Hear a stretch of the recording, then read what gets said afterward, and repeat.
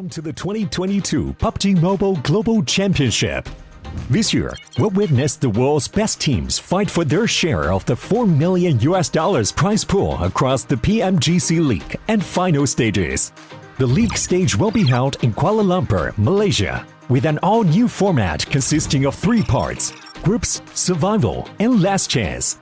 The group stage will kick off on November 10th all the way to the 27th, and we'll split our 48 teams into 3 groups. The top 3 from each group will advance directly to the finals, and the bottom 5 will be eliminated. The survival stage will take place from November 30th to December 2nd. The remaining teams from the group stage will battle to stay out of the bottom 8 spots to advance to the last chance, held on December 3rd and 4th, where the remaining 16 survivors will compete for the last 4 spots in the finals.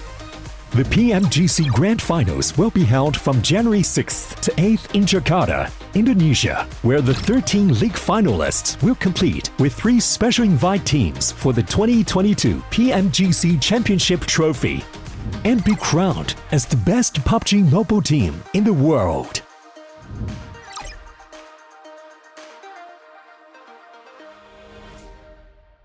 Hola compañeros de PUBG Mobile, prepárense para experimentar los nuevos eventos que se vienen. Prepárense y únanse. Disfrutar el juego.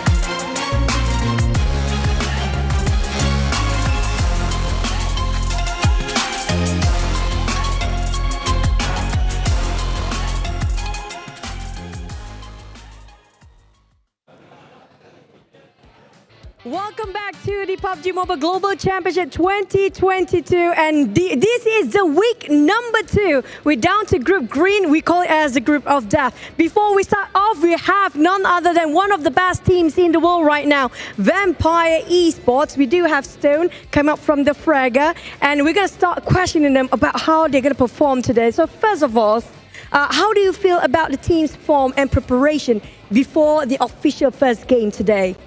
รู้สึกว่าเราอ่ะมีการเตรียมตัวหรือการเตรียมแบบแผนก่อนจะเริ่มเกมครั้งนี้ยังไงบ้างก็เราก็เคยเล่นโทรศัพท์รุ่นนี้มาก่อนแล้วครับก็โอกาสที่ว่าชินมือก็มีอยู่ครับแต่ค่อนข้างที่ว่าไม่ได้วอร์มเยอะโอเคใช่ครับ so he said that he kind of gets used to this kind of telephone so he might be very good at it but a bit nervous because not much time for preparation. Okay, really challenging part for them. And also, a lot of the audience consider this going to be the group of death. Okay, the group of death. So we want to know, since there are a lot of very strong teams in it, which team do you worry most and why? โอเคแฟนๆคือมองว่าเราอ่ะเป็น group of death แล้วเรามองว่าทีมไหนอ่ะเป็นทีมที่แบบว่าแข่งที่สุดหรือว่าเป็นคู่แข่งที่แบบว่าน่าเอาชนะมากที่สุดอะไรเงี้ยแล้วเพราะว่าอะไรก็ผมว่าตอนนี้ก็น่าจะแบบว่าน่าจะแข่งกันทุกทีมนะครับดูจากการที่จะซ้อมอะไรมาทุกทีมมีโอกาสได้ท็อป 1-3 มาเลยก็ส่วนก็ต้องรอดูในแข่งอีกทีนึงครับผมก็ไม่แน่ใจเหมือนแต่ทุกทีมคือแข่งแกร่งครับคือโหดมาก Okay, he said that all the teams are like all of them are the strongest ones. So he said he might watch at the first match first how it's gonna be. So he gonna decide later. Yeah. Very tactical move, very smart. And also a lot of Vampire Esports fans have a lot of expectation when it comes to after your performance in the PMWI. So do you feel any sort of pressure that you have to really perform the first day especially? โอเคแบบแฟนๆของแวมไพร์เราเองก็แบบคาดหวังในตัวเราว่าเราอ่ะจะได้เป็นที่หนึ่งในแบบ PMWI เรามีความแบบกดดันรู้สึกยังไงบ้างไหมตอนนี้ก็ตอนนี้ก็ถามว่ากดดันไหมก็กดดันครับผมเพราะแบบว่ามันมีตั๋วแค่ที่ไปรอบแกรนด์ไฟนอลเลยก็แค่ 1-3 ทีมแต่ก็จะทำให้เต็มที่ที่สุดครับอยากได้แบบว่าตั้งแต่รอบนี้เลยไม่อยากไปเล่นในอีกรอบต่อไปครับ Okay, he said that he have his pressure of course because all the team are the strongest ones. So, but anyway, he's gonna make it the first place at this time, not at the grand final. Yeah. Oh, good start. Hopefully, be relaxed. It's gonna be okay. And also, last but not least, do you have any words for your supporters, your families, whoever's watching at home, or even everybody is watching here as well?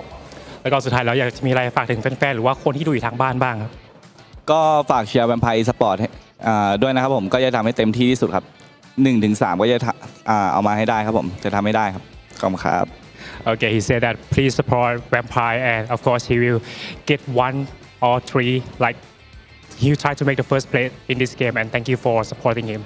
Thank you so much. And this is going to be Stone coming up from Vampire Esports, the Fragger. And I'm Chucha, I'll be your host for the entire week. We'll see you guys in the game. Panelists and casters, take it away.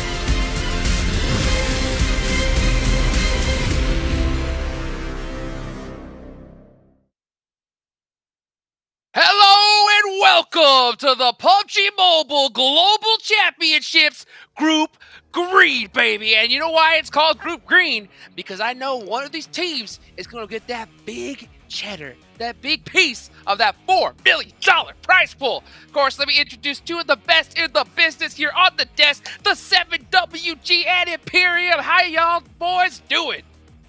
Doing absolutely great, man. We've been waiting for this moment the whole year. It's finally here. And Imperium, we get a chance to do this for the Group of Death. It is indeed the Group of Death. They won some of the biggest, most successful, experienced teams in the world are facing up against each other. And there's a minimal amount of spots available across the board. I'm just so pumped to get into it, guys.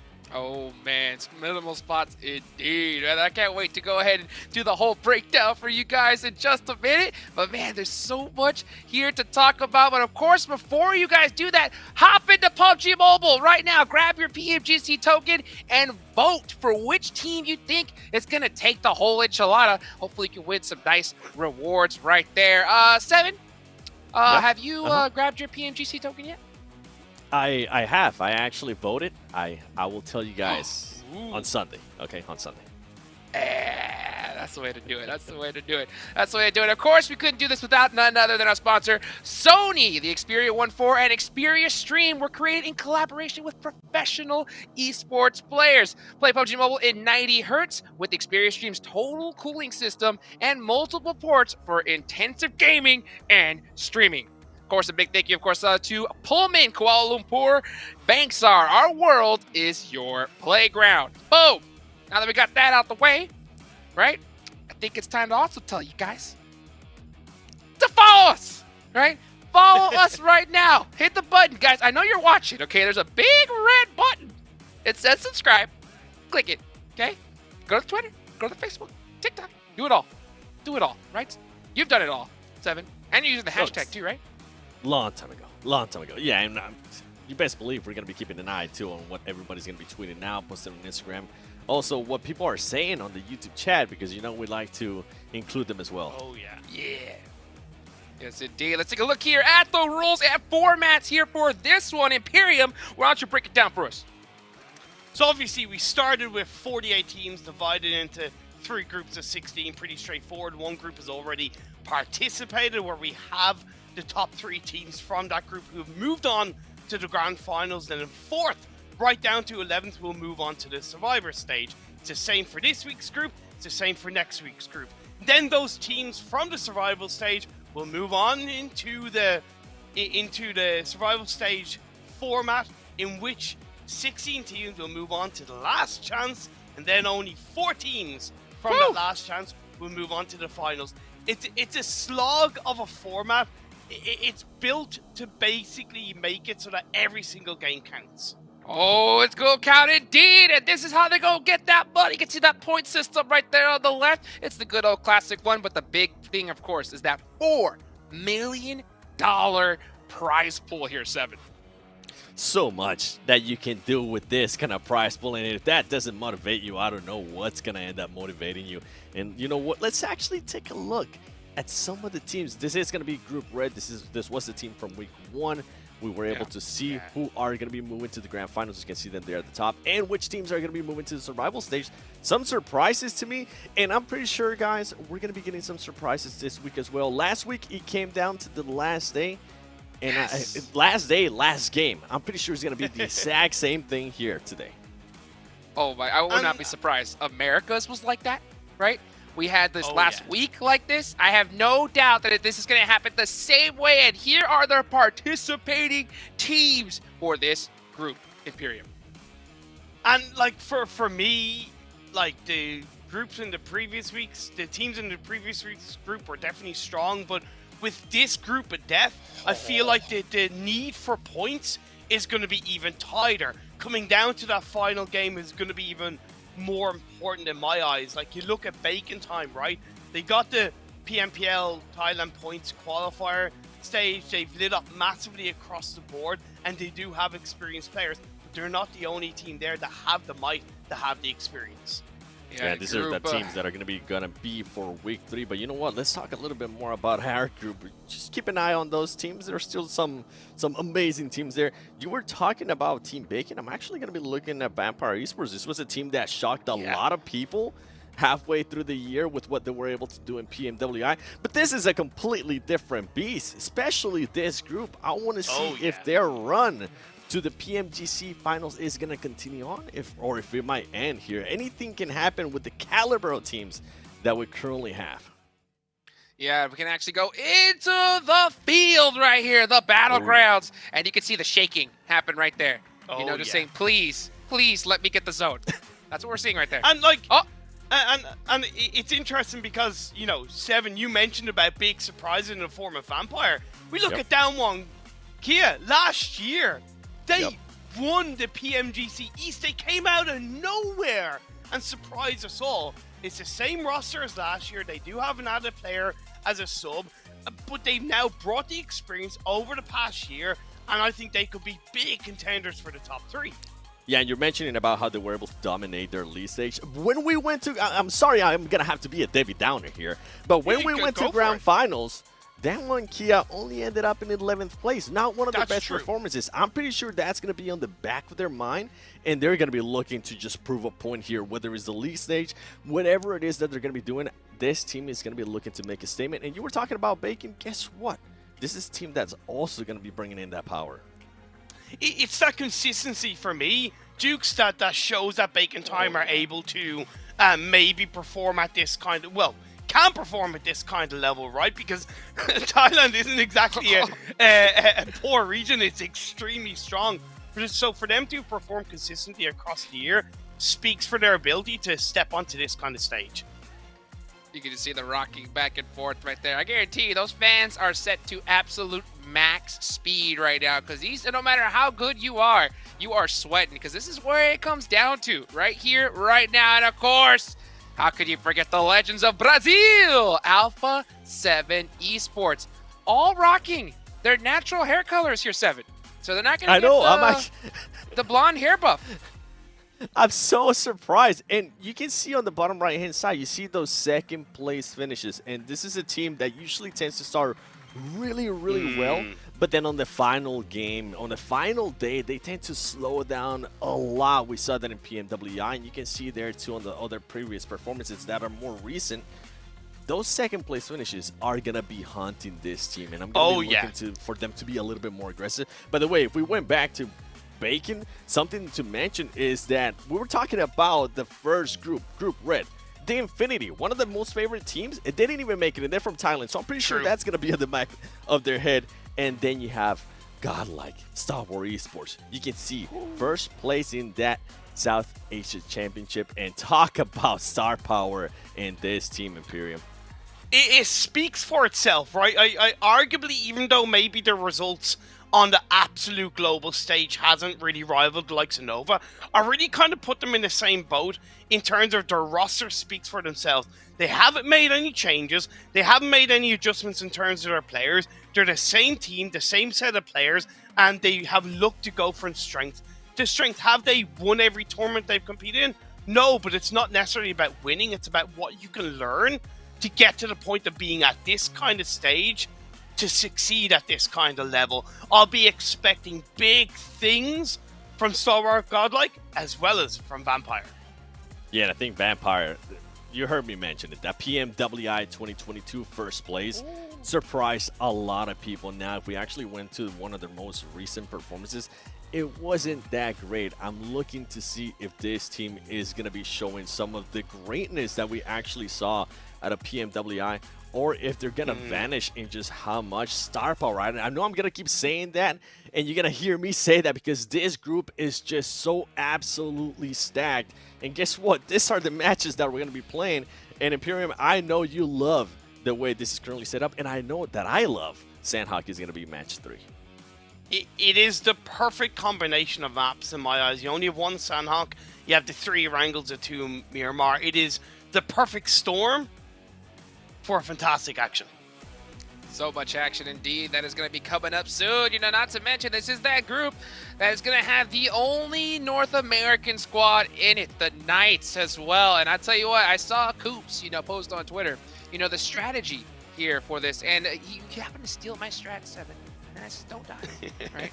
Do not die. Here are the teams to watch here from our desk. You can see 7 actually did pick the Knights as well. So why don't you go ahead and break down your teams to watch, 7, real quick. You best believe I picked the Knights. I mean, a lot of people have been wanting to see what this team is going to be able to do at a global stage.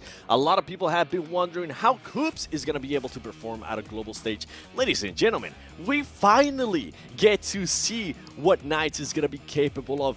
What kind of players are we going to be seeing out of the Knights, right? We have Tensa, we have Spec, some of the other players too. But I want to see the performance out of Coops. This man tends to perform even if his teammates are not able to perform. I want to see that from day one. And Imperium, I see you got some interesting picks as well. I see you got iNCO Gaming in there. I remember you picking them a couple times during Americas. They've really impressed me in Americas, but that was the Americas stage. They are coming into the PMGC as arguably one of the least experienced rosters on the global stage. This is iNCO's first global PUBG Mobile tournament as far as I know. So I'm interested to see how they're going to step up. I was impressed. I hope they follow it up. HVVP The boys from the European Championship, they came second in PMGC 2021. Come on, they're here to stay, they're here to take over, and I'm there for them. And you know what? Yeah, you know what? We gotta talk about Nova Esports, the back-to-back PMGC Grand Finals champions. Yeah, they're in this group as well. And you know what's crazy? This team usually doesn't really do crazy things when we're at this stage, right? When we're at this Exactly. stage. But with the survival stage and how that's set up, I'm expecting them to do really well because they don't want to go through that gauntlet that is.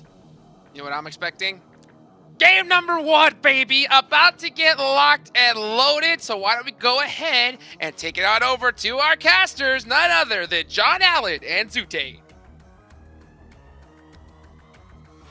Oh, hell yeah. I'm super ready for the start of Group Green. We are getting right on into it. I mean, it is such a stacked group, Zute. There's so many moving parts to watch out for this. Oh, so many. From beginning to end, there's always going to be, in my opinion, one star team that's going to be doing something. Like, for the observers, man, they have their work cut out. This is going to be the most aggressive group out of them all as well, because all the top teams, you know, typically prefer more of aggressive playstyle. Besides, like, maybe Nova, they might take it slow, like we heard Seven said. But regardless, this is going to be in my opinion, the most exciting week to watch out for. Absolutely. I mean, there's so many just real massive hopes, not only for this group, but to win the entire thing, right? I mean, obviously, as they were saying right at the end there, defending champions coming through Nova Esports. Vampire off their little bit of a dip after PMWI, after that dip in performance. Can they regain that international prowess? And HVVP obviously coming in, slugging, always the bridesmaid, never the bride. Maybe this time around, they will be up there on the podium. Yeah, it's just, I mean, if you rewind the stream a little bit, when we were introing these teams and we saw their accolades, it was like back-to-back teams all had first place finishes, second place finishes, in their respective regions. So these are the juggernauts all coming in and colliding right now in the PMGC and the Global Championships.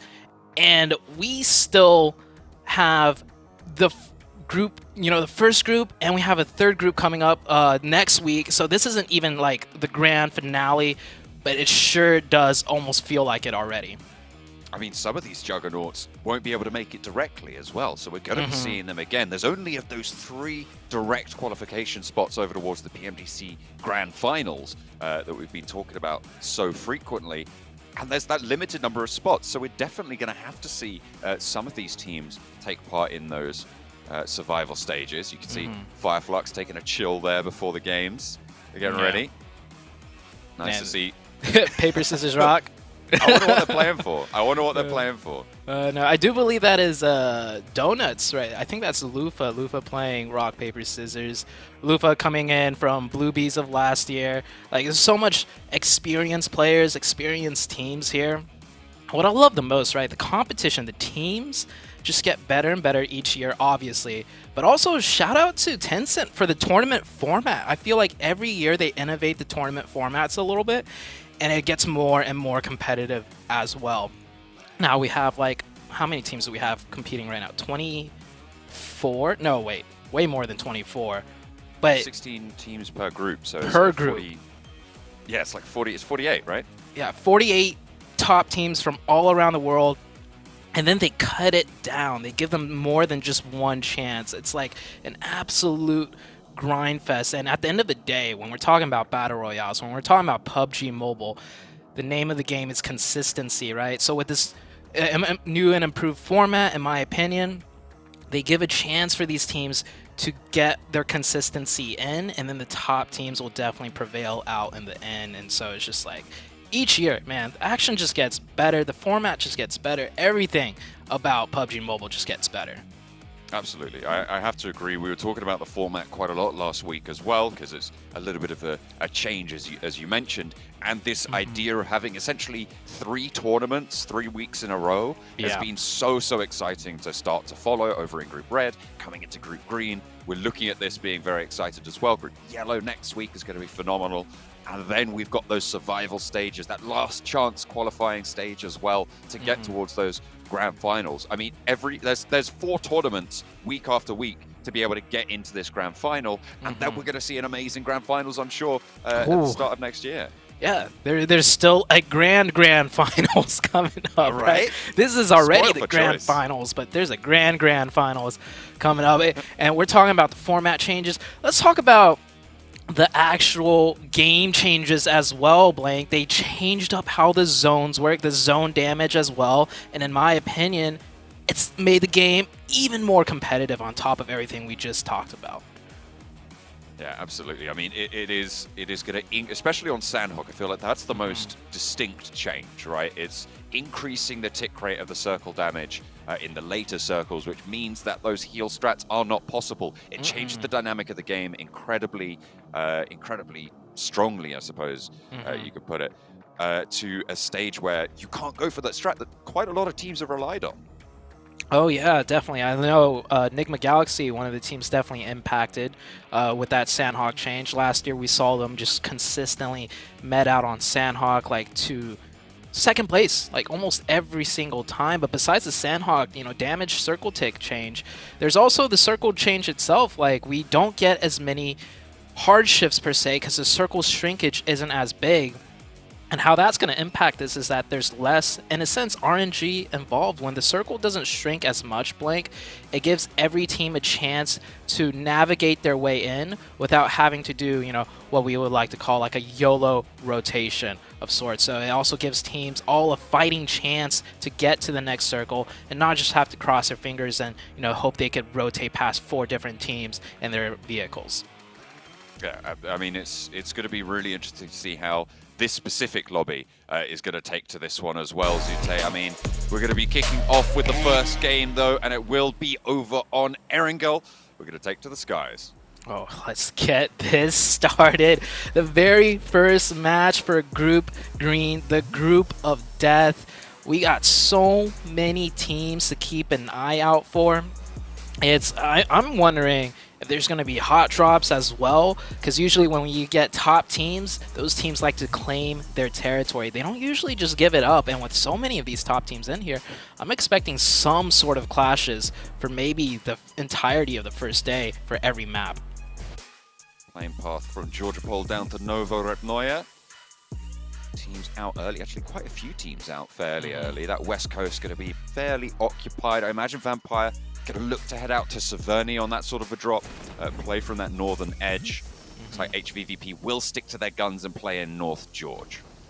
HVVP, for those that don't know, this is the ex-Na'Vi team, so this team definitely a super strong team. And we're getting a clash right here, and it's actually between Nova, the reigning champions, against POWR. This is a full-out hot drop in a very small little town city of Gaka. They are split really heavily right now. See, Mike Cruz is on the front line for 3 of the players there. I think Paraboy's only got a pistol in his building. It has been spotted out as well. This is really tense stuff. I mean, both of these teams, you have to finish this fight. You have to go for it. There's no way that you can get out. There's no vehicles. They're all dropped in there. Yeah, no vehicles. There's no exit strategy here. This is a fight to the death, and already off the bat, the reigning champs against POWR. It seems like POWR does have a slight weapons advantage. No, it looks like Paraboy did manage to pick up another weapon. So all 4 players loaded out with weapons. As you can see, Ziz right here, no helmet, no vest, no meds. Everyone's definitely going to be hurting on supplies for this. It's going to really come down to who could get the first opening. It's going to be really interesting as well to see the first outing of Nova in this tournament. Are they going to be a little bit more cautious? Like Seven said, it seems like maybe at the moment they are. This is a really interesting standoff because each player dropped on a unique building. At the moment, I think the really important part is order up on that up on the tall building. But there's a power player out in the little shack on the outside there who might be able to spot it. No, the sight line's not quite going out there, but order in a really valuable spot. Definitely, this is a huge stalemate too. And Nova's playstyle, they aren't a very aggressive team. Like we've heard Seven said, I don't think they're going to be making the first move. So it comes down to POWR. But the POWR being like more of an inexperienced team, at least when it comes to the PMGC stage, I don't feel like they're going to try and make a first move either. Like they'll throw out the nades. If they get the nade knock, then they might go aggressive. But if no nades hit, I don't think we're going to see an organized push effort, at least not for a little bit. They really are playing this slow. Look, Paraboy seems to have run out the back, and they may be looking to just get out of it. Because, I mean, we said it was a little bit of a stalemate, but if you're running away, if you have that full side, you can use the buildings as cover to run across to some more buildings, maybe pick up a vehicle and form an extraction unit. Also, we do have to keep in mind, we do see one player, if you look at the minimap, has ran away. It is Paraboy. Yeah, Paraboy has backed off entirely, and I don't know if POWR sniffed this out, if they just have a feeling, but now we see POWR making a move with those smokes, laying it down, clearing up one more building. That is one more building in their control, and you see Nova doing the same, backing up a little bit. Now Paraboy's call back because they are getting pushed, and Paraboy's already tagged down extremely low, so I think they saw Paraboy running away, which prompted this more aggressive stance from the POWR team. They've changed it up, and now Nova are kind of backed into a corner on this one. They might not be aggressive, but they're going to have to dig deep here to keep themselves going. A catch on the cross from the Micro Uzi spray, and King's the first to go down here. A push comes through from POWR as well as they start to vault in the windows. Paraboy seemingly no meds. Order on the outside. They'll need to be wary of this position, but I don't think it's going to be caught. Fortunately, Jimmy, stalwart on defense for Nova, will be able to spot Kante on the sidelines. At the top of the building, there's two players from POWR as well. Ooh, Order's position is so smart. He's waiting. He's taking shots now. He's going to be able to get one. No, he gets one down to 1 HP. They find out Order. Now the Order is isolated completely. The rest of Nova need to play aggressive to capitalize off of Order's position, but Order goes down. They did get the revive onto Paraboy, but it does not look very good for Nova whatsoever. Nova's backed up 3v3, but King and Paraboy down to 1 HP, and I don't think they have any meds. It's been basically no loot. One building's worth of loot for each of them. Spray's crucial around the corner here. King looking to fall away from it. Paraboy's good for one, good for two as well. He lights up POWR and keeps them alive. Only a sliver of HP now. The tables have turned, and it's Paraboy to stand up for Nova with a small amount of HP. Will be able to do it. Pushes in for a second. King's out the window. And Nova can take control of Gatka. This is a world champion team. We're only like, what, 5 minutes into the very first game on the very first day of week number 2, and we got to see the reigning champs take a hot drop fight in a place we don't ever really see hot drops. We just saw a hot drop in that little, in Gatka. In a very small, like, I've seen hot drops in Gatka where it's like, you know, like a split drop, where each team has like a kind of 1v1 going on, and then one person, you know, leaves to get the vehicle to isolate. But that was a straight up 4v4 in the little city, that little town of Gatka. Nova played it great. I think that is Nova's greatest strength too. They are such a strong defensive team, and I think POWR kind of played right into that. But credit to POWR. I think the way they methodically approached that did end up, you know, being almost favorable for them. It was just that one corner peak that Nova played so well and took down 2 of the POWR members, and then POWR ultimately found themselves up in a 1v3. My question is though, Blank, was that, you know, like dominant enough for Nova to claim that Gatka spot as their split drop? Is POWR going to have to, you know, change things up just based off of that? That's really the big question, isn't it? Do you take the L there, or do you try and lean on the fact that you were in control of the fight for most of it there? Yeah, it was just a really solid double spray down from Paraboy that won that engagement, right? It was individual play that won that for Nova, instead of necessarily that that prowess that we've come to expect from them. Yeah. Another thing to keep in mind, though, I don't know how familiar the POWR team is with Nova, but usually it's Order, you know, in those close-range situations that clutch it up for the Nova team. So the fact that Order didn't actually play that crucial role, he was the first player to go down, and Nova still managed to win that out. It's kind of scary, you know, like you took down their strongest close-range player and that of Order, and you still ended up, you know, not finishing out the fight and winning. But with that fight being done, we still got a lot of heavy hitting teams to watch out for, and we haven't even gotten mentioned to the circle itself. The circle is actually pretty much smack dab in the middle. It does create an interesting prospect with that river running down the middle between the north side of Erangel and the south side. So we might see some very interesting shifts coming up. But besides that, everyone just posturing up right now. A lot of teams you see rotating in. Nova, I believe, will be rotating in way later and probably even looting in the blue zone for a little bit. So we won't see them in any action for some time, I imagine, as they do need to pick up a lot of loot. I mean, yeah, look at that. They're actually just into the circle now for Nova, which is nice. But Alpha 7 all the way down south. Circle pops again. It does keep that river split in things, but it leans a little bit heavier to the north, Sute. Just a little bit to the north. And with a new change, we might not see, so we were talking about the circle changes earlier, right? It doesn't hard shift as much. The circle doesn't shrink as much. I think that makes this zone more difficult than ever before, because usually we'll see some sort of hard shift, and then teams by the third circle will know, okay, it's the north side of the river, or okay, it's the south side of the river. But this one, we might keep that river in play the whole way through, which puts a huge question mark on everyone's mind throughout the rest of this match. And here's another fight coming up. We do have two teams going out, and we're already seeing two players went down. Y'all here, or the Alliance, or this is Yoodo y'all? Alliance, yeah. Yeah, Yoodo Alliance. There we go. Yoodo Alliance going in against Fireflux on the top of the hill.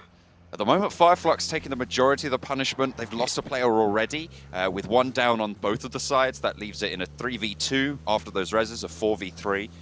And it looks like they're just going to try and disengage from this one. Solus will be left out to dry, so it's going to be 4 players for Yoodo Alliance still carrying on in. And Fireflux only on the 2 with Lutz and Ketch. A quick disengagement because we did have that recent zone shift, so they're going to prioritize the rotation rather than continue that fight, and they were in a big disadvantage as well. And Alpha 7 coming in from the blue zone after looting military base does end up running into Nova, so this is definitely a domino effect 3v4 situation. I believe Alpha 7 here with 4 players up, probably better looted as well, and Alpha 7's one of the strongest fighting teams. We see them take 4v4s all the time. This time it's a 4v3, and King needs to move out from that nade. He does dodge it. I don't think King knows where Carrillo is. That nade's going to hit. Must have seen that nade come through. No, it's just short of the car. Carrillo wants to put another one towards the back there. This time it should be on target. Bounces off the bonnet and on to King. That's what you're looking to find. But in the meantime, the remaining 2 players, Paraboy and Jimmy from Nova, will have flooded around the edges. Carrillo might have been leapfrogged in terms of priority movements, but cuts down Paraboy on the cross. He thought he was safe with the smoke, but Jimmy's there now. Last player for Nova and Alpha 7. They're going to swarm the Sharks themselves. Revo careening over the top of that ridgeline there, pushing in. Jimmy now left high and dry by the rest of the squad. Alpha 7 don't want to let this one go, and that's going to be it. Paraboy, King, both fall, and Nova eliminated, down to Alpha 7. Yeah, Alpha 7, a great pickup there for 3 points. We saw they were just rotating. The other 2 members were trying to find a spot in zone. They were not expecting that fight. Nova as well probably was not expecting that fight, but that is Nova already out in the first match. They do pick up 4 points though, and I think for Nova, this isn't going to shake their confidence whatsoever. This was a more of a strange start for them. Once they get into the groove of things, we'll probably see them do Nova things. The next circle shifts out to the northeastern side.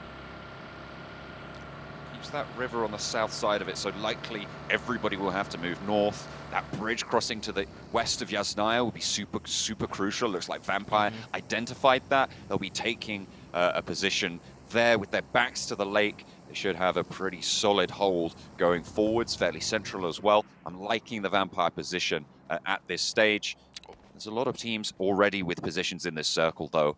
It's going to be EVOS, Fireflux, Yoodo Alliance, Alpha 7, and actually, is that the Pittsburgh Knights going to give a little bit of jip down the south to Alpha 7, potentially? I was just going to mention that. The Knights actually rotating back down into the blue to wrap all the way up and around to the northern side. I think that's a pretty smart move. If you're rotating south up to north, the only way you get up there is through those 3 separate bridge crossings, and no one wants to risk a team camping the bridge here. But Dongwon Gaming here find themselves in a tough position. They are pretty central of the map, so hopefully they'll get a few circles.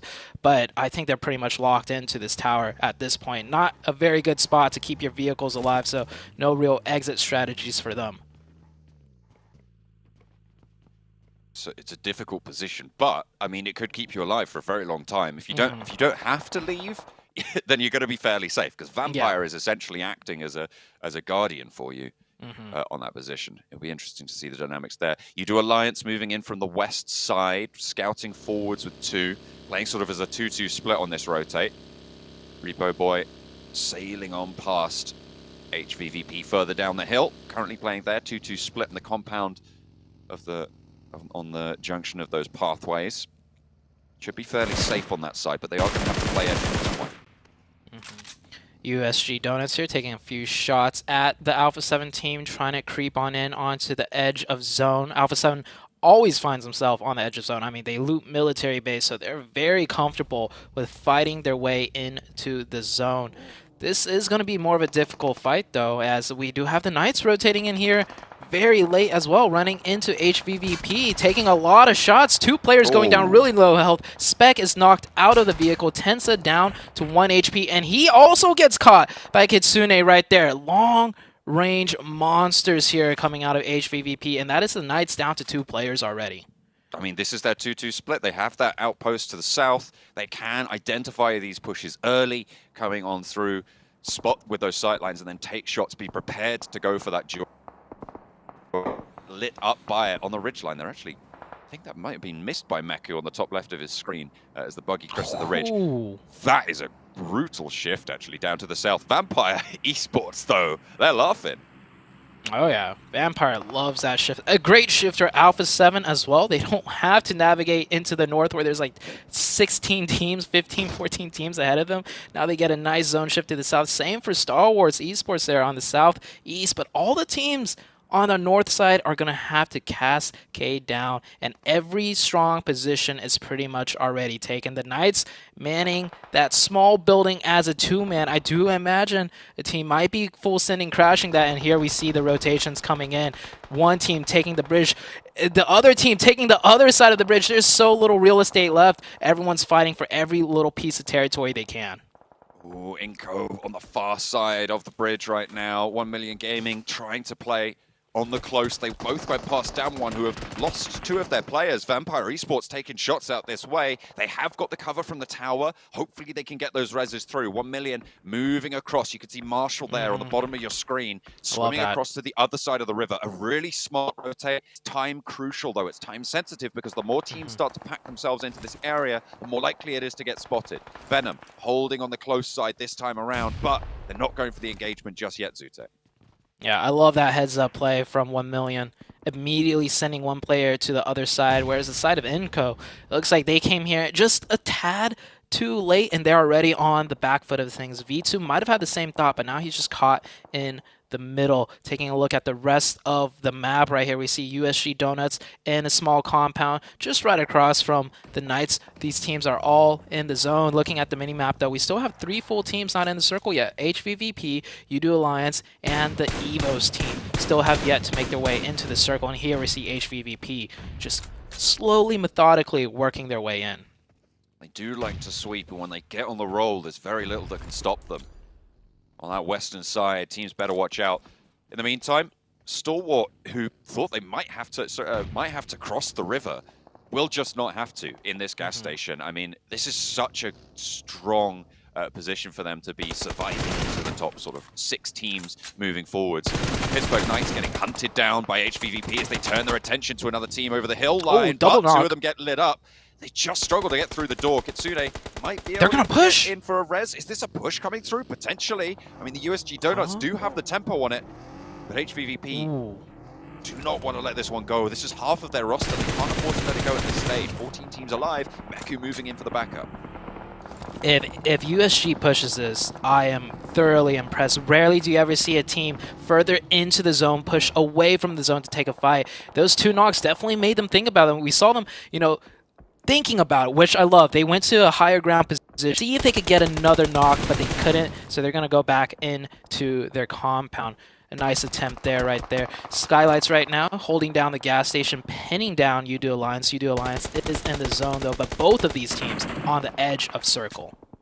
Vampire Esports starting to leverage their position that they were taking up so early, nice and central. EVOS taking heavy punishment on this north side. Lutz, the Lone Ranger for Fireflux right now, fending off against the 4 from EVOS, and the shrink comes through. Vampire still get a lion's share of it, and they're continuing to spray down onto these northern hills. Yoodo Alliance taking the shots over on the north side as well, uphill, but not really finding the opening too strongly. They've yet to make that full-mounted push. The fight did conclude over by the bridge. In the meantime, as iNCO fall, but 1 million Esports not looking super healthy either. We have ST on the other side from the gas station taking shots, picking down one player, and STALWART, they have to push into zone. They might be looking at 1 million's position next, especially since, you know, they did see 2 teams fighting here the whole time, and yeah, they're going to make the push. Very smart push. They're not going to take the bridge because we have 2 teams right now across the bridge with sidelines, Damwon and Vampire, so they're going to swim across top already, making a slow swim over. He's going to find sightlines. That smoke helping Top out a lot. 1 million not able to see Top, you know, swim on up there. Now Top has found a nice position right there across the bridge for his team.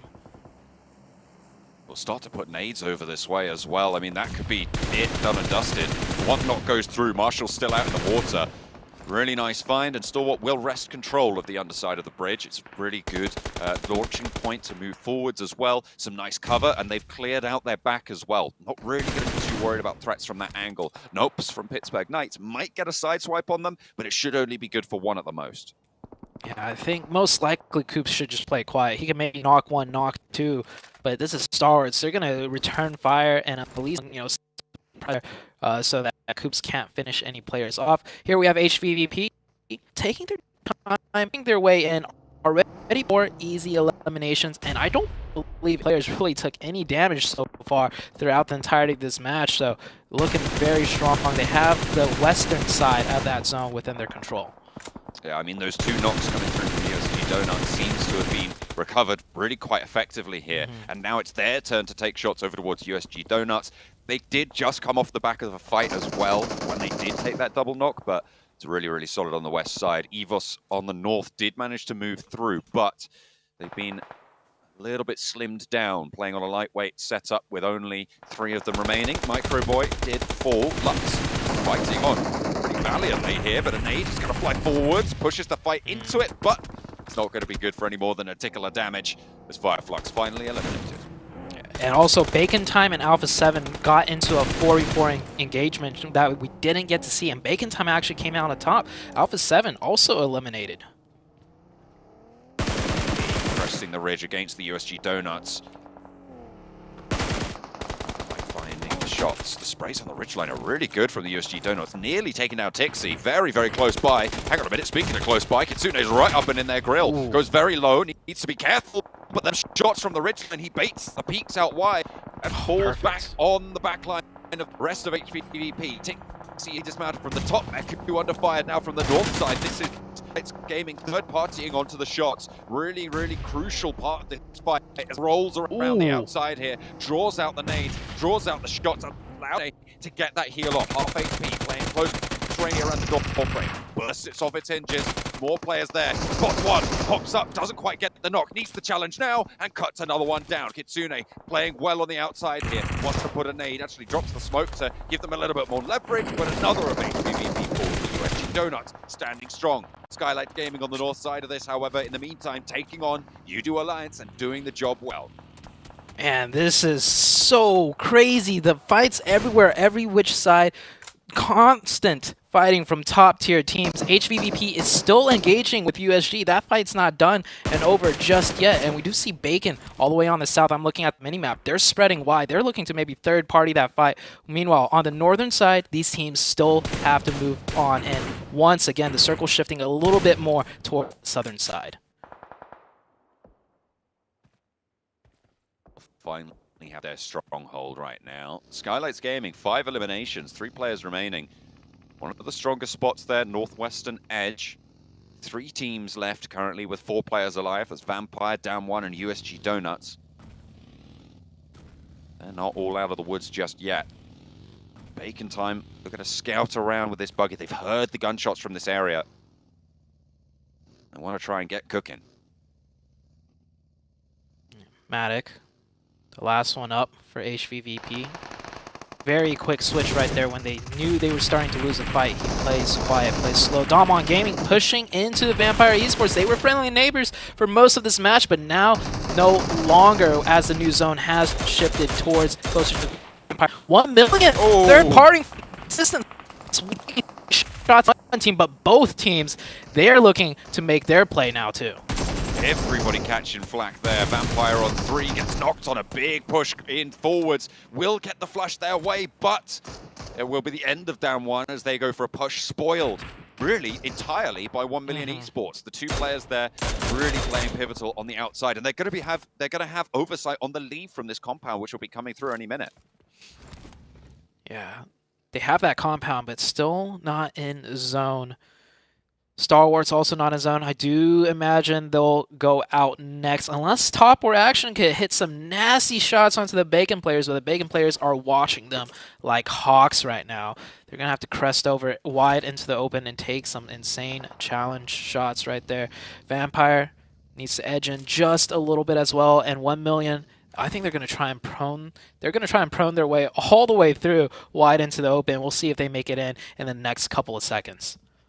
Playing as the Snakes on the eastern side. That road ahead of them, though, is going to be really, really tricky. Vampire spotted. They're not Snakes anymore. They're up and they're fragging out. 1 knock and a flush, followed by a second. The vehicle goes up in smoke, and with it, Vampire Esports. Yeah, now they have to run into the sidelines of Skylights right there, so it's not done yet for 1 million. It looks like they are getting cut down as soon as that smoke is gone. Oh, nope. Marshall caught wide in the open, and that is 1 million out. STALWART's Esports also about to be taken out, I believe. They do find a tree. They made it in the circle, but the circle has once again shifted away from them. And, oh, the sightlines from both different teams, Skylights and Bacon Time. Oh, not looking very good for the STALWART's team whatsoever. Only one team remains up at 4. That's the USG Donuts playing from the western side. They fended off HVVP. And they fend off the rest of this lobby with 5 teams remaining. Looks like we have 3 main contenders. Skylights, Bacon Time, USG Donuts. 2 foodstuffs, but only 1 can reign supreme. Personally, I prefer the Donuts position, as they do have 4 and they have the high ground control. They could work their way in, cover their lines. And you see Missile right here, driving around, finding more info, creating space, and deciding what their next move should be. Skylights Gaming, though, in a good position. They may only have 3, but they do have that ridge to work with on the northern side. I'm going to just drop this piece of knowledge on you and move on real quick. Bacon Donuts. That's all I have to say about that. Oh. Think about that if you want to, but we're going to be thinking about the game for the rest of this one as well. From the north side, STALWART are eliminated there as well. Now Skylights Gaming can start to move forwards, play up towards those ridges, and we have our big 3 to fight off against each other in Zone 7. Down to 3 teams. USG on the high ground with 4. Bacon right next to them with 3. And Skylights in a prime position to third party if this fight fully does engage on out. But I think we're going to come down to another circle shift before we see any real action. And just as I say that, Bacon find an opening onto the Donuts. Ice is going to be able to take the opener onto Lufa. Vehicle will fall. Shot sent back his way, but he's behind. Stay strong for Bacon Time. This disadvantage will be crucial. And Nate sent in as well. Bursts a little bit high. It looked like it was on the mark. A bit too long for the cook. Shots coming in from Sky. Looks like Donuts are the main throwers. That nade was perfectly placed. And the burn down from Lufa will end. Is heaving USG Donuts on 2 active players with the knock they've taken earlier. They're fending off against 2 teams on ridgeline against 2 teams that don't look at each other. It's going to be really, really hard to hold this one down. Yeah, they're getting crunched in. Everybody wants a piece of the Donuts. The USG down to just 1 member. I think he's going to try and stay alive as long as possible. But being between two different teams is definitely not good. Skylight's already up to 10 eliminations, and that is the Donuts out. We're down to a 3v3 situation, John. Final donut hole by Skylights Gaming. And they will be taken out of the lobby. 3 versus 3 across the ridgeline. It's a really open field here, Zute. There's minimal cover, but that ridgeline providing a lot of terrain cover. Not really going to favor anyone in this circle. It's kind of split down the middle. Yeah. This is a pretty even stalemate in numbers and in the form of the territory control. I don't see either team having a clear, distinct advantage on one another. It might come down to the next circle here. We see both teams trying to find angles, posturing up. Nima driving back and forth with the buggy, just surveying the land, seeing if there's a small edge that they could be, that they could take. But I think the ultimate determination is going to come down to which side the circle's going to shift to, more to the north or more to the south. Well, we're going to find out in just a couple of seconds. I think we've got 5 seconds until the zone has fully closed there.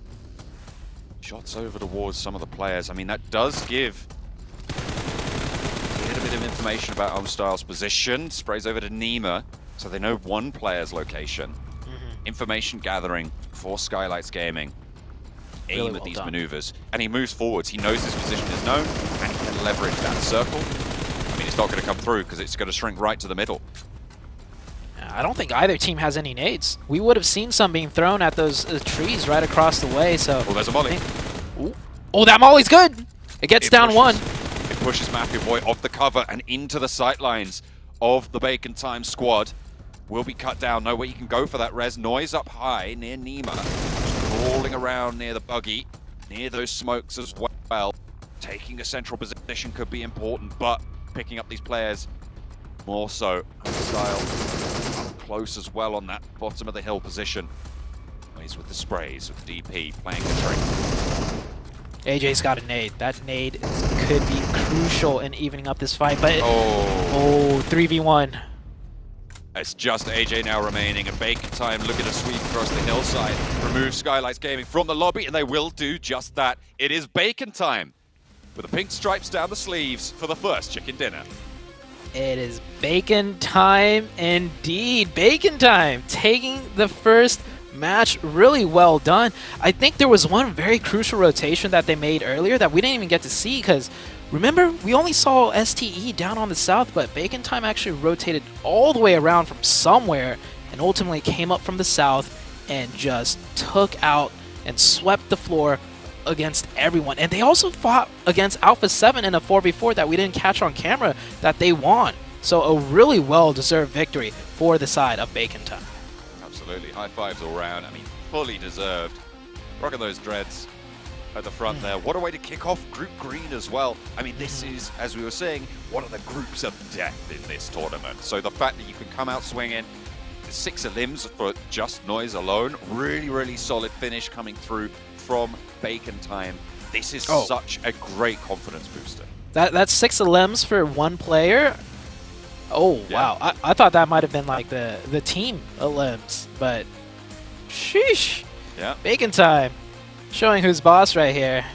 And yeah, look at those stats. Bacon Time with the most amount of distance traveled. That's what I was saying. They made some crazy rotation down to the south side that really heavily rewarded them. So they definitely did not get blessed by zone with that travel distance. No, they absolutely made it work. Look at those smokes used as well. Creating those lines, creating that cover. Bacon Time are cooking on gas. They pick up the first chicken dinner of Group Green.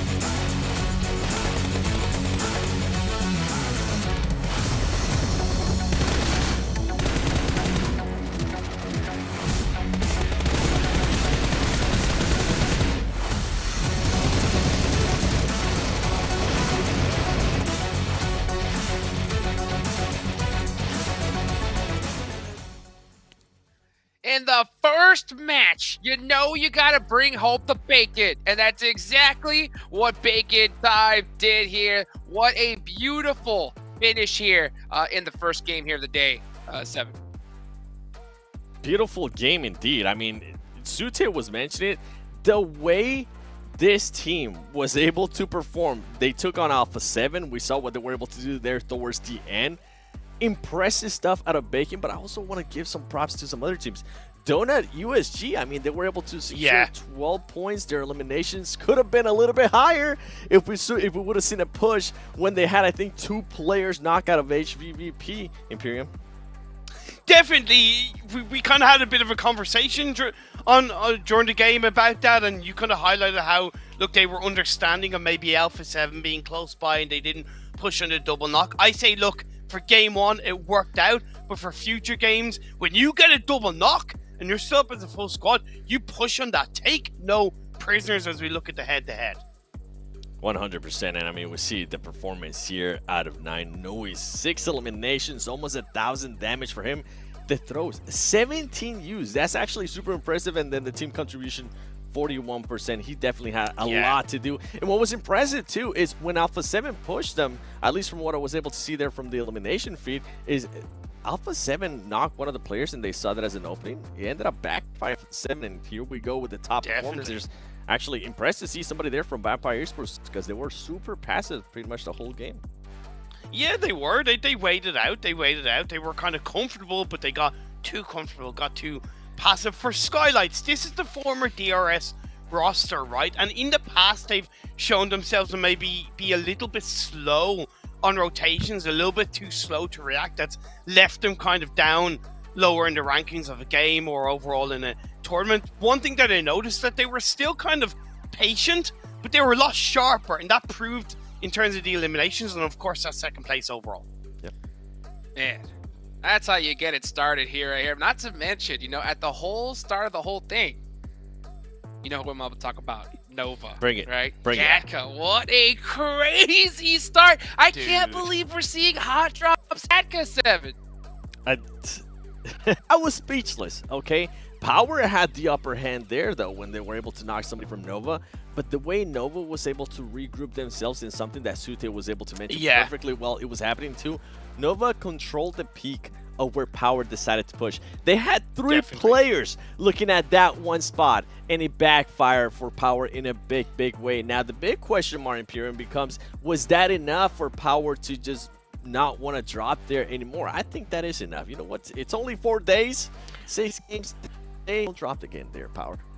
No, I disagree. I've got to commend POWR because I think they did a great job with the somewhat opening knock. They turned order around and exposed him. I think when they're going up against a 2-time champion, on the confirmation, they knew they were going up against Nova. Maybe in that moment, the nerves got the better of them, which is why they overexposed. But to me, POWR showed a lot of strength in that small 4v4 fight. I would hold on to that Gatka drop. I think maybe Order may have exposed himself a little bit right there, guys. Well, what do you think about that fight? Let us know. Make sure you go ahead and follow all our social channels. You know, the Twitch, the YouTube, the Facebook, the Instagram, all the good stuff that you see there on the screen.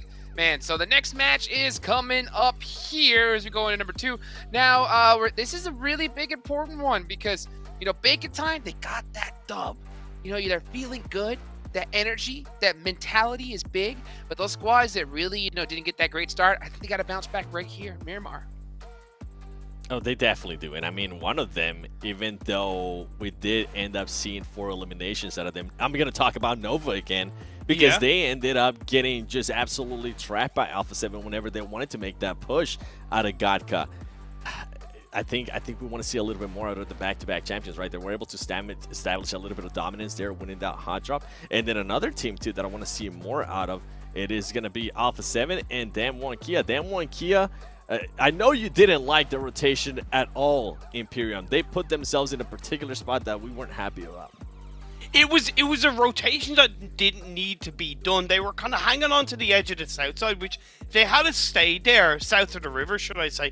They had to stay there for a little bit longer. They actually probably could have punished Bacon on their rotation, but because they full sent it across the river onto the edge of that hillside, not only does it kind of leave you a little bit exposed on the west and the east, but also leaves you exposed from any other team that's still south of the river. In this case, it was kind of Stalwart Godlike, and it was just an unneeded rotation from down one. Kia, they showed that in the past. I'm going to put that down to game one nerves and see where we go from there.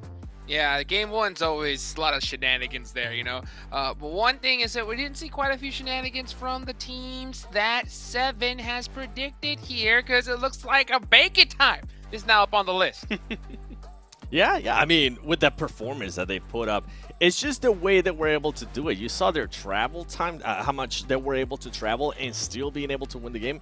That's super impressive how they were able to eliminate some of those teams that they were actually getting into fights with, not having the numbers to their advantage. Just an impressive win overall. Vampire Esports, you heard me mention it earlier. I feel like they were a little bit too passive. I was actually surprised that they even had a top performance in there. It was just kind of keeping people at bay, which is causing some damage. I feel like they should have done that a little bit more against them one Kia Imperium. Definitely.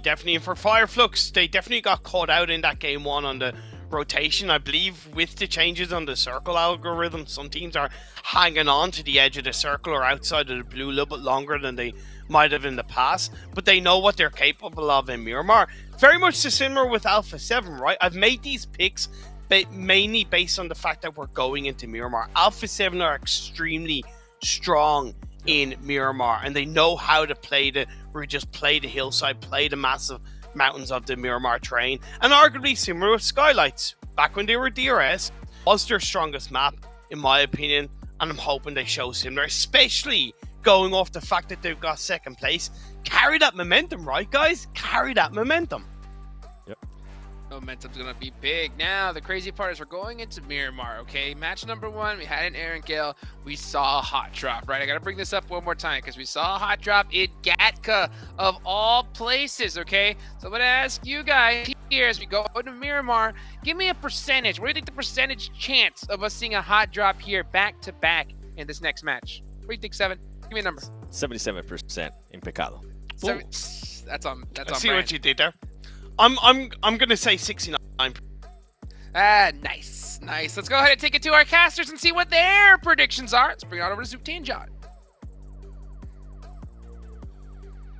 Absolutely, we're going to be getting into. I'm going to throw that over to you, Zute. Are you looking at any team specifically to do a little bit better than maybe they did in Erangel, or to maintain strength that they were able to pull through from that first game?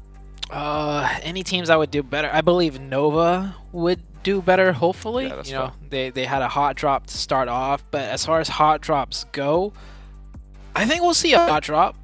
I wasn't expecting, a Gatka hot drop. Like, if teams are gonna fight for that just shows to me teams will fight for almost anything at this point, especially the first day. We're going to be heading on over into Miramar shortly. Stalwart on the screen. Felt like they didn't really have the best of times in that game. Obviously playing underneath that bridge, playing from that river. Quite a difficult crossing to make. HVVP similarly on that western side, kind of getting cut down a little bit. They took, I think, about 4 fights pretty sequentially, and I think that kind of was the doom of them. I'm hoping to see a little bit more from HVVP this game. Coming into Miramar, hopefully they can control, play on their sightlines well. Looks like POWR are pretty happy about their fight at the start, but they are really strategizing heavily on this one. Yeah. Look at that. I think we saw those hand gestures right there. I'll tell you what, I bet you he's talking about the Nova fight still. Like, if I was in his shoes, when you lose a hot drop fight, when you were so close to winning it, you will keep talking about, like, if we just had this angle and you came up around here, like, so maybe hopefully they'll get their minds settle in for the second game. First game is already done. You can't linger too much on things. And man, there's a lot riding on every single game, because you worked the first week, John, and we saw it came down to the very last game on the very last day. So in theory, that basically does mean every single game is a determination, like a huge impact. Just one game alone can change everything. So First game's done. We're heading into the second game very soon. Donuts right here looking happy right now with their performance. Yeah, I mean, they should be. That coming in second place, wasn't it, after they took down?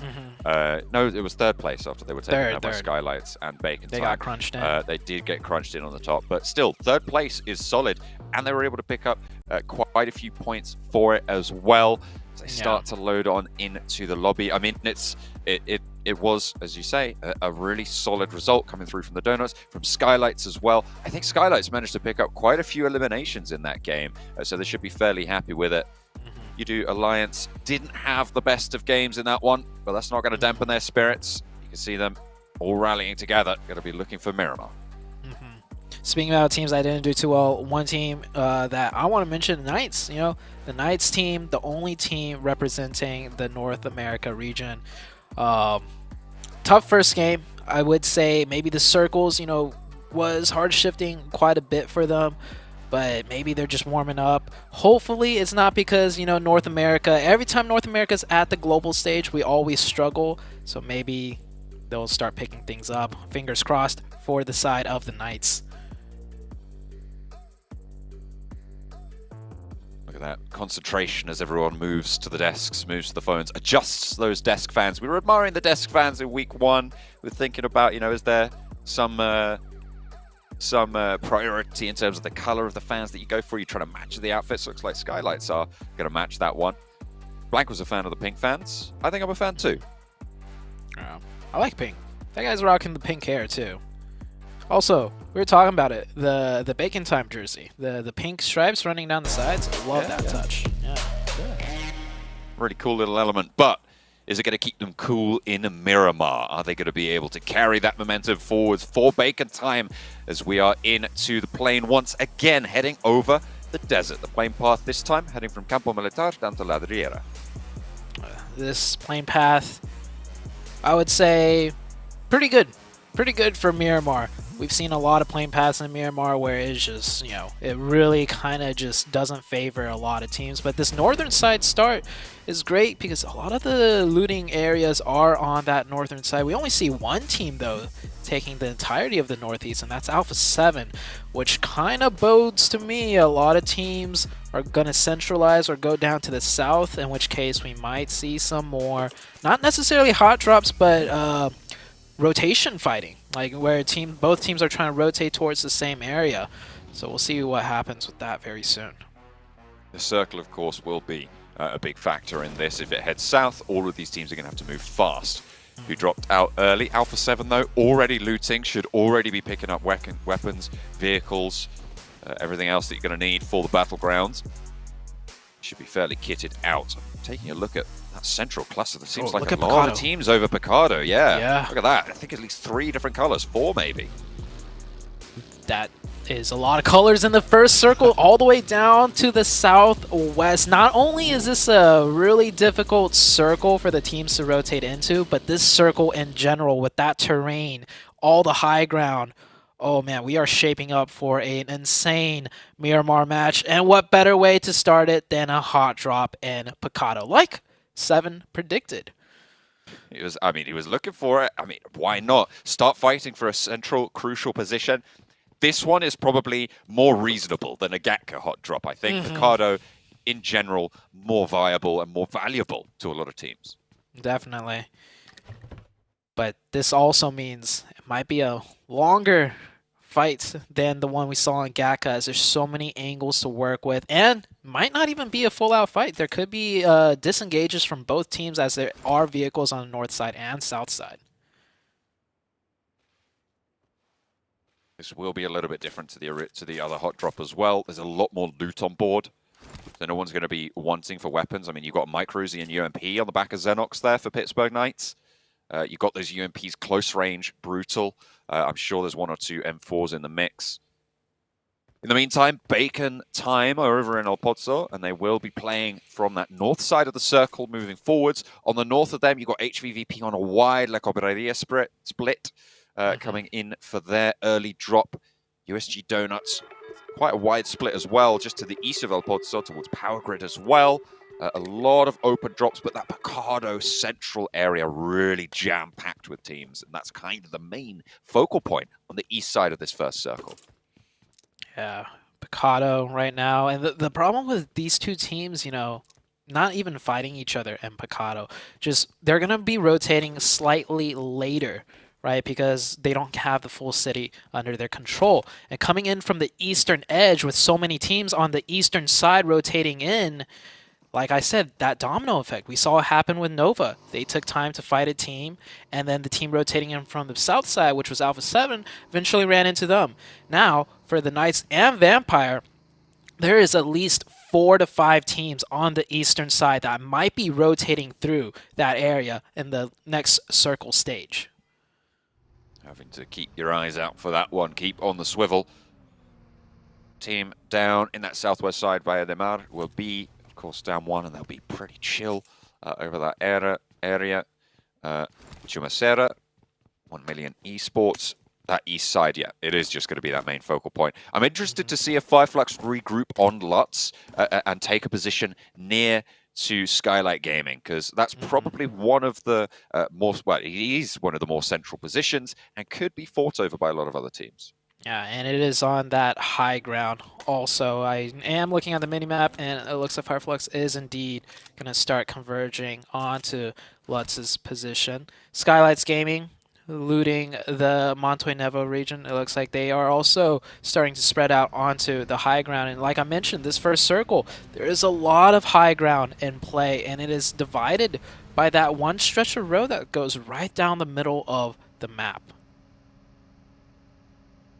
Bacon Time going to be marching on down the route to the highway and moving south at the moment. No one really contesting them. Down 1 will be a little bit further ahead, but they should be prepared for a team to be there. They should be scouting it out, getting that info. I think they might have figured something out already. They're worried about the houses. Definitely being cautious here for Bacon Time, and rightly so. You're moving into territory where the plane went pretty much directly over, so you know there's going to be teams local here. Very good fundamentals right there. You always want to scope in onto every ridge and do kind of like a hopping rotation, have someone covering all at the same time. And Damwon coming in from Valdemar, Bacon Time coming in from El Pozo, and they both reach the same location at the same exact time. It's almost like clockwork for these teams right now. They have their rotations down, they have the prime positions already in mind, and now a fight is breaking out. It looks like Damwon is deciding to pull back just a little bit, and it looks like it's going to be a full engage, actually, or disengage for Damwon. I had Damwon as one of the teams I thought might be able to make it into the top 3 in this tournament. I feel like this is a team that has never been on better form.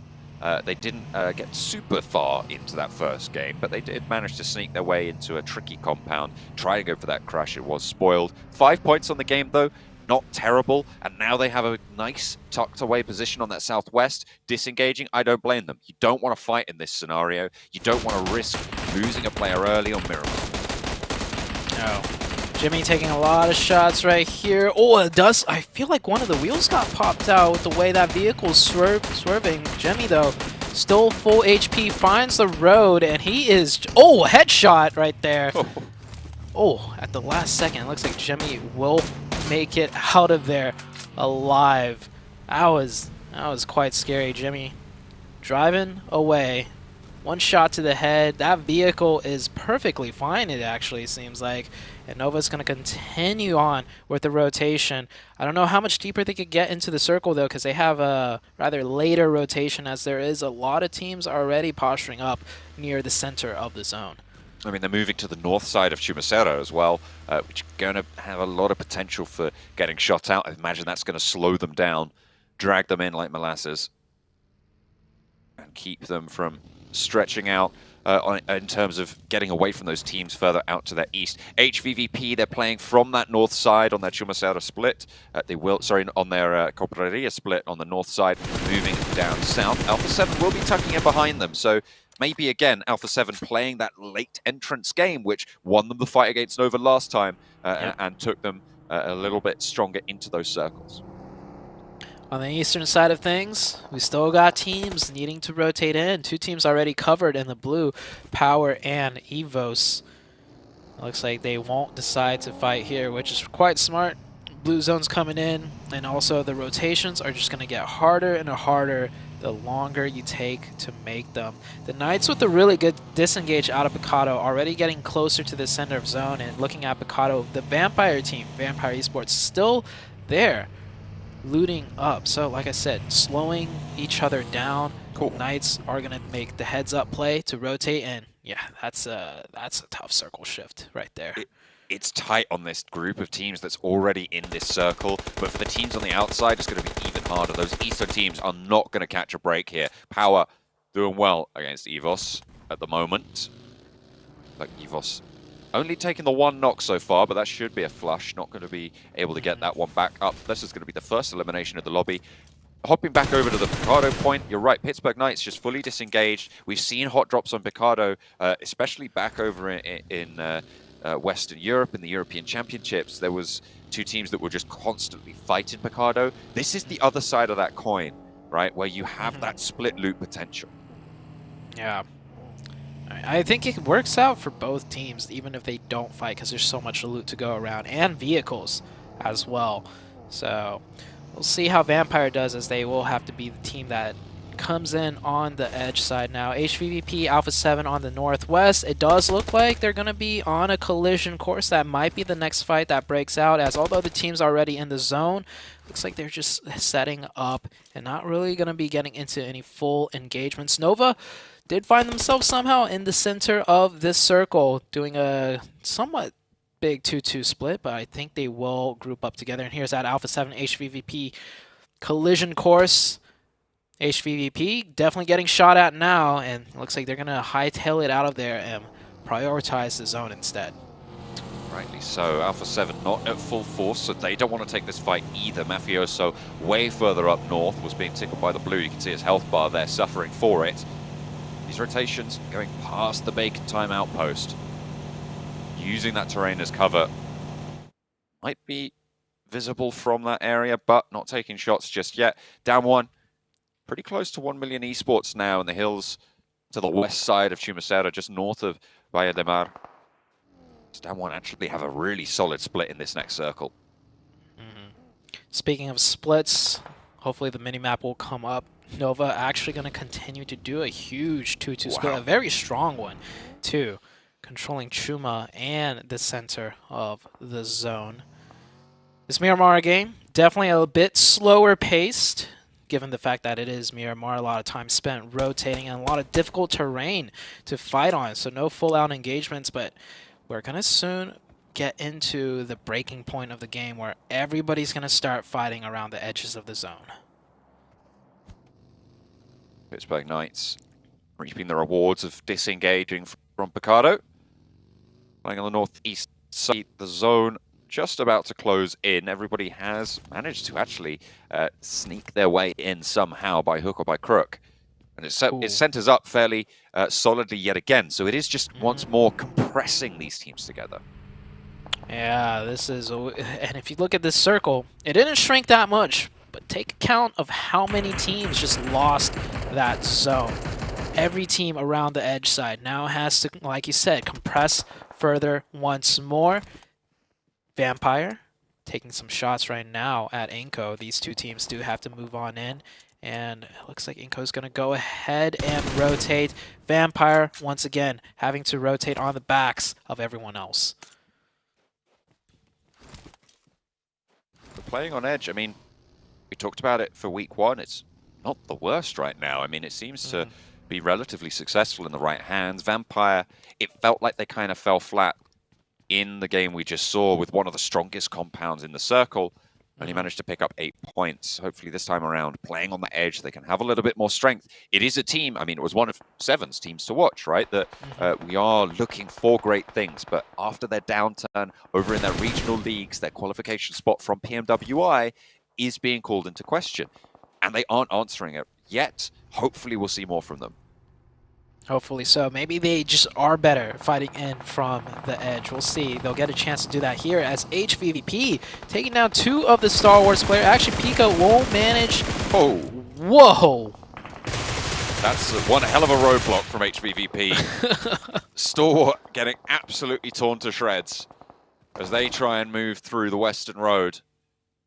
HVVP letting them know, well, actually, hang on a minute, we're the Western champions here. This is what's going on. You're going to have to take a backseat on this. USG, a bit of a scrap with the remnants of Stalwart as they try and find any sort of sanctuary. Top torn down last, so it's Missile to take the shot. Yeah, that is Star Wars eliminated in a blink of an eye. The rotations too tough for them and ending up driving past 2 teams, but that HVVP accuracy just tore that player out of the car. I don't think I've seen a player get torn out of the car and the car continues to fly forwards like that. That was gnarly to see. That's that Miramar terrain. It keeps him going, keeps him bumping. Happens, it happens. Fireflux close to the Pittsburgh Knights. Slow on roll by. To pick up some points potentially. Lutz not landing the shots with the Mini 14. Trying to get the spray on with the AKM instead, but the Pittsburgh Knights evading all danger, it seems, and Lutz taking the majority of the flak. HVVP are right around the corner as well. The Pittsburgh Knights don't really have anywhere to go that's super safe, but if Lutz is going to miss shots like that, maybe they can just push straight on up. There's HVVP, though, to slow things down, and Lutz might be able to get away with it. I think the Knights thought they were just chasing down the Fireflux team that they were whittling down, but they end up running into the 4-man team of HVVP, biting off way more they could chew. And the Knights are getting picked apart now, and ooh, Lutz just getting peppered from everywhere right now. Next circle shifts on up to the high ground majority. Nova on that low ground, still in the zone, and we have lost 2 teams now, Star Wars and Fireflux. This is the HVVP I like to see. This is the team on the warpath, already picking up 4 eliminations on the game. Half of the eliminations that have gone through in this lobby right now, only 8 players have gone down. And they are doing work so far. They've moved from that western road over to the north side, and they're going to have to push south into the next circle. Yeah, HVVP playing this just like the iNCO game, right? Coming in from the edge, controlling the edge side, preventing teams from getting by. Yeah, it's just, this is their bread and butter. Hopefully, they might get an even better game than game number 1. Game 1, it came down to that donut crash that they could not break. So this time around, USG Donuts are actually on the northern side with them. We might see a rematch potentially between HVVP and the USG Donuts. From that first game, Vampire close by as iNCO rolls right on up to Schweppes. There's no chance there. Squash puts him in to the blender. They're picked apart. That is unfortunate. Vampire losing a player on that eastern side. They try to play from the edge. iNCO roll up as 4 on one of their players. Alpha 7, also close to bacon time. Carrillo wants the challenge over the top of the ridge, but doesn't quite win it out. Mythic wants the revenge and will be able to find it. But the backup is better for bacon time. The flush actually goes through onto Shirty. Ice hops out, and Mythic now fading the shots, trying to fall back, draw them into the crosshairs of his teammates as well. Noise is there. Mythic runs around the side, takes him down. Now 2 players on this ridge line as Revo and Mafioso look to go for the backup. Ice and Almstyle, 2 players active now for bacon time as Mythic still holding down this anchor position on the front. Pretty isolated though, but Revo moves up for the backup. Almstyle around the side, wants to put those nades around the edge, slow things down, but takes a little bit too much damage himself and ends up going down. Mythic moving into the smoke, will be felled, but here's the backup. Here's Revo, here's Mafioso, and Alpha 7 should stand strong unless Ice can pull something out of the hat, but he goes low, into the smoke, jumping around, still hasn't been found, and finally, he's taken out. What a valiant fight. That's another rematch. Bacon took it over Alpha 7 the first time. Now Alpha 7 taking one over bacon time. Great fight. Great hustle from both teams. We saw how fast that engagement happened, but there's still more to be had, John, as iNCO having to edge into the zone and POWR coming up right next to them, and that is iNCO taken out. Now it's Yoodo Alliance and iNCO on the eastern side of the map. We'll have to try and fight for power around the area there. On the north side, HVVP continue to crunch through, still playing as 4. You can imagine they're looking to sweep out this eastern side. The USG Donuts on that north, still close to Meku. Might be able to spot that one out. The next circle just about to pop. 1 million Esports, their 2-2 split gives them so many options. So much sight lines and control of everything, and they might decide to continue to hold this next circle. Cuts right down into the middle between the low ground and the high ground. This does prompt HVVP from the north side to once again have to move in, and it might be against the side of USG Donuts, as that's the closest position with a hard cover. Yoodo Alliance trying to disengage here, swing down an open hillside. It's bare, it's barren. Reaper Boy is going to make that push. Gets over to another ridgeline cover from EVOS, but goes over it. Wants to move a little bit further in and a little bit further south. This is close to danger. Yoodo Alliance, whilst also taking fights with Nova, a little bit further north of them. Potential location that they're looking to crash, but they're going to know it's occupied now. Everybody's seeing what they could do here with this new circle order with some really nice top fires right there. Finds one of Yoodo Alliance. EVOS finds another. It looks like the Yoodo Alliance team can't find which way they want to go, taking shots from multiple teams from within the zone. Spray down, and Repo Boy is flushed out by Nova. EVOS not going to be able to pinch that one away. Nova really going to be a difficult mark to move past for pretty much everyone at this stage. You've got Yoodo Alliance up in the hills who are stopping POWR from trying to go for this crash fully. They can't with those sightlines available onto them. They definitely can't. And their vehicles are getting picked apart too. Them being on the edge of zone, if they don't get the next one, they're going to have to run it in on foot. That is not a very nice situation to be in. The circle still slowly closing in. We still have a couple more fights that have yet to happen. We have Skylights on the north side here with the USG Donuts and HVVP. All three teams might be looking at the same spot for their rotation in here. Matic down the hillside. AJ not tagging the buggy there.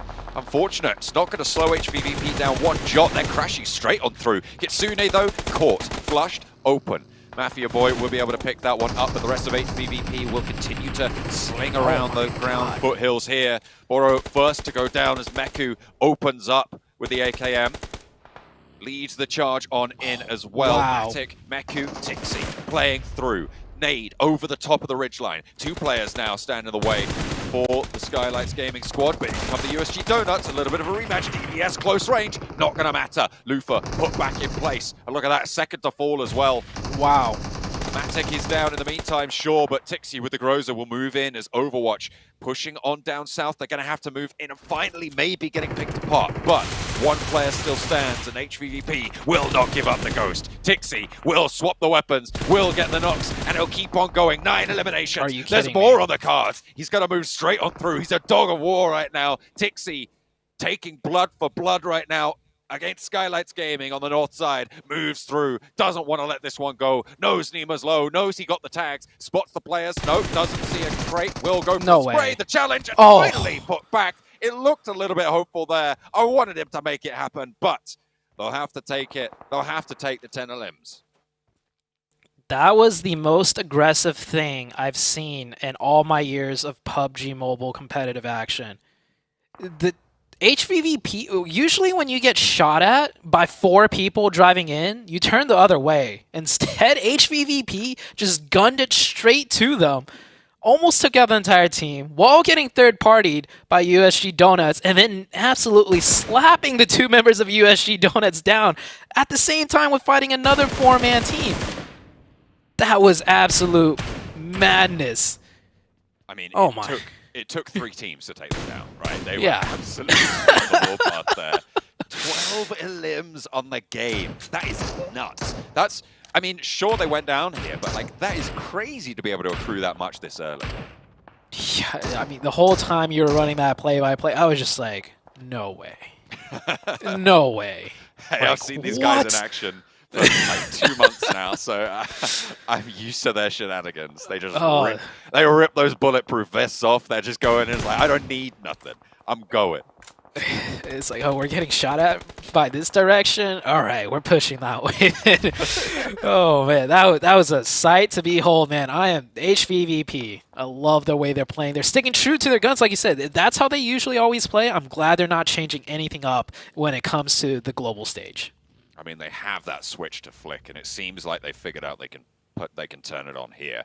So really, really good news for them. I mean, sure, they go down in, what, like 10th place, but they're going to be one of the highest scoring teams in this game. I mean, top 5 for sure with those points that they're able to pick up. So really good stuff. And I said they were a team I wanted to watch here at Miramar. Seems like I was right to keep an eye out for them.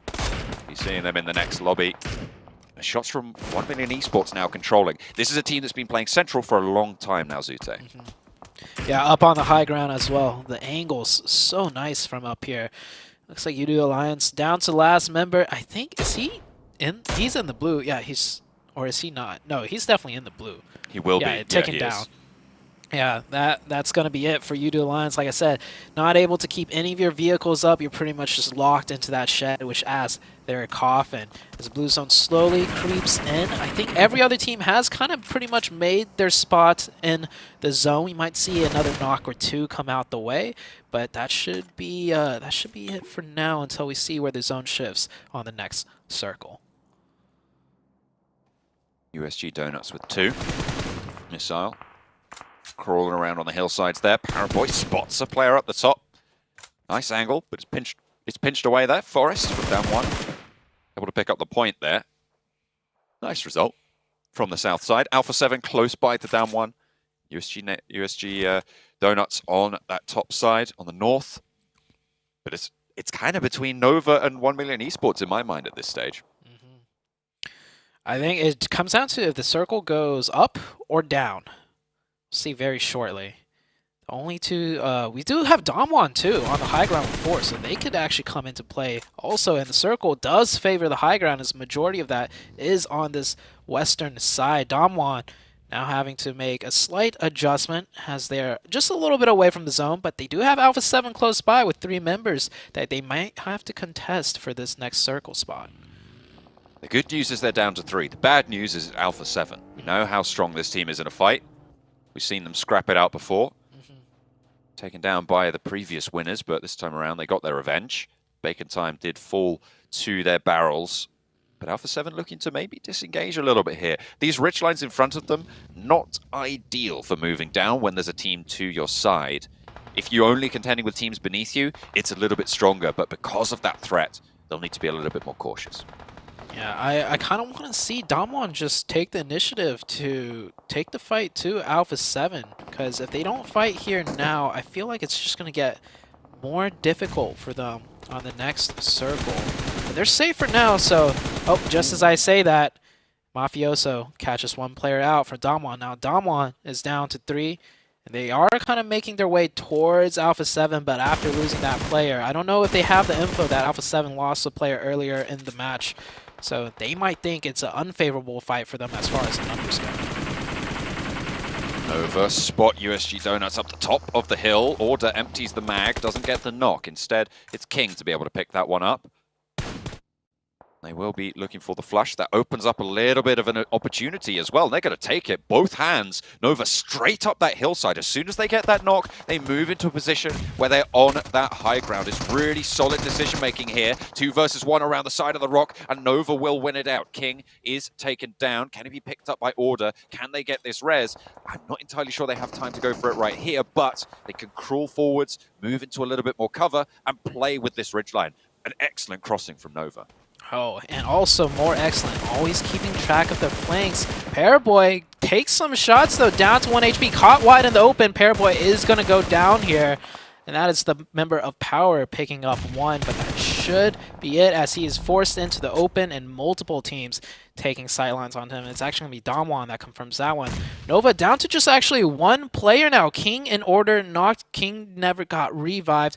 1 Million could go aggressive here, but then they have Alpha 7 over the top side that could third party, and then on top of that, Damwon could choose to act off of that as well. So I think everyone is going to just kind of play things a little bit slower, allowing the Nova team to get a reset onto 3.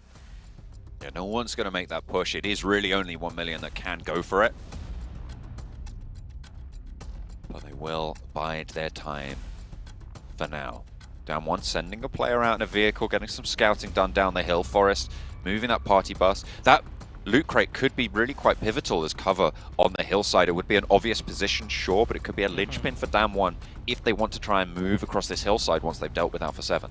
Yeah, this is so tricky for all of these teams right now. 1 million, who had the most prime position throughout the entirety of the match, now find themselves kind of pincered in between Nova and Alpha 7. Ooh, down one. Another knock from Mafioso. Steps up for a second challenge, Fabian. You can't take these 1v1s in order. Mafioso low, but the rest of the team are rallying on in Alpha 7. Looking good in the fight against Damwon. They're on the swivel. Forest looks for the challenge over the ridgeline and puts Mythic back, but won't fall for another. Revo deals with it, handles business. And Alpha 7 stay alive, but they will have to get this res onto Mythic. This is Nova's go time now, with that Chaos Zone into the Alpha 7 ranks, leaving 3 teams alive. That nade over the top puts 1 million back in their place. Yeah, 1 million. Even though they have the numbers advantage, with all 4 players coming out of one little chokehold, might not actually play out into their favor. We see the nades coming in, a lot of nade damage, and also Alpha 7 over the top, taking shots at them as well, and that is 1 member down from Venom. Venom falls on the outside, gets to cover across the way, but Nova are spreading out their line very, very effectively. Shots again from Alpha 7 up top. 8 eliminations with 2 in the oven to pick on up, but Nova steals one of those away. They pull it out, and they're pulling 1 million out of this compound as well. Only Lazy Boy is there. Order knocked back by a nade, so still a chance on the Egress. Sprays from down low onto Revo from King. Actually, Mafioso falling as well. King last standing for Nova down the bottom. Hang on a minute. No, he's got Jimmy still in action. 1 million eliminated. Jimmy moving forwards. 1 player to fall. Jimmy goes down in the 1 versus 1, but now it's Mythic versus King. 1 versus 1 on the hillside. Oh! And it comes from the top rope. It's Alpha 7. Gonna be able to pop off for Brazil. What a great ending. The trades back and forth, the kill feed popping off. I didn't think Nova had it in them to take 2 fights at the same time. They cleaned out 1 million while also getting trade knocks on Alpha 7 back and forth. But ultimately, Alpha 7 came out on top. It came down to that 1v1. Both players down to that 1 HP. That was an intense last ending. I mean, we saw Influence Kamen last week do quite spectacular things. A Brazilian team again answering the call here in Group Green in one of the hardest groups again. So phenomenal to see that. National pride through the roof right now for the Brazilians, but plenty of other good performances. Nova picking up the pieces from that first game. Oh yeah, it's that first game they only got 4 points, but here we got to see them play more of their typical style and second place finish. But Alpha 7 playing their style hard and fast. Their initiative to take that fight with Damwon, you saw how fast and decisive they were on that, and that's what I was saying Damwon should have done to Alpha 7, because if they take that fight later, it's just going to get more difficult, and that did indeed end up being the death of Damwon Gaming. But Alpha 7, man, looking good. Really, really are. Phenomenal stuff coming through from the Alpha 7 roster, but you can't forget HVVP on this one. I mean, they were absolutely mental this game. It was absolutely incredible to see that fight on the hillside. They just go in and in and in, and they keep coming out on top until finally they don't. And it came down to a 1 versus 1 in those final moments. They go down early, we get a whole heap of points. In the end, though, it's Alpha 7 to take it home.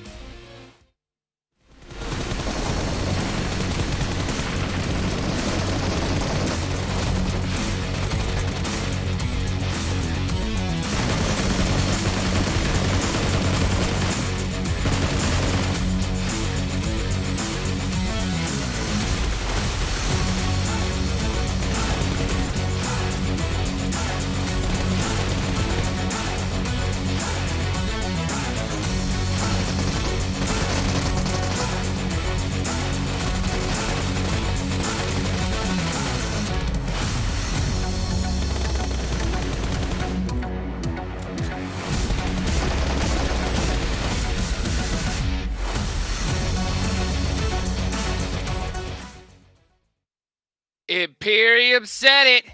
Alpha 7 was the squad to watch in Miramar, and boom, Alpha 7 come out with the chicken dinner right there towards the end. I mean, man, they controlled that high ground, and they just they just took it over. I mean, what else can you do? That is the one Kings team of Miramar, you do man. not want to get zoned. Yeah, incredibly impressive. Early on, they kind of pushed back HVVP up on that kind of northeastern side. And yes, that phase 1 did complement their drop spot, right? But then, off the back of kind of pushing HVV back, they then scaled down south. And they looked to control the southwest edge. And they were very proactive on their movements. They were patient. And it worked out in the end. That fight against Down One Gaming was so good. It was really good, but I mean, what Dixie was able to do in that last match, it was absolutely impressive. You can see the numbers right there. 6 eliminations, 839 damage, 31% contribution, and obviously we just saw what Mythic was able to do as well. Something to point out for Alpha 7 is that now it's back-to-back games that they have come across baking time. Luckily for them, they were able to actually win the engagement here in Miramar, but I wonder if this is something that we're going to be seeing a lot more of Imperium. Indeed, indeed. Looking at the kind of top performers, Tixie, Mythic, Mafioso, we expect to see those 3. Lazy Boy being up there 4 eliminations. He was the one player from the team to be kind of, for the majority of the game, kind of outside of the team. Like, he covered a little bit on the western edge. But arguably, he also symbolized the overall team performance. It was quite lazy. They hung on to that compound for far too long. Far too long indeed. You know, and that's what happens here, especially with these kind of teams and players. I mean, if you just make that hesitation just for a little second, they will take advantage of you. And I love the fact that Nova, right there towards the end, they realize the situation. They realize the zone. And Alpha 7 is looking at Nova and say, hey, why don't we worry about these guys here and figure out who's going to win at the end? And it came down to that 1v1. And of course, you know, Alpha 7 pulled up the dub. But hey, Nova putting up some big points on the board here, 7. They definitely are, and this is kind of the bounce back, right, that we wanted to see out of match 1. Is something that I was kind of hinting at. Yeah, they did end up getting 4 eliminations in the first Erangel, but it's not the performance that we wanted to see out of them. And now, if we're keeping track, technically, it's 2-0 for Alpha 7 because they end up eliminating Nova again. I want to rewind a little bit, though. 1 million. I feel like, and this is something we were talking about when we were watching the game to Imperium. You mentioned it perfectly. They were just too lazy. They didn't want to do anything. I felt like they were just waiting for everybody, for all the other fights to play out. And they decided to just be way too patient. At the end, it ended up backfiring because they just waited too long. The fights had played out. Alpha 7 was looking at them. And then Nova was really right up on their nose. Early game, I was somewhat kind of happy with how they were adjusting to the circle shifts. They played some kind of 2-2 splits, but in a positive way. But yeah, as soon as they got to that compound, it was just kind of like, yeah, we're going to stay there. And look, you can be calculatively passive, but when you hear shots, you got to be able to react to those in the right way. For example, when Nova heard and saw the team fight end between Down 1 and Alpha 7, they started to engage on 1 million. It's that simple little bit of extra awareness that if 1 million can catch on to that, they will succeed in a lot more games.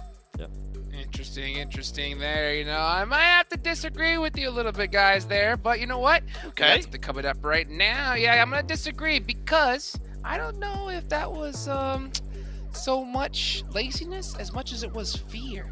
Think about it. You know, they knew. They knew what was coming up. They knew it, but we'll talk about that more as we go back from a quick break.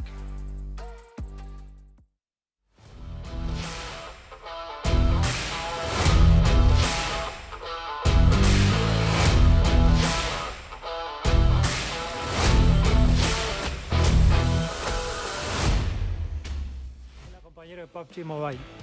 Prepárense para experimentar los nuevos eventos que se vienen. Prepárense y únanse. Disfrutar el juego.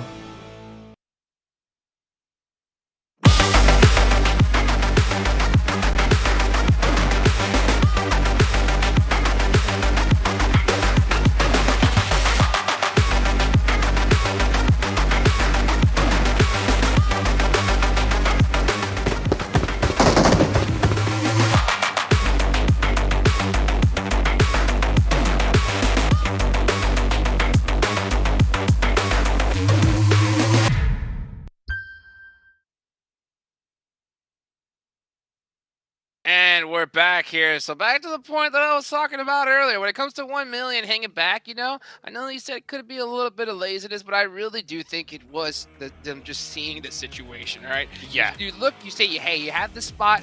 We're safe. We're in the global championships. We need to put some points on the board. Yeah. We're seeing Alpha 7 take out everybody. The previous champions taking out everybody. I think we'll just hold back just a little bit for a little bit longer. So I can't say I blame them, but hey, you're right. That little thing could really cost you here. But you know what's not going to cost you anything is that Xperia 1 for an Xperia stream, dude. We're created in collaboration with professional esports players. Make sure you go and play PUBG Mobile in 90 hertz with the Xperia Stream's total cooling system and multiple ports for intensive gaming and streaming. Man, so much to talk about here. You know, 7. Nova had a really, really great performance there. And make sure that they need to follow us, right? On the TikTok, Facebook, Instagram, and YouTube. You know what? You mentioned Nova there for a second. Something to point out, too. I was hinting at Alpha 7 going up against Bacon once again. Another one that we saw earlier was Nova against POWR. They lost a player to POWR once again. But you can see Alpha 7 with that win being able to jump up to that first place. 30 points total for that team. Skylights Gaming there with 29 points. Bacon, even though they didn't have one of the greatest performances, the performance that they had there on Erangel allows them to be there within the top 3. And HBVP, man, what an impressive play by Tixie as well, Imperium. Yeah, very good by Tixie, and even just the team as a whole, right? On that rotation, going back to that last match, like they lost a player, but they didn't hesitate, just kept on going. They were like a bulldozer, and sometimes the best defense is more offense, right? And that proved to be the case. But looking down at the second half of the rankings, Fireflux Esports surprisingly lack of points in the first 2 games. PK, yeah, I expected them to struggle to begin with, but I do sense that there's potential for them to climb back up, of course. And also iNCO, my first team to watch, they've been kind of nowhere to be seen, 7. Yeah, they're currently hiding, but guess what? We're going to Sandhawk. We have seen in the past what some of these Brazilian teams are able to do in Sandhawk. We see how aggressive they can actually be. Maybe that will be the time where iNCO Gaming can actually push a little bit more. And I want to see more out of Knights too. I feel like we really haven't been able to see much of them. We didn't really see much of them in the first game. In the second game, they ended up conceding Picado to Vampire Esports, which was actually quite surprising, and it ended up working out perfect for them. Sure. But in the Sandhawk here, come on. Like, let me see that firepower that you guys tend to showcase in Americas and North America. Knights. I think it's going to be a bit more of a slow burner for Knights across the board. They're from a region that arguably isn't the most strongest when it comes to that full-on competitive pool when we look at the likes of, you know, Thailand and even, you know, Brazil and all that jazz. So I think it's going to be them kind of looking to utilize the 4 days and the 24 games they have to kind of feel into that. Dukes, and I think in time they will show it. Yeah, hopefully they do. Let's take a look at the teams to watch that you guys picked here for this match. I know you got Knights there on the board. Hopefully we can. I got the fingers crossed for them at Sandhawk because, man, this is a heck of a group to be in. Yeah, it definitely is. And I mean, with what I was talking about Knights, they tend to perform pretty well too when it comes to Sandhawk. They tend to be a little bit more aggressive. I know you mentioned they're coming from a region that's not very strong, but they continue to be that aggressive. Yeah. I would be surprised if they completely change their playing style because they are currently here in Global and more teams are going to be able to out-frag them or just be more aggressive than them. That would just be a Knights that I'm not used to. So that's why I'm hoping they actually start being a little bit more aggressive here. And when you think of Sandhawk on the global stage, you think of Stalwart, right? Stalwart Godlike. This team has dominated Sandhawk game after game, going back to the South Asian Championships and otherwise. The thing that they're going to have to contend with is with the shift in the circle algorithm, you're naturally going to have more teams inside the circle coming into Phase 3, Phase 4, Phase 5. So that is going to put a bit of pressure on the possible landmass that the likes of Stalwart have and the amount of potential third parties that might go against it. But then again, you can say the same for all of the teams in this lobby. Anybody could pop off. I mean, literally, any one of these teams. We're in the big show here, and this is the hard part. It's like, we've been waiting for this for so long. This is the time to shine. It happens once a year. It's right here, right now, and you got to show up. Even the previous champs have to show up if they want to make it in the finals.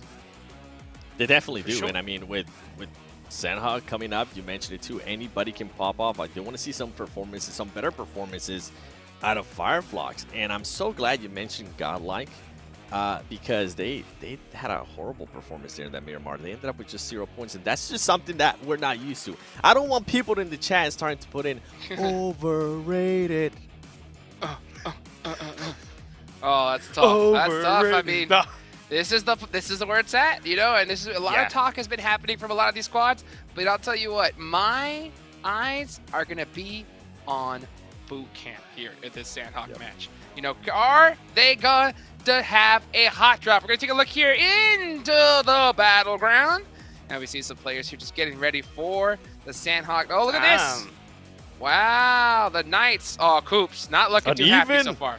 But yeah, just want to point that out because it's something I didn't really have a chance to mention. Uneven is a former NA Pro player. He's currently playing in the Japanese Pro League as well, and he's come to help to support the team from a morale side, throw a little bit of advice in between games, and I'm really hoping that his experience, his expertise will really help the team succeed in this group. Yeah, I know they definitely have their coach with them, but I mean, if they're able to get a little bit more eyes on the game and get a little bit of a different perspective of what's going on, that's hopefully going to help out the Knights even more. Skylights, this is the team that I was mentioning. I want to see even more out of them. They have showed great potential so far. They're second overall, 7. Yeah, I know. That's what I'm saying. I want to actually see a chicken dinner out of them, and I want to see it here on that first day, Imperium. And that's what worries me about Skylights, right? Is because they tend to play a little bit slower, and although they've shown a bit of sharpness in the first 2 games, it tends to be where as you get through a tournament where other teams adapt a bit quicker, they get drowned out. So you're right. I really want to see that kind of Skylights former DRS roster really show their strength in this day 1 and grab a chicken dinner. It's going to be huge. It's going to be huge. I mean, hey, you can see it's time to get to business right here. The headsets are on. These guys are getting locked and loaded, ready to go. Sandhawk's coming up, and hey, the whole first aid heal strat is out the window now. You got to go, and you got to get it done. So speaking of getting it done, let's take it on over to our casters.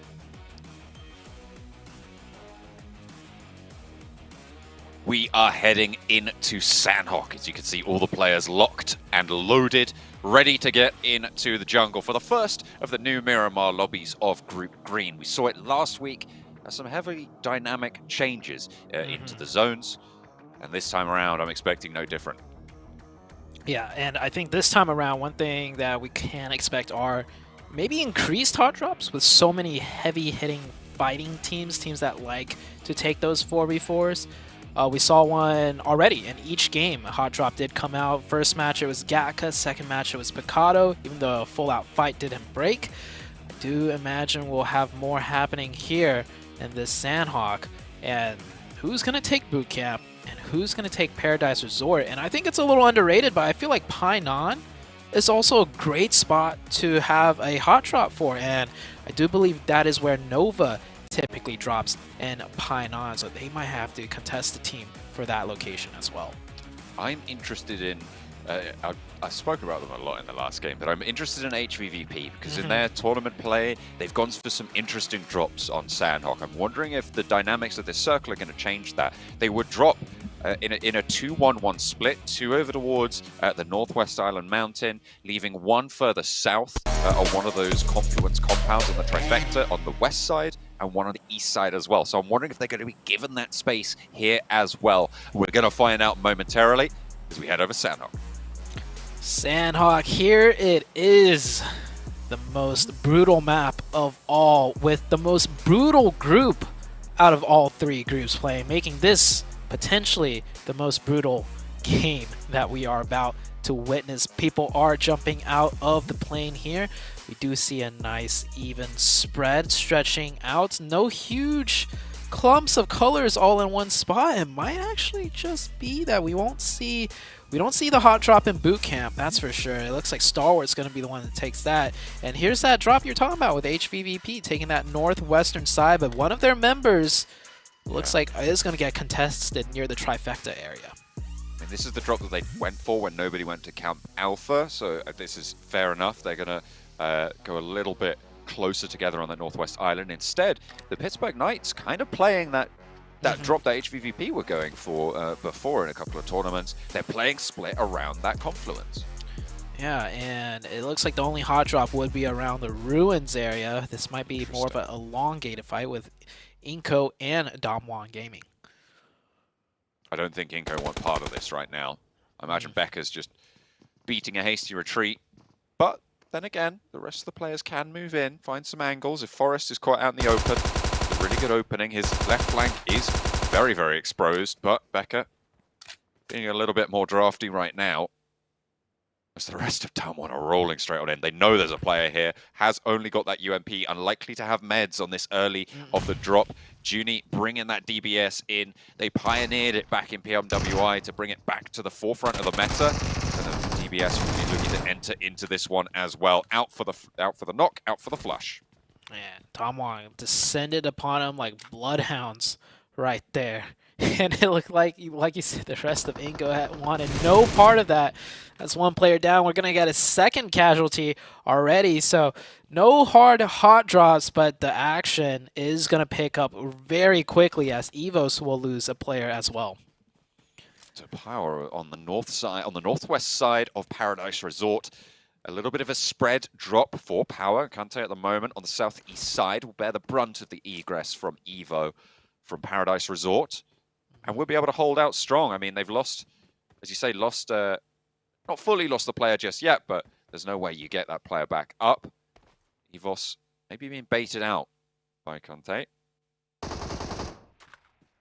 And yeah, just going to go for that flush.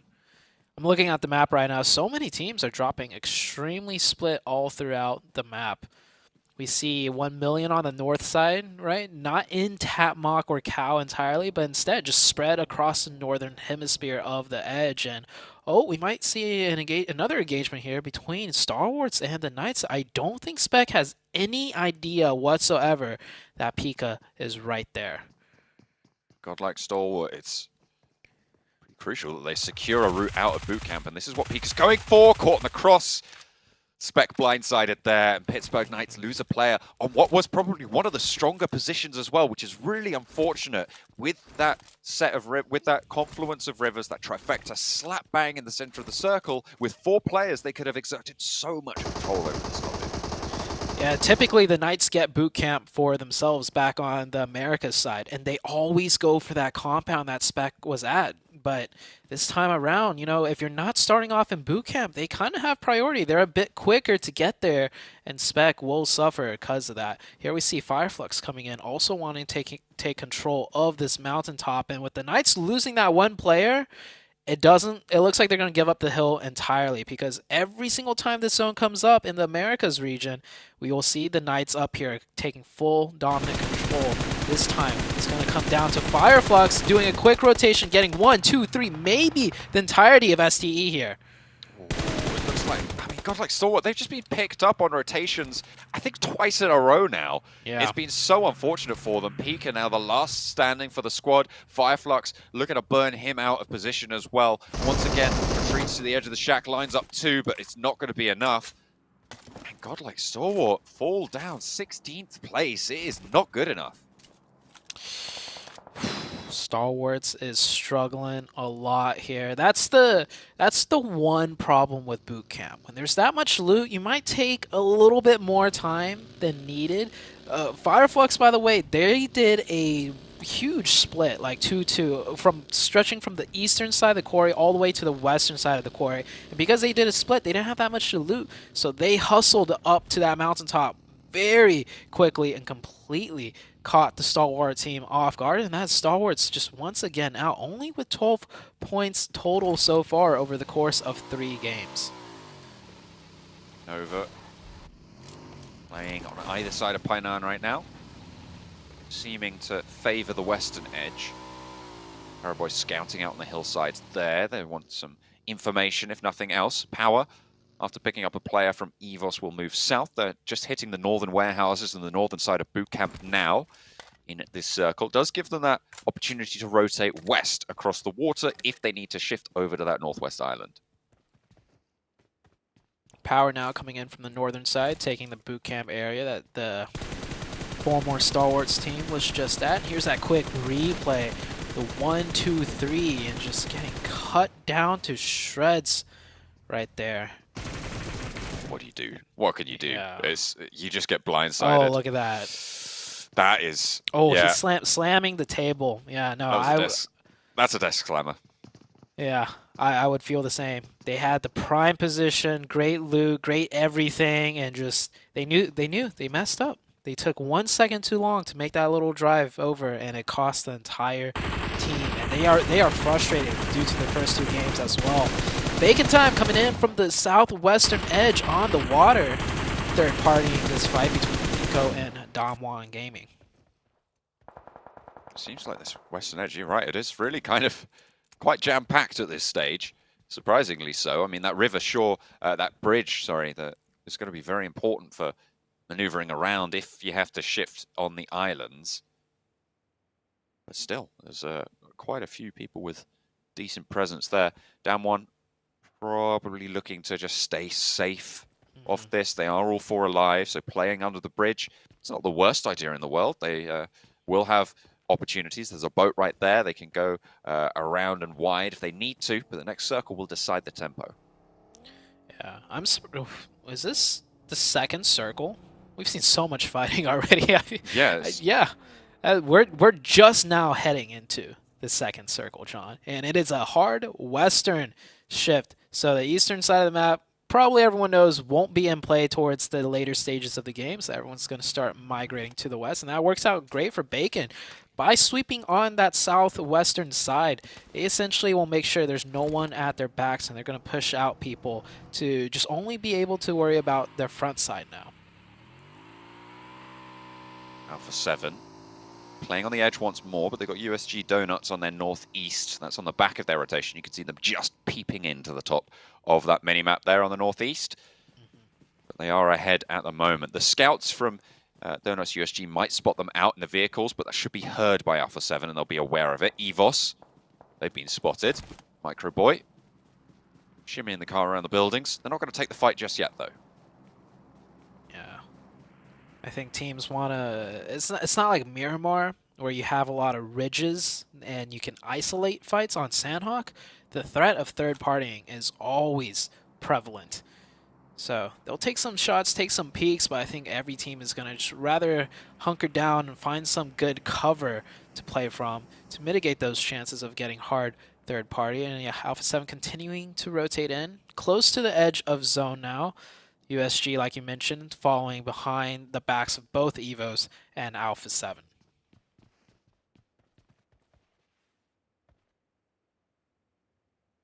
Fireflux as the backstop for all of these teams on the eastern side. It all depends really on when Fireflux decide to move, and that's going to be a difficult decision for them to make. They're in this circle. They don't need to move right now. So I imagine we might see quite a few teams start to move south around Fireflux, potentially even moving through Painan into where Yoodo Alliance are and Nova are on that western side.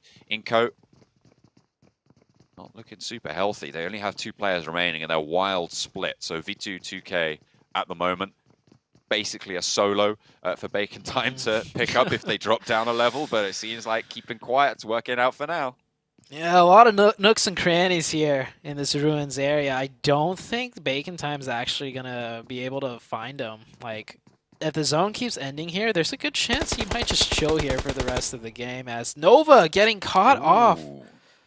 Nova right now, looking at the map, they were playing a huge 1-1-1-1 split, and one of them gets caught right there. So not working out too well for Nova. Nova down to 3.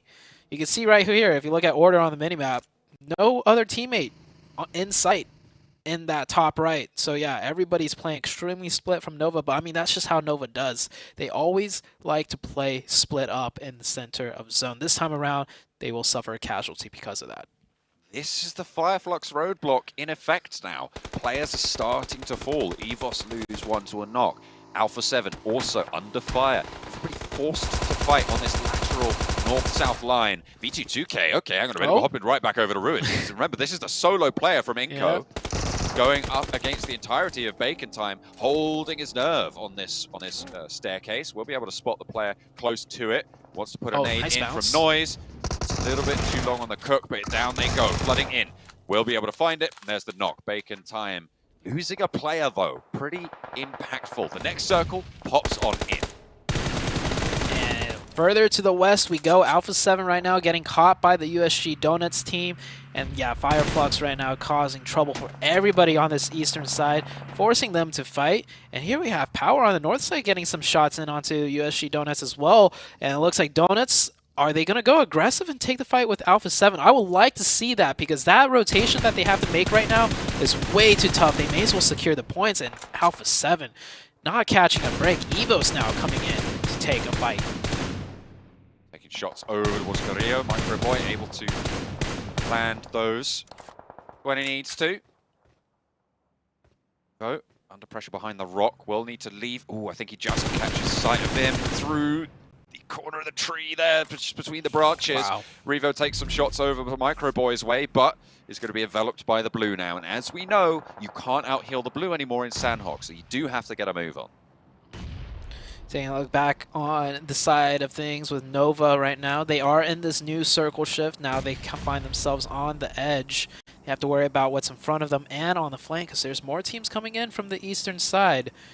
Yoodo Alliance might get the reset onto their fourth member there. Smoke's come down. I think he's going to have to crawl back, because they're worried about that spot getting naded. And the Knights looking okay right now with 3 on the edge of the zone at that trifecta bridge compound area.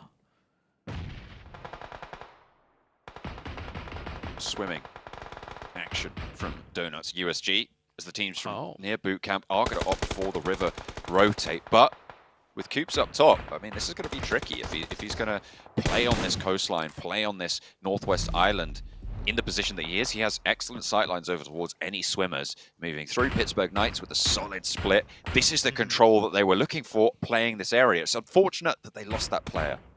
Yeah. It is a strong split, though. They have their sightlines covered. They have support for one another. If Coops goes down, though, I don't think he's going to be able to get revived, but he's fishing. He should be okay. But Lufa is actually up on the rocks, so he's got to be careful. Lufa might swing over the top and get Coops. Coops still has the support of his teammates looking over his way. They do have that suppressive line. Coops actually dropping down very, very low. Wants to finish off a flush if he can, but it's going to allow the Donuts USG team to get up onto the ridges and play from there. Might be spotted out by Tensor, though, in the meantime. He sees that crossing. He's identified the crucial part that's going to go up. HVVP have been very quiet, but with this shift, it's going to start to heat up for them. The compound that Maku currently holds the south corner of is going to be huge in this next circle.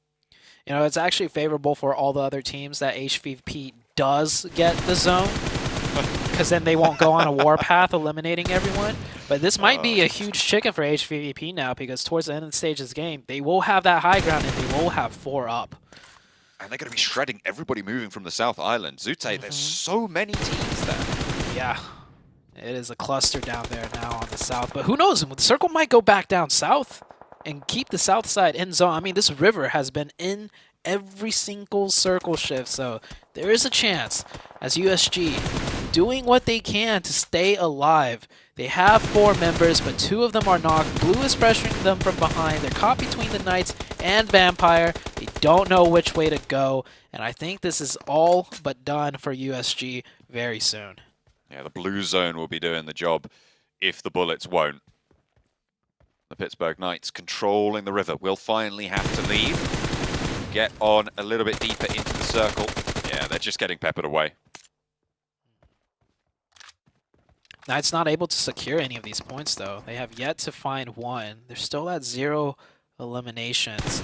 And, oh my gosh, HVP from the top of the mountainside, just sniping away some points here. They do pick up 1. Vampire, they're in a good spot. Vampire's right next to the zone, and Coops finds 2. So that is 2 points for the Knights. Much needed points right now for the Knights. The Knights, and overall, I think, yeah, if you take a look at that right-hand side, 15. Trying to get some points on this game. Try and ladder on up at the moment, though. Ooh, Nenebete doing a lot of work from under the bridge. The last player from iNCO, by the way, taking down 2 of Skylights. Bacon Time are going to know about it now. Nima and Mr. Board will be going for the swim to try and get past that roadblock that was instituted in front of them. Only over of this position under the bridge is in the next zone as well. Gonna have to move. I love how active iNCO is. He knows if he just plays quiet, he's going to eventually get caught out with no points. So he's trying to stay as active as possible, but still cautious enough not to just go out early. Next zone coming up, and like the south side, still barely in zone, but that does give HVVP a lot of high ground still to work with. And when did Fireflux get up there? What's going on? They were on the eastern side of the map. We're going to have to get the desk to talk about that one, because I have no idea. They were. I mean, sure. I mean, they just hopped in the TARDIS and teleported on up there. I have no idea. That's crazy. There's no way they could rotate through all those teams to get up there. So well, I beg to differ, Zute. There is, because they've done it. I mean, it's like... I mean, did they loop back around from the east deep into the blue? I don't know. I am so Maybe they confused. did. Maybe they came. Maybe they swung up north. Well, whatever it was. Pièce de resistance of rotation right there. I have no idea how it happened. But we're going to hop back on board with Yoodo Alliance. Last player remaining. Olio on the outside. Playing off in the blue against that one, who've got one player stuck a little bit in the sidelines, but 2 players further forwards. Forest finds the route of egress, but gets cut down in the time being. A spray down, gets a flush to bring the elimination count up to 3. You can still heal out this phase of the blue.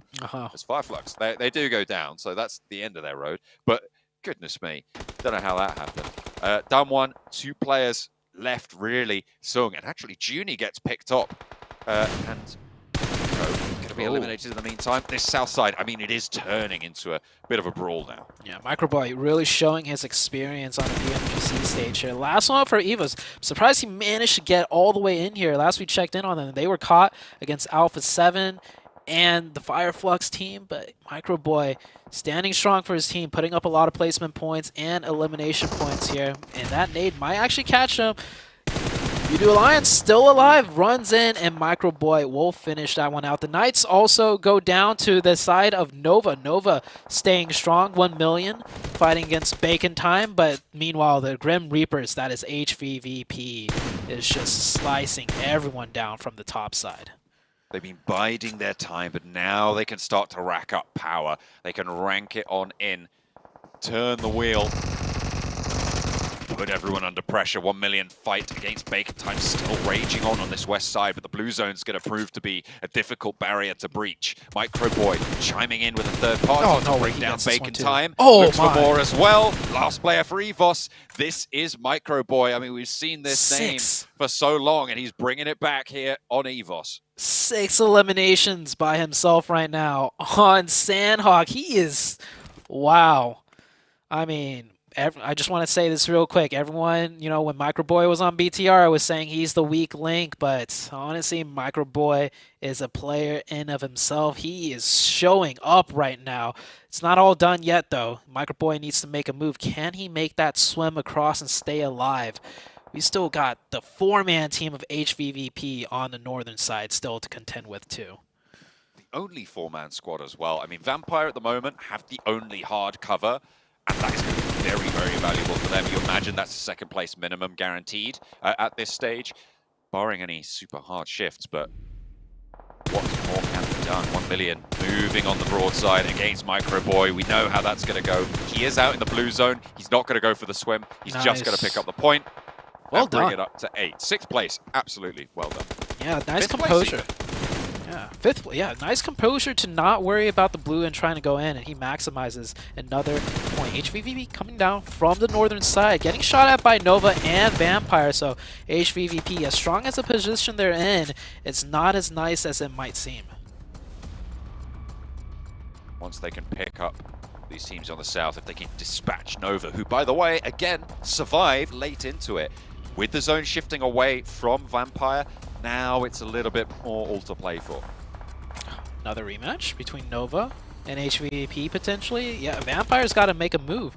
They're going to be wide in the open. HVVP has the cover, so does Nova. Nova has that ridge side to work with, and there is still one player out of 1 million that they have to watch out for. Paraboy finds one. That is Meku down, while Order dealing with the eastern side. This Nova team looking strong, but Jimmy goes down here.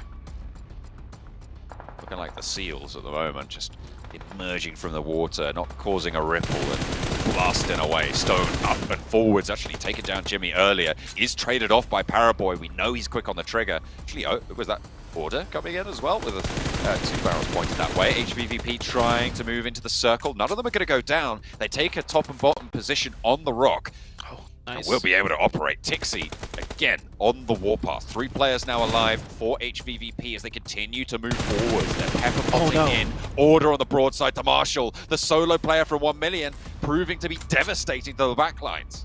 Oh, now it's just down to Paraboy, and there's 3 of HVVP up. Paraboy could get this one knock. Nice headshots right there, but he crosses over, stays alive. He will survive for a little bit longer, and he does have the zone. He might even get, just maybe, get the revive onto Order.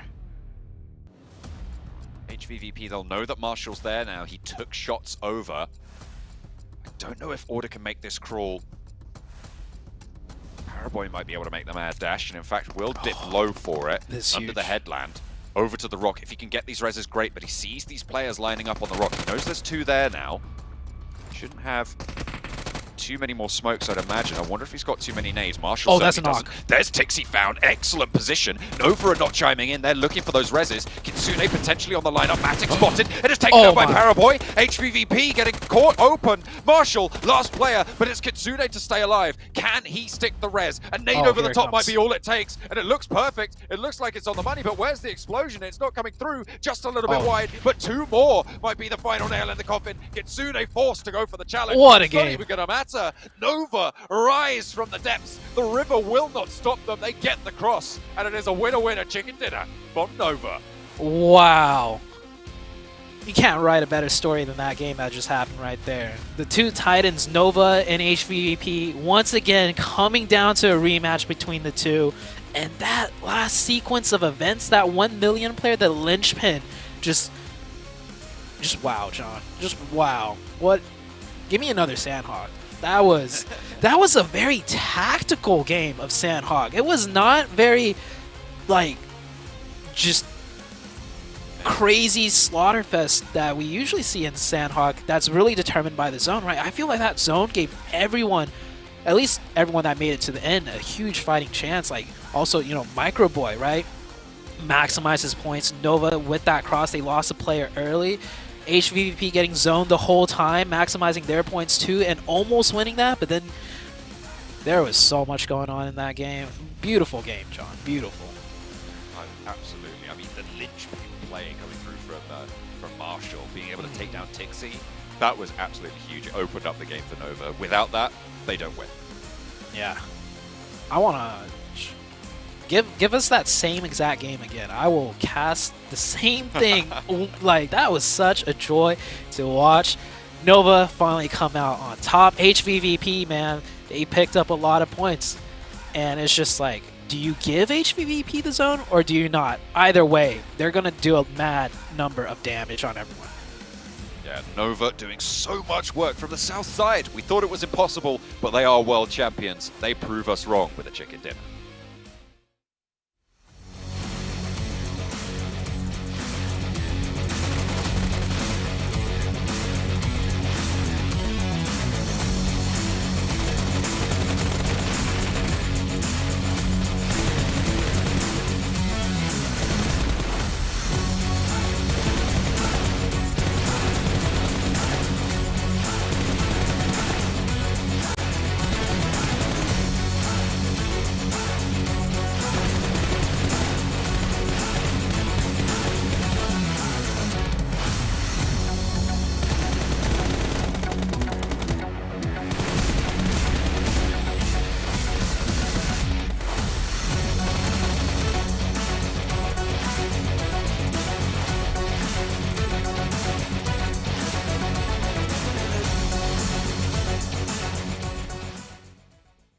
And the first Sandhawk here of this group, it's the previous PMGC World Champions Nova that pull out the chicken dinner. And man, that was a close one from all regards.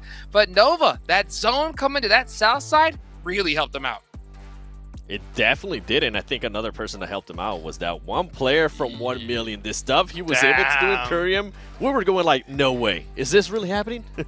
Dude, it was so good to see kind of Marshall individually and then kind of 1 million in their own right, showing a bit more prowess, something that I wanted to see from them from the previous game. They pushed up on the north side earlier on, took down Fireflux, and yeah, they really kind of stabbed HVVP in the back. But it was so good to see that kind of the two giants, as John and Zute put on it, between HVVP and Nova. It could have and probably should have been HVVP's if it wasn't for Marshall. Yeah, I mean, EVOS Microboy, though. Can we talk about that performance that he was able to put up? 7 eliminations, 983 damage. Yeah, that's right. 66% contribution for his team. And something that actually Sute was able to mention perfectly, too, is that being in the zone didn't face him. He knew that he wasn't really going to be able to make it out of there. He was able to take that time to actually just regroup himself and take on some more shots to other people and secure an extra elimination too. Great stuff there out of Microboy. And when huge. Yeah, like, just real quick, like, when I looked at EVOs, I noted that all the other players from the team have stood up in their own right across the PMPLs. But in this individual game, it was all Microboy, baby. Oh my goodness, man. Sandhawk, you just love to see it. I mean, so many beautiful plays from so many different squads. But hey, one squad that we saw last was Alpha 7. Let's get into a quick interview with them. Thank you, panelists and casters. We are back on the stage in Kuala Lumpur, Malaysia. I'm Tutu, your host, and we're back with also Alpha 7 team member, which is going to be a Revo coming up from, he said his role is actually free player or free man, so he's being rotated all around. But I'm going to ask, it's been a long time since your participation in the PMWI. So how does it feel to play in the global event again? It's going to be the first one. The second, which team was causing you the most problems by far? Então, ela perguntou que tipo já vai fazer tempo que vocês não jogaram na final. Então, como se sente agora jogando no final do campeonato? E qual das equipas foi o maior problema durante o jogo? Acho que a gente vem se saindo bem esse ano, não foi como esperado, a gente pegou muitos segundos lugares, mas a gente se sente bem e eu acho que todas as equipes são uma pedra no sapato, mas a gente consegue bater de frente com qualquer uma e a gente está dando o nosso melhor. So for them, like for this year, it's been like not that good because they're getting a lot of second places.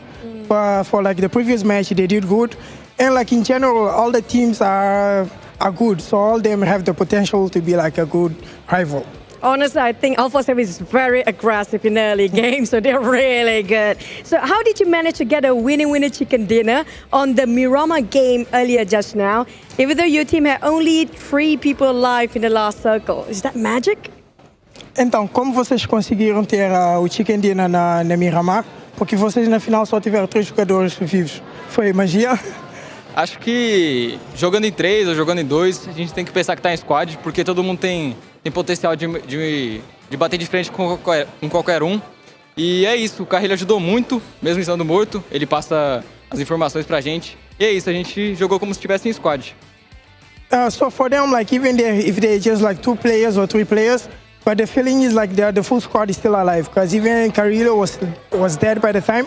It was helping them with information about the game. So it's just like the feeling of like the full squad, like till the end. Okay, since you're saying that the full squad, like even though they got 2 or 3 players, who do you think is that one player that can equivalent to one squad or the most important player in your lineup in that situation? So, então para vocês, tipo, qual é o jogador que vocês consideram que tipo dá mais ajuda pro time? Acho que o jogador que dá mais ajuda pro time, na verdade, são todos. Todos têm um potencial absurdo. Tanto o Swaggin, que é nosso reserva, mas quando ele entra, ele faz o papel dele. Então todos têm um potencial absurdo. So for them, actually, like all the 4 players, including like Swaggin, like the substitute, they all think like they're all the same level. They all can be like, they do their best to support like the whole team. That's why we have to learn a lot from Alpha 7. They've been really good since the start. Now, any last words or for your supporters, for your families watching out there, or even your team members playing, anything that you want to say to them? Então, o que queres dizer, tipo, às suas palavras agora, tipo, ao time ou mesmo para os fãs aí em casa? Eu quero agradecer todo o apoio de vocês, a todo o apoio dos fãs, porque isso daqui é um sonho pra gente. Sempre foi, a nossa meta sempre foi a PMGC. E a gente vai dar o nosso melhor para trazer esse título pro Brasil, classificar agora, se Deus quiser, e na final trazer o título pro Brasil. Então a gente tá dando o nosso melhor e amo todos vocês, Ianca Nice, amo vocês e eu só agradeço por todo o apoio de vocês. So it's just like a big thank you for all the fans, especially like for the big family back home. And they're doing the best like to get the title to the team, but also like to Brazil. So they're doing like all the best all they can for like the championship, so they can get like the final win like in Jakarta to Brazil. Yeah, it feels like they might actually go to Jakarta at this point, how aggressive they are. But thank you so much for Revo and Alpha 7. Good luck, all the best. And that's it coming up from the on-ground scene here right now. We're back to the penalties and casas and see you guys with more chicken dinner. Bye. Bye.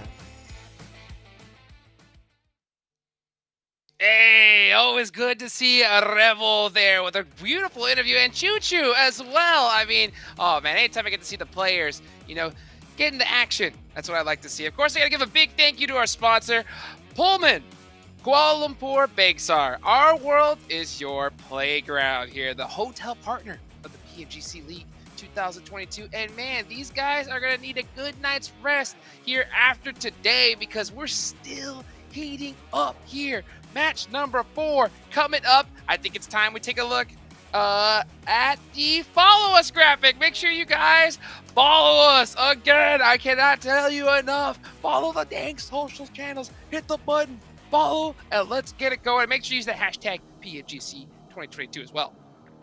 Now let's take a look at the overall rankings and see where everybody stands here. And it's Nova on top. Wow. Okay, yeah, it's Nova on top, 44 points. I kind of expected that right after that chicken dinner, but what's impressive to me here is HVVP being able to put up a second place finish, even though they haven't gotten any wins. Their consistent performance that we're seeing out of that team is working out perfect for them, Imperium. And even 1 million in 3rd place, right? The Moroccan side kind of somewhat come out of nowhere. Their patient game, their passive play, even though we aren't necessarily a massive fan of it, has worked out for them so far, moving down. Vampires slowly building themselves up, but they have somewhat dropped up, should I say. And once again, Fireflux still in last place. I need to see something from them today. All right, I got a question for you here. Aaron Gill coming up, match 4. Are we going to see that hot drop? You said earlier, and I quote, you said that might not be enough for Power to not hot drop with Nova. Do you think after what they saw in that Sandhawk, they're going to be like, you know what, let's actually not hot drop Nova? What do you think, Imperium? I'm still on them kind of hot dropping on Gaka. I am, because, I know, normally I'm the opposite, but I think when it's something like the PMGC stage, it's still day 1, there's still 3 days to go. I'm all for it, man. So you want Power to throw. Got it. To watch. I think that may just happen here. I don't think you want a hot drop at all here at this stage, especially at Gatka. There ain't no loot. But you know what? There is the teams to watch. So let's see. So you got HBVP on your list. 2nd place so far, 7. I do, and I mean, this is the reason, the consistency that we're seeing out of this team. And I actually want to talk a little bit more about GODLIKE STALWART, because, boy, what is going on with that team? We saw the frustration, too, from the players at the end there when they actually ended up getting eliminated, one of the players just smacking his hand to the table. Don't smack it too hard. You still need them. But I hope they're able to just kind of brush off that frustration. It's still halfway through day 1, guys. You still have a lot of time. But, hey, halfway through day 1, I feel like they need to turn it around now, Imperium. Just simply, they got caught out in the previous game. They got caught out in game 2. Luckily, Orangel, as we will have a look at possibly in graphic, is arguably their strongest map so far in the PMGC. I'm okay with them kind of smashing the table like that, because you get your frustration out of the way straight away. You kind of go, oh, damn, that sucks. But then you move on, right? You move on. You go, okay, next game, next opportunity. Let's get it, boys. Yeah. Every one of these teams is really looking for that opportunity to pop off right here. That's how you really win a stage like this. You know, hopefully you get that good zone, but you have to maximize it. You got to get those maximum eliminations because it ain't always going to come to you like we saw on that last sandbox there. But Nova was like, hey, come to daddy. Come to daddy here. All right, Air Gale about to come up here as we can take a look here. Oh, look at the Knights, man. Coops looking up to the sky saying, what's going on? What's happening? I would actually like to, at some point, if this performance continues, at the end of the day, I want to see a little bit more urgency out of Knights. I mean, they're currently sitting here in 14th place. Yeah. Not where we want them to be, considering that this is the only team out of North America. Come on, give us something to push for, Knights. Come on, baby. Show us what you're capable of. And it's the same with Vampire as well that we just saw on our screens in the previous game. Yeah, they got a decent result, but once again, they hung on to that compound for too long, right? They did, and then they got punished by Nova swimming across the water. Arguably, they shouldn't have allowed that to happen. They shouldn't have allowed Nova to punish them like that. Of course, when you're playing against a player like Power Boy, yeah, you can't be, you know, you can never be, you can never not be conscious of that, but at the end of the day, you got to take control of the end game, and Vampire didn't do that in Sanhok. Paraboy's Well, Paraboy is Paraboy. All right, guys, let's get this next match going. Let's take it on over to John Allen and Zute. Thank you very much, guys. Over on the desk, we're nicely rounding that one out. Nova dominating so far on the tables, with HVVP playing a close second. And at the top, it's still pretty tight, but it's still all to play for, and it's very early in the tournament.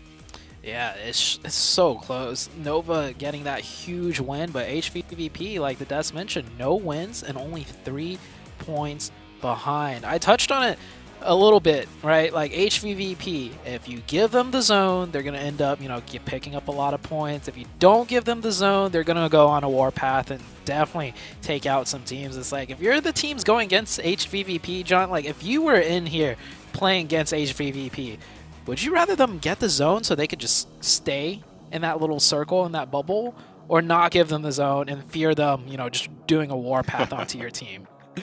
I mean, it depends, right, in what position. I feel like if you force HVVP to move and you've got multiple teams around you, that could be a better scenario because it takes a couple teams to take them down, seemingly.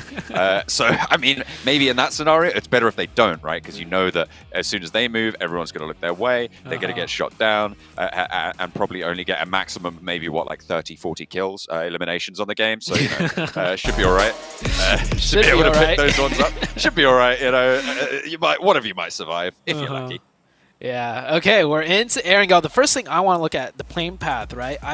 So Nova has 2 different split drops.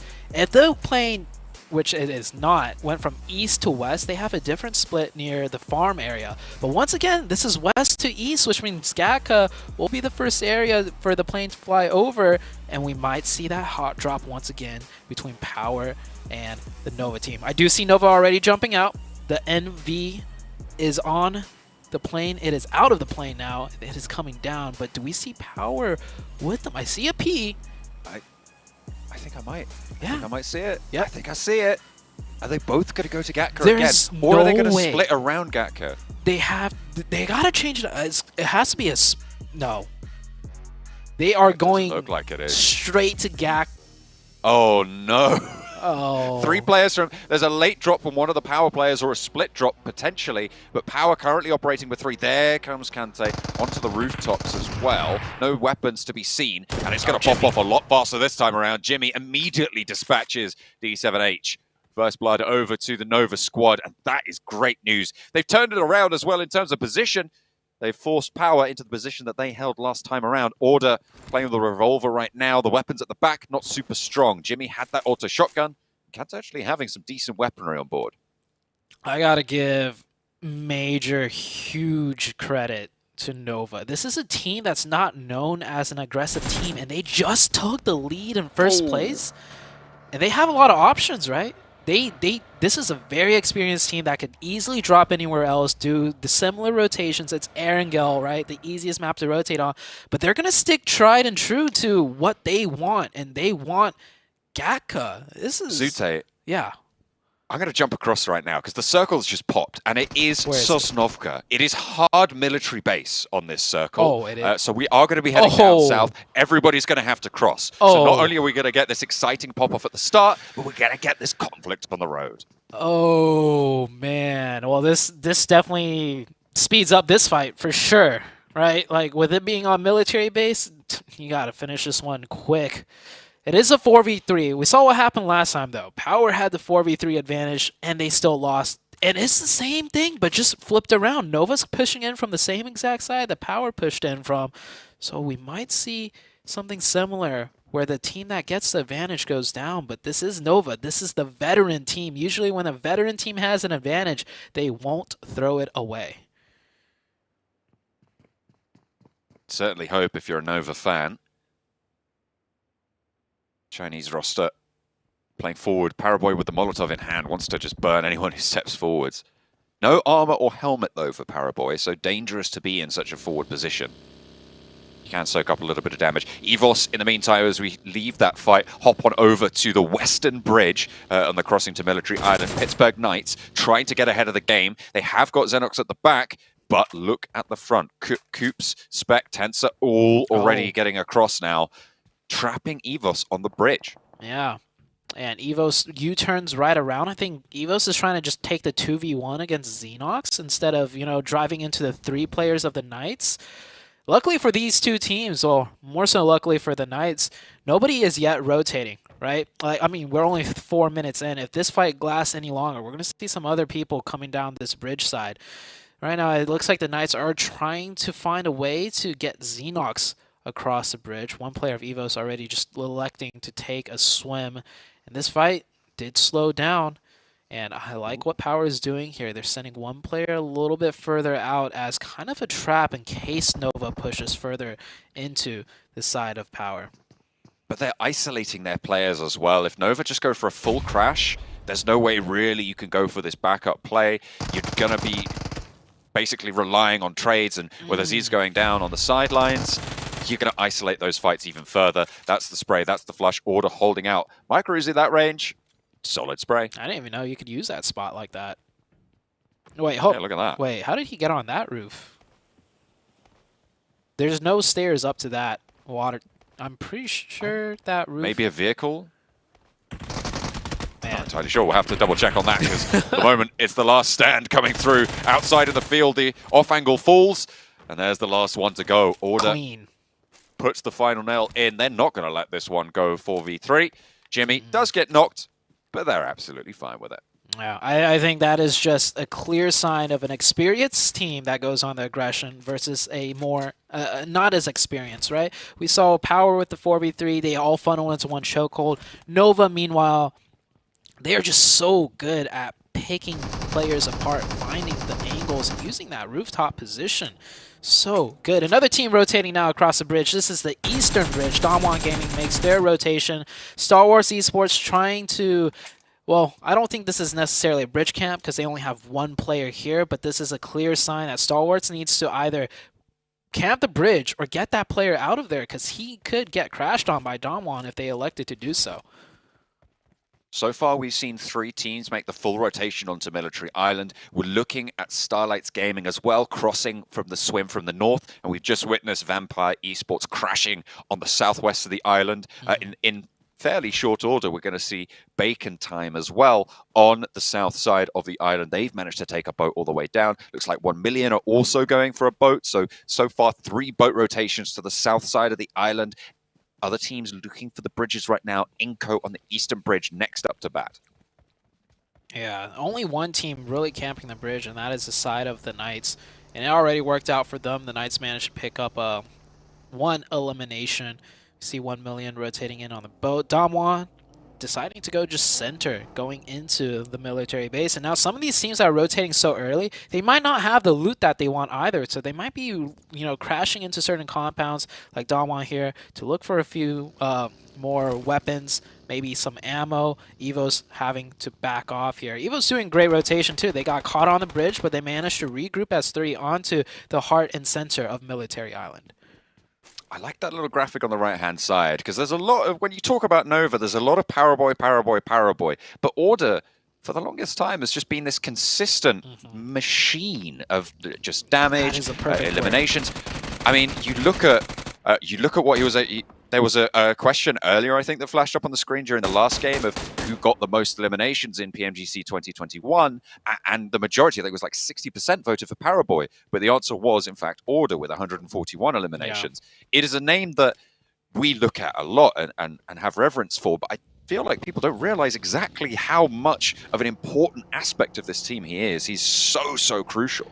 I feel like amongst the competitive players, right, people know Order is the harder hitting one, right? As far as status and legends go, it's Paraboy, because they're both extremely strong in different, aspects, right? Order's known as the long-range god. This guy does not miss when it comes to mid to long distance. The best support cover player you can ask for. And then Order, of course, is just, not only is he really strong close range, he is so clutch with his IQ when it comes to close range fights. He just always knows how to move around without having to do anything too flashy. Like, his close range IQ is on another level. Yeah, those two players, just the dynamic duo, right? And then, of course, Jimmy, the IGL, the brains behind everything, and King, the support player, to make sure everything is anchored down so that when a mistake is made,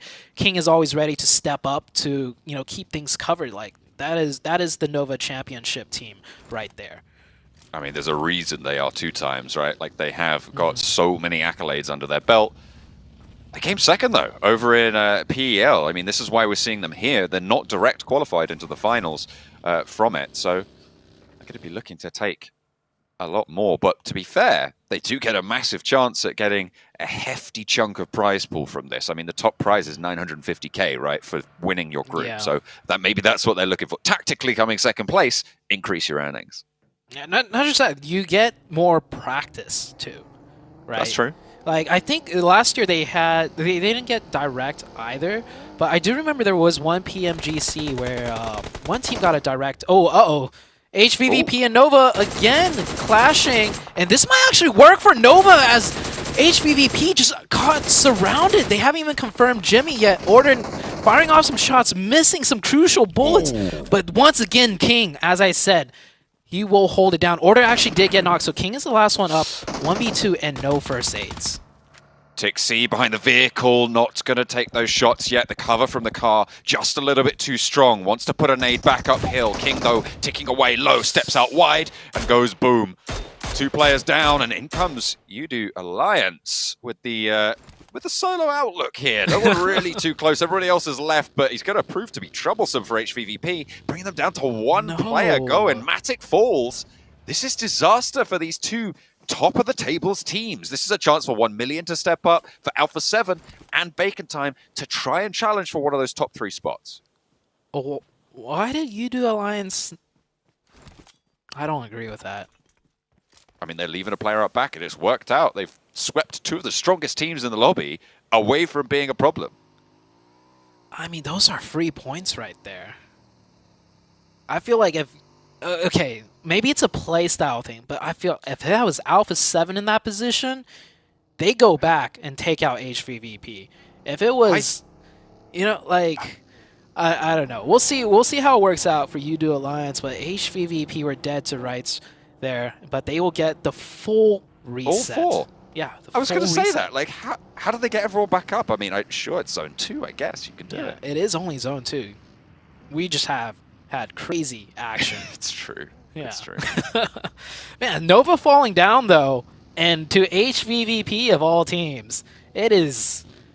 Man, it's almost like this is the last game of the entire Grand Champion every single game, because these teams are just like targeting each other constantly almost. Well, the next circle will fully isolate the military island here, as it will leave none of the mainland left in the slice. Most teams already in it. I mean, HVVP, we've seen them. They're going to be late on this rotate. Hopefully they've been able to slurp up enough meds to sustain them, but that western side that they're going to have to push in is looking pretty treacherous. 1 million as well from the south, going to have a difficult path through the Pittsburgh Knights. Yoshi here rotating in extremely late due to where they dropped. Will find themselves pretty much barricaded by multiple teams. Can't get any deeper into the zone.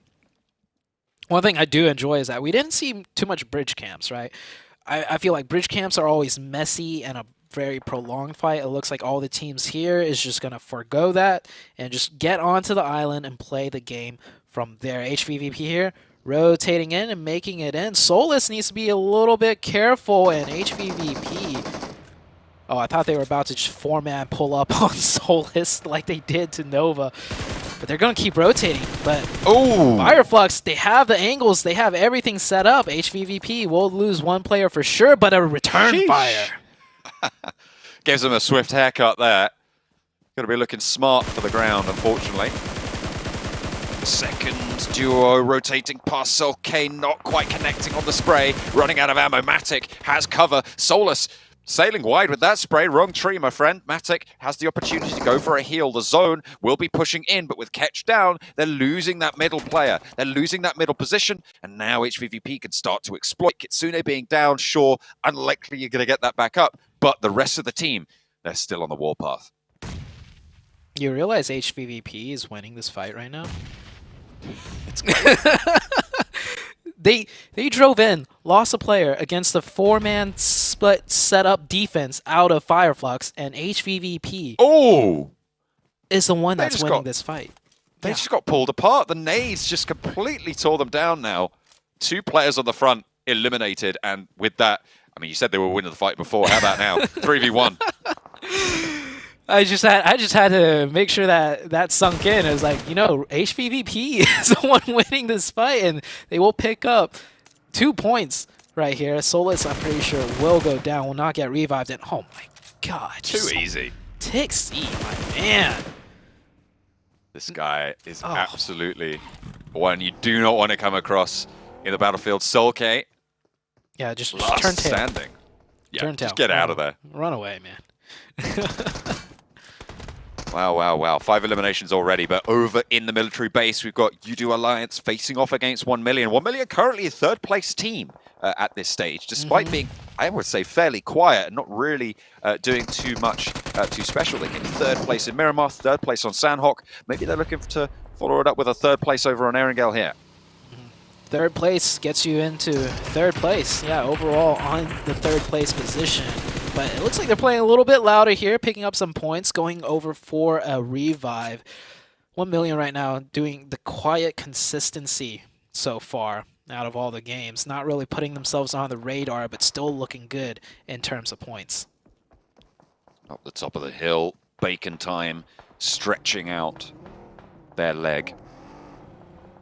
And opening a nice line of fire for themselves to operate for the next circle, which comes through a little bit closer to the observatory, which catches the entirety of Stalwart in. They're playing 2 up, 2 down right now. 1 million losing a player to Pittsburgh Knights. We said this approach was tricky because of them.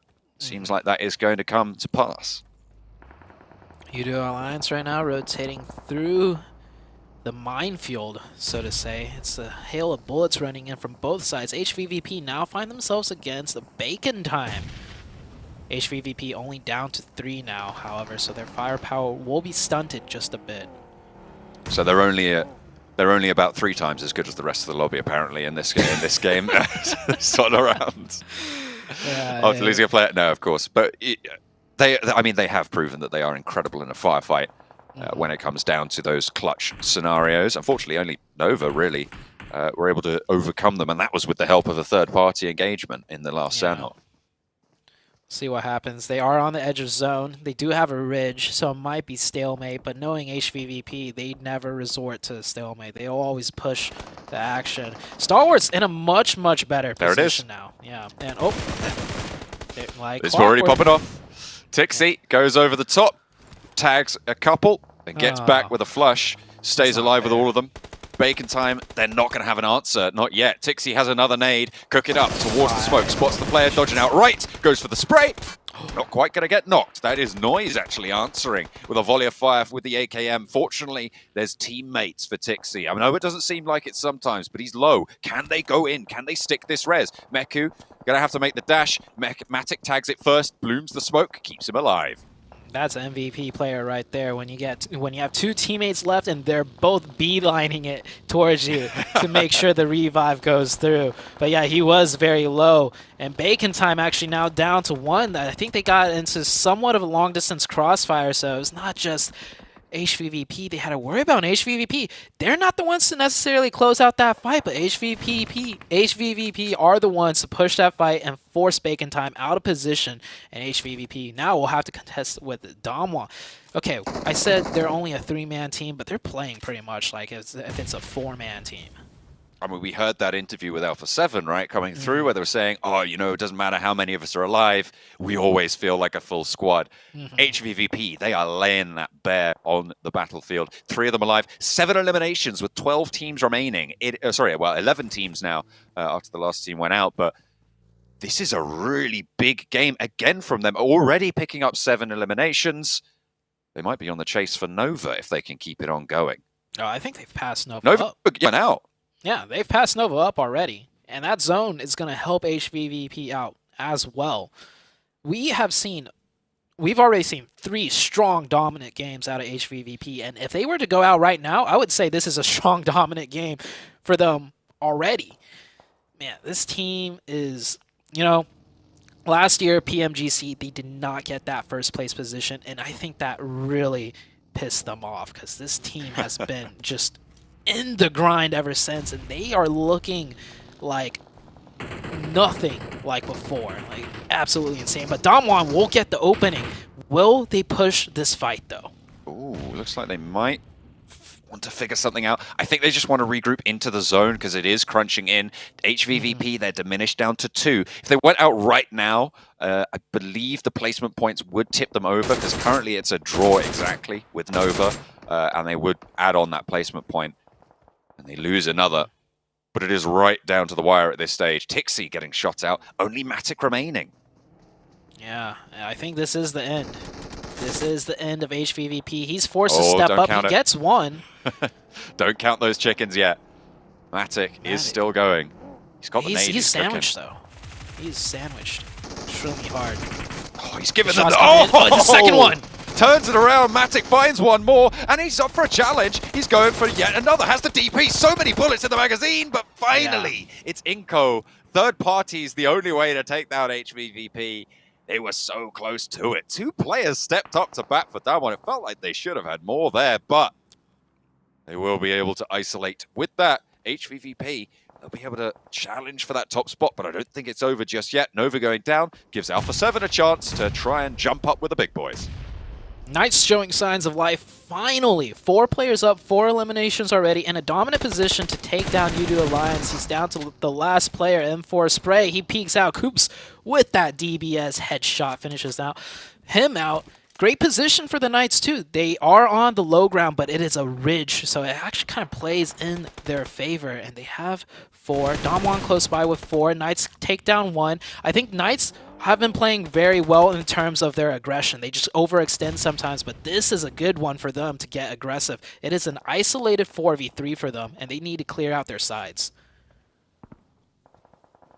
Damwon struggling. They are now the filling in the sandwich, which is not ideal for them. Close by iNCO. Spec spotted by Vampire, who are playing south side, just on the north edge of those military compounds that still remain in the circle.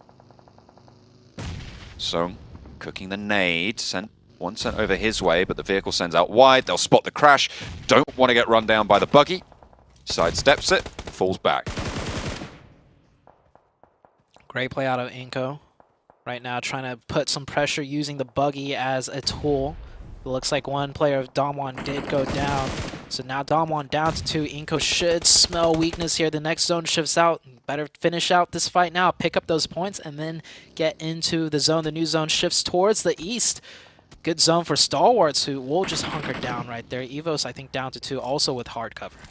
PITTSBURGH Knights disengage from the fight that they had up the top of the hill, but they might be And their back shot out there. iNCO move up past down one. They turn their attention out the Pittsburgh Knights way. They say, oh, hang on a minute. There's still a player from down one. Deal with that. Now they can look to control on the southeast side, but they are outside of the zone. They'll have to move forwards, and EVA are in the way.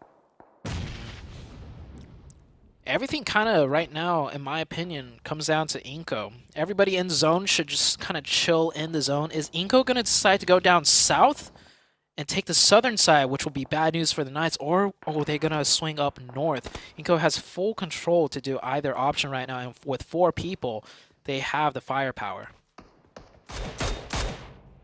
Alpha 7. Spread out a little bit baseline on the southeast side. iNCO squash low. Fluketh gets the angle. Mini 14 is good. And they pick up the point as well. iNCO lose a player on that western edge. Pittsburgh Knights still very, very close. You can see them under that ridgeline. Excellent step up from action from GODLIKE STALWART. And this is the game that we wanted to see from this roster. I mean, they've been flagging. You saw the frustration in the last game. Yeah. It looks like they've got it out of the system now. They're playing strong. Looks like iNCO finally deciding to make a play, and they choose the worst one of all. They go down the middle, which opens up silence from everyone onto them. I want to see them do a hard swing to the north or a hard swing down south. But going down straight the middle, they will get blown to bits. iNCO now down to 1. And I think everyone else is pretty much in zone. iNCO still has 1 player that needs to make it in, but I don't think he's getting into this circle. Yeah, Vito 2K going to be really suffering now after losing Nenabete there. Vampire nades downhill, good rolls on them, and Stoned is going to follow it up, gathering no moss as he tumbles down the hillside. Tensa low around the side. The flush is priority, and top actually proving to be a third party. Coops falls, and actually they're trading back and forth. There's third parties that are ruining this push from Vampire. Stoned really very low, and everybody's suffering. Seemingly, GODLIKE STALWART are just playing everybody for a chump at this stage, and Alpha 7 weighed on into this fight on the south side. Nades over the top. Top still going in with that Mini 14. Spot Stone can't quite finish off the flush, but puts the player with the DBS back on the line. Xenox, the last to fall, and it's Alpha 7 to pick up the points. Alpha 7 third party, when they smell points, they go for it. I love that decisiveness right there. Keeping track of what's happening on the battlefield. What a great team out of Alpha 7. We do see Alpha 7's down to 3, so I think Mythic is probably the one calling it out for them as well. Alpha 7 with 3, STALWARTS with 4. We still have the Donuts team. USG Donuts been very quiet on the northern side, just playing and biding their time. And then STALWARTS, once again, getting this circle gifted to them.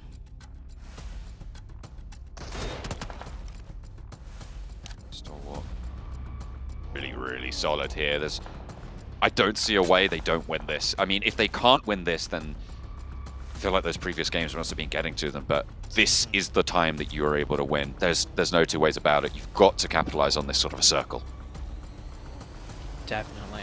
But I feel like the circle will... I think Alpha 7... I think every team might be able to stay alive here. No, USG looks like they have the edge of zone close to them, but it is not a good spot. So USG will have to commit somewhere. I feel like they're going to be looking at EVOS' direction, and Alpha 7 making a move right here, and oh no! Boom goes the car. Schweppes puts the DBS to work. Picks up 2 points for Vampire Esports. Last player surviving, and Alpha 7's hopes are dashed on the Dacia.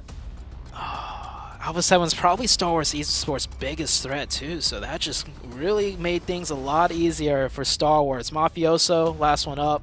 He might be able to pick up a knock. Here is USG's push onto EVOS right now. Lufa close by next to the tower. The other 2 players providing support, I believe, from distance. But they will have to make a move soon as the blue circle is closing in on them.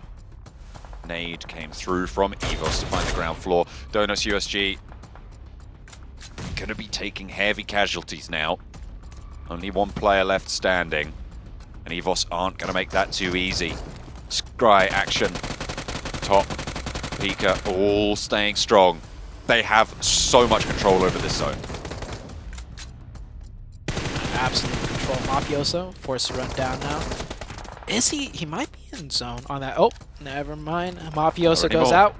We're down to 3 teams. And USG is still up. They got the revive. it's 2v2 here with 4 players of they should definitely move off of that knock. They have the numbers, they have the angles, they have everything. They need to get more elimination points, not just the chicken here, with how bad of a 3-game STALWARTs have had so far. Although, to be fair, just getting that chicken dinner after the games they've had would be great news. It looks like they're gonna get it. Look at the movements that they've made. They've pushed up, they're controlling the ridgeline. They know that they're gonna have the center of the next zone as well. Yeah. There's no way that they go down here. I would put a good amount of money on it. It's just no way that it happens. All the UC in the world. Yeah, they just need to Absolutely. maximize points. They get 1, they get 2. There's only 2 points left. They should look to get both of these. And no way can they throw this now. I want to see them commit, like try really hard to get 1 more point, because they should know both of these teams are just going to die to the blue otherwise. Yeah, Action really wants to hunt this one down. They know there's a player in the shack. It looks like they know that where Redface is. There's the nade. There's the point. Action knows the bathroom will be the place of the final hold for EVOS. It won't be enough with just the 1 player, but the rest of them flood on in. Done. And GODLIKE STALWART, what a relief for this roster. Yeah. Coming back on in after a set of lackluster performances. I mean, you could see it. Look at that. Yeah, That is relief. Relief is the perfect word. I love that you said that, because that was not a celebration we just saw. That was just relief. Pure relief that they are managing to pick up some points and put themselves back on the board. And there's a little bit of celebration now, a smile, as it's settling in, that they realize, like, hey, we still got this. We still know what we're doing. We're still a top contending team. Great job out of STALWARTs. Man, what a game. HVVP once again showing up. Nova and HVVP continuing to duke it out. The hot drop, it happened again on Gaka. John, it happened again.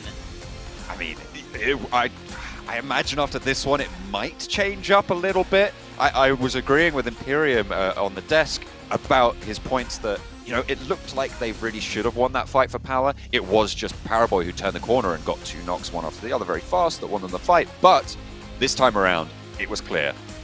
Nova had it all in their hand. Now, maybe Nova wants them to hot drop, because Nova has managed to pick up... Oh, okay. Actually, every single time, you realize that they've done that hot drop, another team has rotated into them, because Nova's rotation is drastically slowed down. First game, it was Alpha 7. The game we just had, it was an HVVP. So that hot drop, even though they're winning it, is actually costing them a lot of points, because they end up running into a different team due to the slowed down rotation. I mean, it was difficult, obviously, with the military circle as well, because people are going to move faster on that, so it does kind of skew that a little bit, but you're right. Difficult path ahead, but GODLIKE STALWART start out with a good step for their first chicken dinner.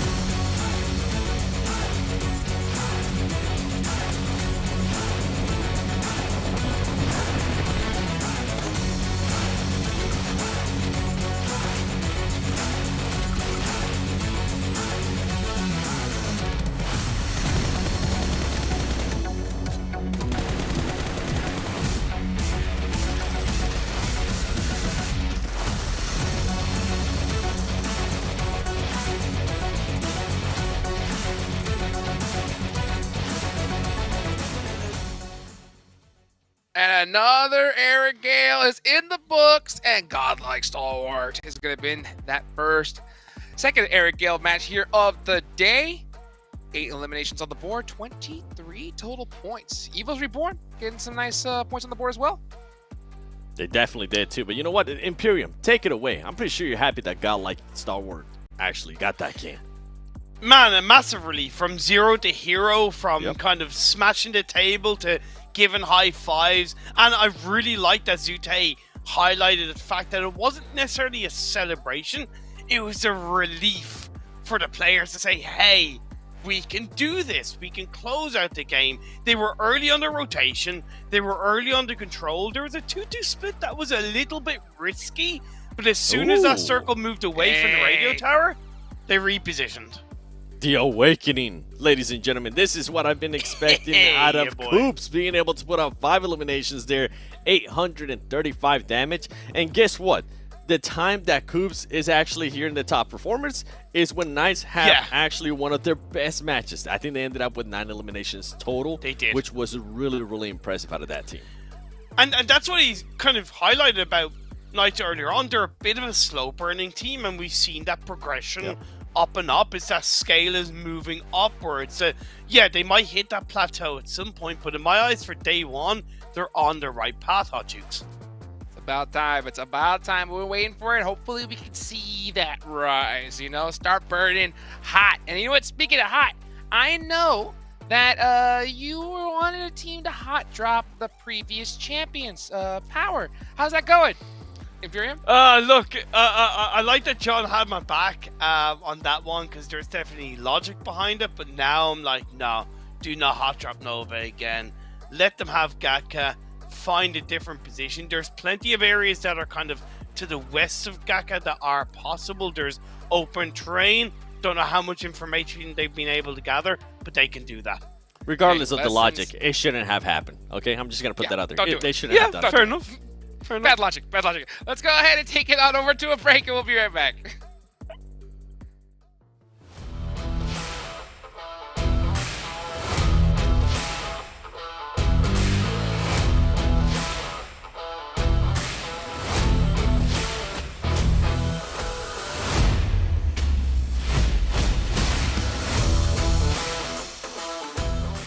De PUBG Mobile.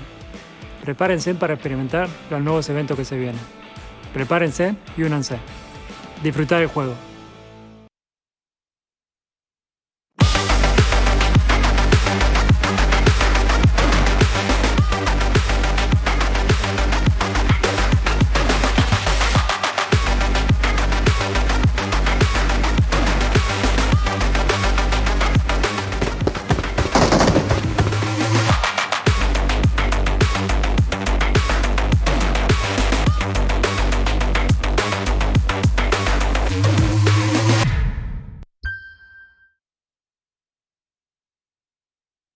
Welcome back, everybody, to the PUBG Mobile Global Championships. Of course, I got to give a big thank you to our sponsor, Sony, with the Xperia 1.4 and the Xperia Stream were created in collaboration with professional esports players.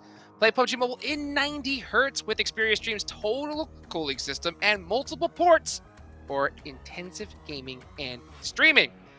Guys, still so much to talk about here as we go into match number 5. There's still 2 matches left to go. Okay, so they have plenty of time to put some good solid points on the board, get some of that energy going into that next day, you know.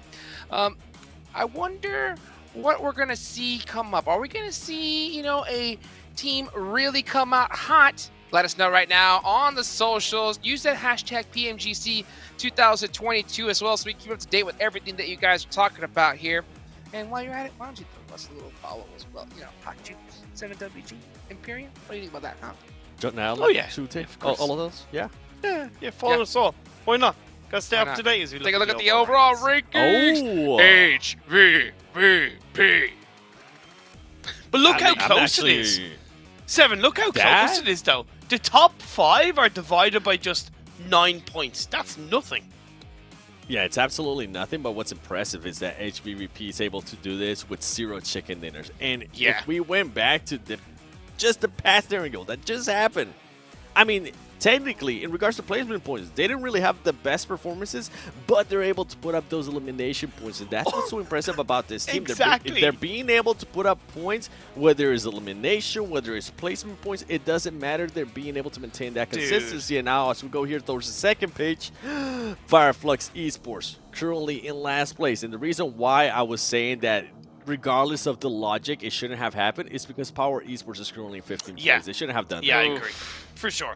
110%. Pittsburgh in 12th place. Down in 11th. They haven't really, you know, improved across the 4 games. It can be difficult to evolve your gameplay.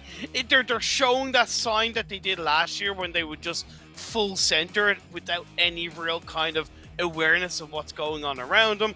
I hope they change it coming into the last 2 games of today. going back over to Miramar. Back to the desert here. Looking to see some more action in Pecado, Sin City right there in the center. Hopefully the Knights can come and make it happen. Yeah, POWR, unfortunately, just really off to a really tough start here. Take a look here at some drop locations. This is where everybody is expected to drop. I wonder if we're going to see any changes here, Seven. What do you think? I'm actually intrigued to see if we're going to see any changes there in Picado. We saw Knights being able to just concede that spot very quickly to Vampire Esports. It did end up working out for them because of the circle that we had, but I would be surprised if maybe we get more of a favorable circle, more of a center circle, if Knights is willing to take a fight with Vampire Esports, if they do hot drop each other in Imperium. Yeah, definitely. And Miramar has always been a tricky map when it comes to drop spots and looting, because it's so city heavy from a loot standpoint that compared to Erangel and Sanhok, arguably you tend to get a couple more hot drops in play. Right now, Yoodo Alliance has lost Leona's ult to themselves. I would possibly, if there's a team in the lobby that has lost Leona's as a hot drop in their own regional tournaments, that is a place that is more than capable of holding on to two teams. So that's something that could be down the line in day 2, day 3, or day 4. Yes, indeed. Let's take a look here at your guys' teams to watch here in this upcoming Miramar match. Oh, I see the Knights is on both of y'all's picks here. Why the Knights? Just because of what we saw. I mean, Coops being able to wake up, Coops being able to get those eliminations, and then the team being able to back him up too. I didn't agree, and when we were watching that game, we didn't agree on the 2-2 split that they did there towards the end. I wish they would have just actually chose to side. But besides Knights, another team that I'm actually going to be looking at here is going to be POWR Esports. This team, they really haven't performed that well, 15th place, but the previous Miramar, they were actually able to put up 11 points. So hopefully they're going to be able to take advantage of Miramar here once again and put up some great points up here. And for the opposite side, I put GODLIKE STALWART on my teams to watch because the majority of their points have come from Erangel. And yet, that's not technically a bad thing, but you need to have the likes of Miramar under your belt. You need to be able to find a bit of stability there. And in this Miramar game, they need to follow up on that chicken dinner with another stable result. And of course, I had to put up Knights up there, similar to what you said, Seven. They performed good in the previous game. They're backing each other up. They could have pushed up onto Down 1 Gaming when they were fighting up against iNCO. They chose their path. It didn't work out in that game. Yeah, so far teams that have won haven't actually performed really well on the match after that. So I will be intrigued to see what GODLIKE STALWART is going to be able to do.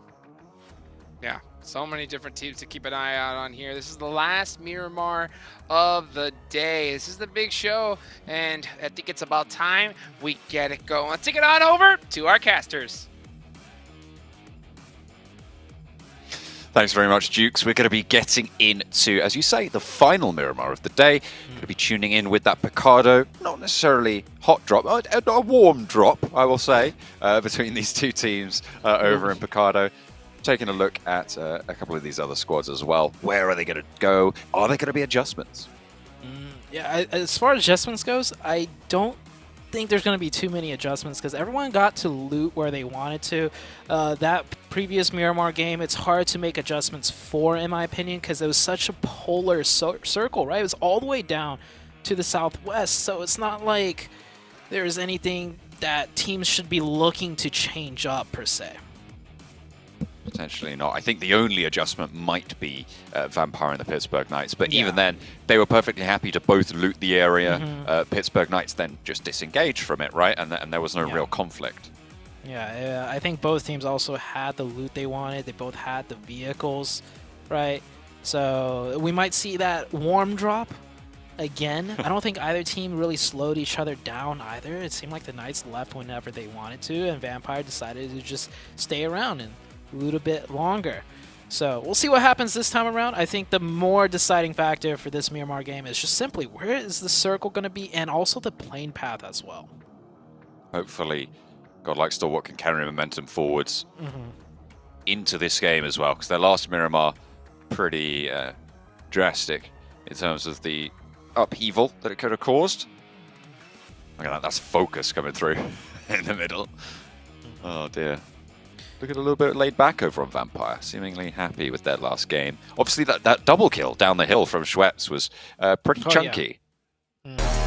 Those 2 points were, in a way, gifted to them. I think it was as they were driving down, right? They took a lot of bullet damage from the other squad. By the time they got down to Schweppes just pumped that car with 1 DBS shot, and it just blew up instantly. And we're looking at the playing path here. This is not a very good playing path for these That's players. a deep cut on the south, right? Going from La Driera down to Puerto Paraiso, and it's not going to be pleasant, especially for, I think it was Alpha 7 who dropped in Torre Hamada, Tierra Bronca on the split. HVVP might struggle as well. Depends where the circle goes, though. Yeah, I think everyone does have some sort of backup in mind for when the playing path does come down this way all the way down to south. You see Alpha 7 already jumping out very early, stretching to the northwestern side. They might actually go loot ruins in the trailer park area, seeming from the trajectory they're going towards. Damwon sticking true to their Valdemar on the southwest. Everyone else stretching out to the north. We might see some engagements very early on, just by the means of rotations and fighting for these vehicles off drop. Ketch is going to crack on with a party bus. For Fireflux, fairly central. You can see him just to the southwest of Picardo.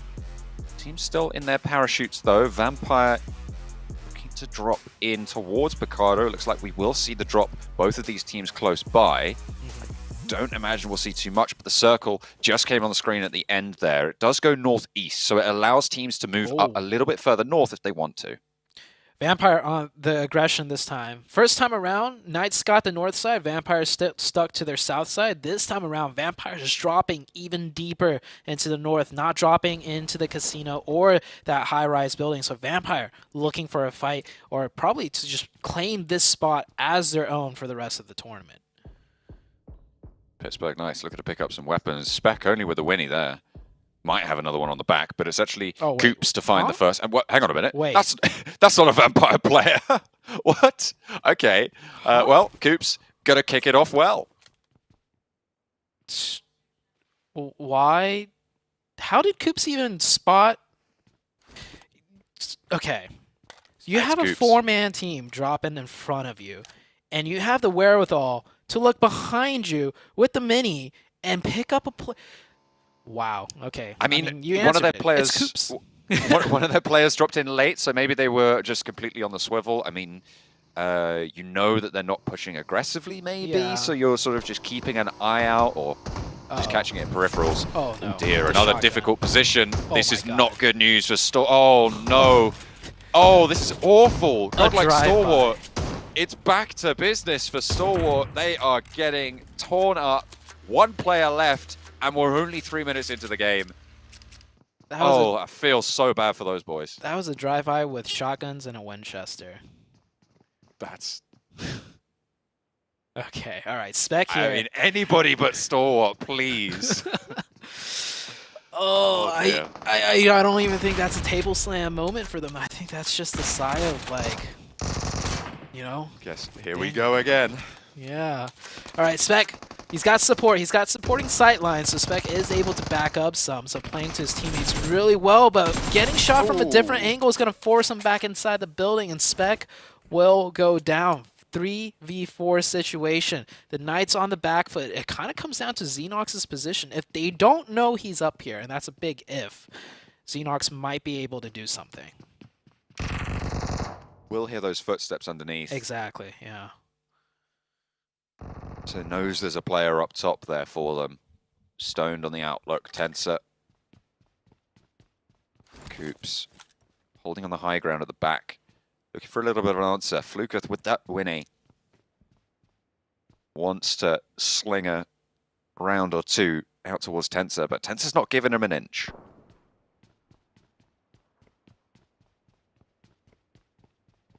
Slowing down a little bit here. It looks like Vampire, with that advantage, it looks like they're going to spread out a little bit to find an angle. I think they're mainly trying to deal with Xenox. I think they know he's up here.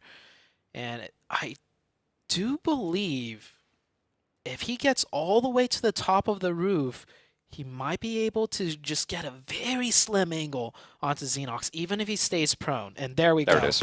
Yep. The Knights now down to 2 players. Ravenclaw does get answer towards. Koops is still on the warpath. Koops again. Picks up the backstop, and that could be quite important, although losing Xenox early, it's not going to be ideal. Leaves Koops and Tensor operating as a duo. In the meantime, hang on a minute, Nova running down power there. Wait, Gakka was in the last map. Gakka was the last time. Come on, stop that. I'm looking here. Okay, Northeast. so yeah, so Nova is looting Minas, and that's actually, I love how we don't even have time to talk about where the first circle comes up. Before this match, I'm like, the most important thing coming into this Miramar match is the plane path and circle, and we haven't even touched on the circle yet. Circle is northeast, dead center is Minas, and that is where Nova's looting. HVVP losing 1 member, 1 million, getting a bit more aggressive now as they do get a knock. He's looking for the confirmation, but the rest of HVVP is here to bail out Tixie, their MVP player so far for the day. I'm surprised Venom didn't hop out for that. I feel like he had time. He had the position, but being so split on the back from 1 million, they are completely on the way. Maybe they were just like, you know what? Just don't even bother. We're not going to try and challenge HVVP. We know how strong they are in fights. We've seen that over the last couple of games. Yeah. HVVP will get that reset. And so that fight with POWR. So POWR was actually, I think it was just a very delayed rotation to the plane path. POWR's going up to El Azahar. They swung through Minas, and they were able to catch 1 player. Alpha 7 now in iNCO taking fight. Nice swing out by Revo with the M16. He's going to pick up an elimination. And this is all the way in the northeast, so Alpha 7 did end up rotating from the northwest all the way to the northeast, looting that Campo Militar area, and iNCO's also there. And we got another fight happening with the last lone member. This might be 2 points for him. I don't think they know there's a solo player here. He might pick up the 1v2.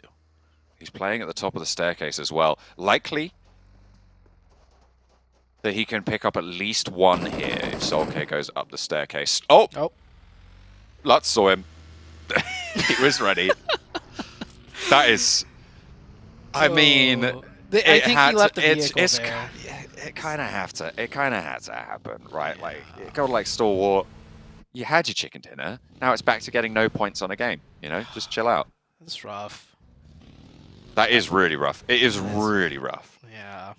I like how our camera guy also was kind of caught off by surprise because he was like, wait, huh? Had to zoom the camera back out. Yeah. Jumped to another angle. Like, oh, that's what happened. And that is STALWART's once again out. But, okay, overall, this is only day 1, right? They're in 6th place. They go out with 0 points. That sucks. But this is day 1. We got a couple more days. So they're not in the worst of positions, right? They're not in the worst of it, but they're definitely not happy with how inconsistent they have been performing. Needs to step up a little bit. I mean, teams like Fireflux, POWR also just have had much less of an impact.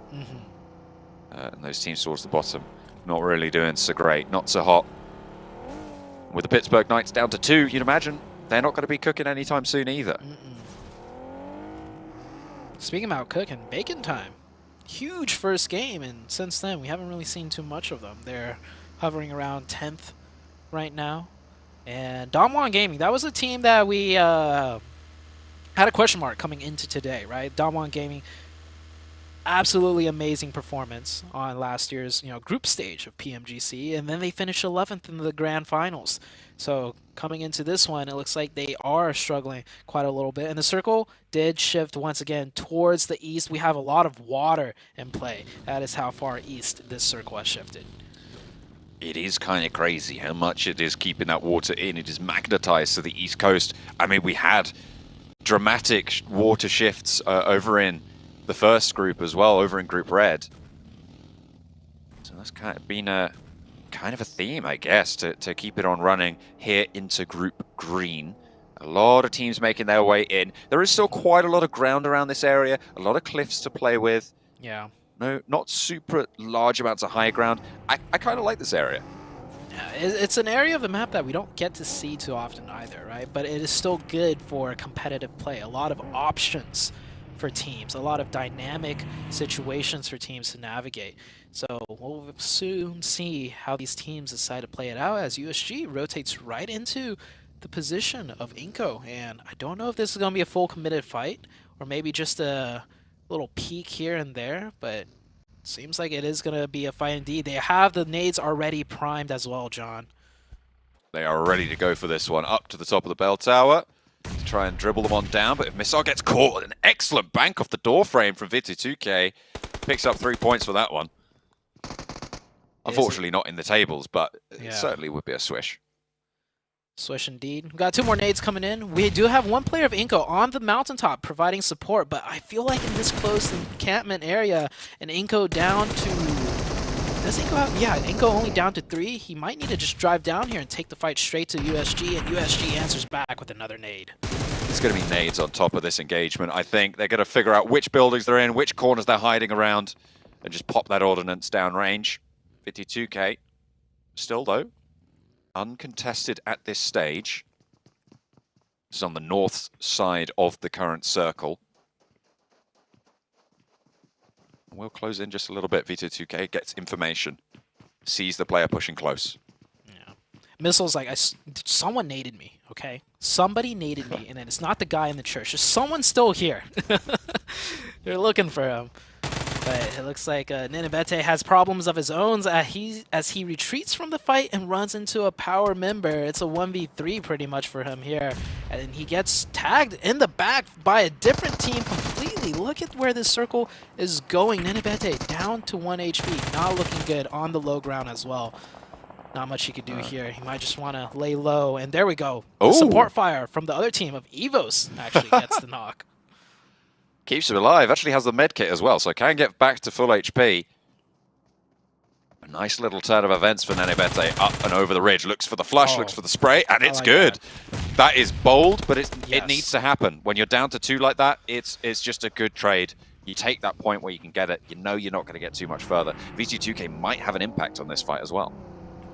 I like how he's scooched from next to the doorway all the way back to beneath the stairs, trying to stay as small as possible right now. Last member up, and the zone pulled away from the water, so we do have this flat, hilly high ground in play. We see a lot of teams starting to converge around here, and then we do have, you know, down to the middle of the map, we have that road splitting right in between everything with some very strong compounds too left in play along the roadside.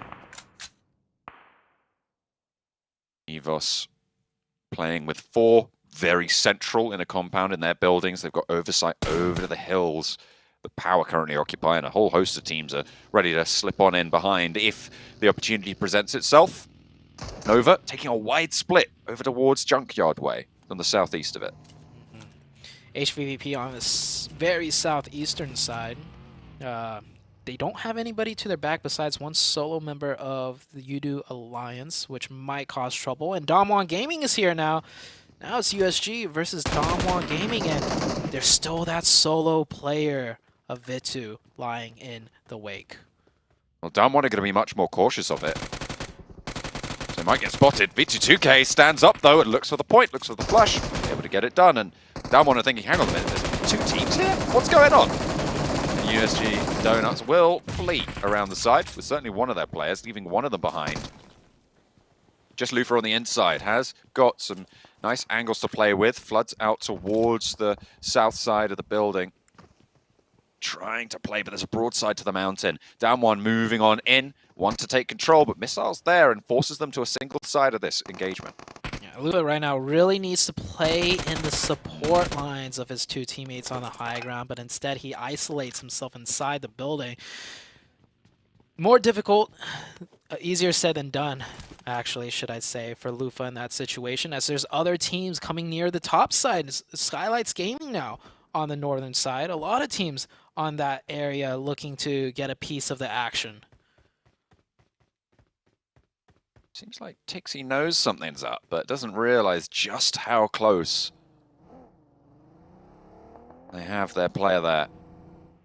For the Yoodo Alliance, the circle goes towards EVOS Central.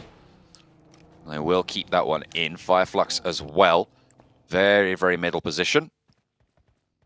I feel like HVVP also have a really solid spot. I mean, on the south side, no one really actually playing in the same direction. Yeah. Actually, this is like almost perfect for them, because if they need to go up north, they have those ridge lines to work with, and nobody's really going to stop them either, because further up on those ridge lines, there's just flat terrain with compounds, and that's where most of every other team is going to be. So this could be a big game for them, as Tensa accidentally mollies himself. Koops, 1 HP, gets taken out, and that is the Knights with another rough game. Big fat L, really, on that game. They lose the Picardo, and they just get picked apart. 15th place, 1 elimination. It's going to keep them in 12th position in that red zone, in the zone that will not even make it to the survival bracket. Yeah. So you do want to be getting a little bit ahead of the game here. Bacon time with 4 into the late game. We might see another big performance by them. We saw it in the first game, and then they kind of went quiet since. And with the way the zone is playing out right now, with how many teams are up alive, I think we're about to see a lot of fights happen on every side very suddenly. Down 1. A knock over their way. Fireflux trying to keep this spread going, and it's working out for now in a central location. They don't really have to worry too much about EVOS because they have got this nice high ground. Actually, it looks like they might want to regroup, actually. Clump a little bit closer together. That's their decision. Yeah. It's always tough in this situation when you have so many ridges to work with. Not sure where to go. Bacon time. One player running into Paraboy, and Paraboy almost goes down but wins that one. That was a crucial one right there, as Bacon time's looking to pressure the side of Nova and take over the western control of this zone. But that one knock might just send Bacon time packing the other way. iNCO eliminated as well in the meantime. Not doing quite so well as their Brazilian compatriots. Alpha 7 way further up the tables at the moment. Nova and HVVP just that little bit further ahead. Nova playing on the southwest side, HVVP split on the south. They did take care of the solo player on their south from Yoodo Alliance earlier on, so there is no longer that snake threat. 1 million on the northeast, fighting with Damwon Gaming. It is just a slow grind of a fight right now. Everybody's just trying to stay alive to see the next zone rather than full committing in fights. The terrain also makes it extremely difficult, right? Both teams, no matter where they're fighting, has all these ridges to work with, and pushing over the top of a ridge always dangerous, as more action happening in the elimination feed, and Skylights Gaming find themselves caught against the side of Alpha 7, and a lot of long-range exchanges here too. Yoodo Alliance taking shots from 1 million on the northeast side. Down 1, already taking a knock. That north edge looking a little bit hot right now, pretty spicy. As you say, that engagement starting to pop off. Alpha 7 really running it down though. And will be dogged in their pursuit of these eliminations. 2 already found in the shack. They've managed to corner Boro for Skylights Gaming. And they will look to put the final nail in. Carrillo is there, and he'll catch this rotate. No way you get away from him. And that is Skylights down. They will be eliminated 12th place. Alpha 7 up to 5 limbs on the north side. Yeah, Alpha 7, always the aggressor. Works out great for them. 1 million actually getting very aggressive here. This is what I like to see. They've been playing very quiet and consistent. This is not a fight that they have to take per se, but they know they have the advantage, and they're looking to find the angles. It's always better to clear out your side of the circle rather than waiting. All they need is one nade right there where that smoke clump is, and that's a 2-pointer for the side of 1 million. But it looks like they're starting to back up instead. Dropping some smokes from 1 million. Yoodo Alliance, they are 3 players right now. So aren't really super keen to go for this fight. I mean, they know that 1 million are there. Better moving in as the backstop. Redface, lone player for EVOS, going to hold off 1, and actually the entrance is blocked by the vehicle. They have to go for a second. Looks for 2. Can't quite line up for the 3rd. It looked close, but EVOS lose their outpost. Unfortunately, though, for down 1, they've taken a hefty hit over in their compound, and look at this backup coming on through. Perfect timing. Can they keep that crash going? But in the meantime, Fireflux a little bit further to the west, suppressing lines. Going down to the vehicle explosion. SKF doesn't even turn his attention that way, and EVOS roll on through. It's going to work out against down 1. We're now down to 1. That was a good response by EVOS. Maybe if they were just a little bit more ready for a potential crash on their isolated player, they could have came over and helped quicker and keep all 4 up. So they will lose 1 because of that. Meanwhile, on the western side, Nova has just been methodically working their way in on the western edge. And HVVP, of course, somehow finding a knock onto King. These two teams just cannot stop damaging each other. And it's actually answered back by, I believe that was USG getting a knock onto HVVP. I love how this ending circle is playing out. It's not just close range fight, it is long range third parties with close range fights mixed in. Jimmy getting pressured by Vampire, who have been playing really consistent. This ball on the southwest side finally getting cut out in the open, and it's Fireflux to play spoiler. That AG does so much damage at the mid-range. Really nice blinking coming through. Tap fire is good. Lutz lights it up, and the fire burns down on the wick of Nova.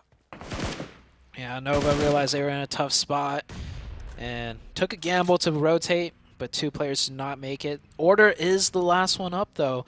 If there's any solo player out of Nova that usually is able to utilize and maximize points as a solo, it is Order. I have seen Order do great things in the PEL as the last man remaining. So we'll see how this one plays out as the next zone about to shift on out.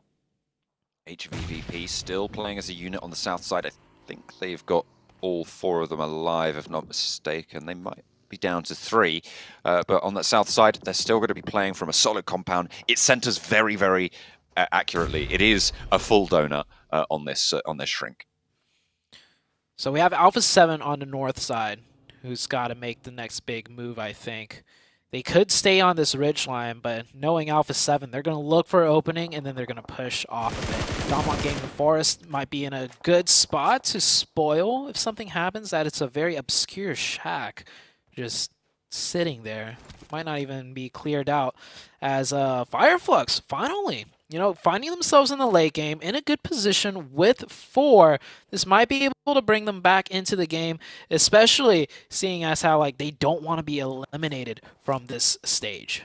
Yeah, I mean, this team from Turkey kind of lackluster so far, but it is only day 1. We have seen the tides turn back over in Group Red. It really can change on a dime. Day 1 to day 2 was a dramatic difference. So for the teams at the bottom, they're hoping that it's going to be very, very different for them. Let's see if they can step up a little bit. Yoodo Alliance, Fireflux, the 2 that currently still in this. Damwon Gaming and Bacon Time, trying to stay away from that bubble. Order right now being pressured by Vampire. He's the last one up. Nades are raining in. He's in a good spot, though, because those hay bales, it can easily deflect the nades. It's hard to kind of throw the perfect arc in. Oh! And Order doing Order things, firing right back. He could get this next one, too. He already picked up 1. Second player takes a lot of damage. Ravenclaw starting to bleed out here. They need to deal with Order now. Stone, if anything, just needs to crash right in it, but he's getting third party by Meku. Oh, the top 2 of the lobby teaming up on Vampire right now. It's going to be really hard to keep Fluke alive out of this. Ravenclaw, I think you're done for here, mate. Let's be honest. And comes it was actually Fireflux. Catch with the Orm. Pops the big green gun, and Solke swings in, and Stone gets... okay, Vampire have had a nightmare here, to be fair. Fireflux actually striking out south. They want in on this fight. HVVP chiming through as well. Order is being kept alive by 3 different teams right now. Yeah. Oh, don't stick. Oh, that was a close one. That was a close one. That's a haircut right there. And for Fireflux, if they just get a little bit more aggressive, if they sweep a little bit further down the side, I do think they have great sideline onto the entirety of HVVP here, too. So you see Soul K right now pretty much anchoring down the south side. So Fireflux, if they wanted to, they could stick their heads out a little bit more and cause more damage to the rest of the lobby while still remaining very safe.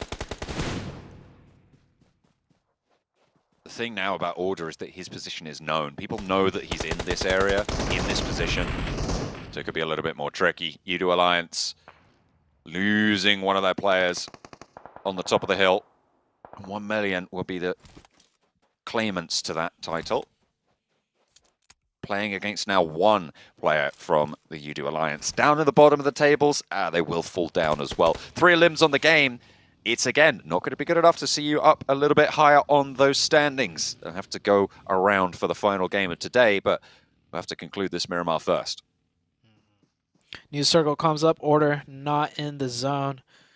I don't think he's going to be able to make it to the next one.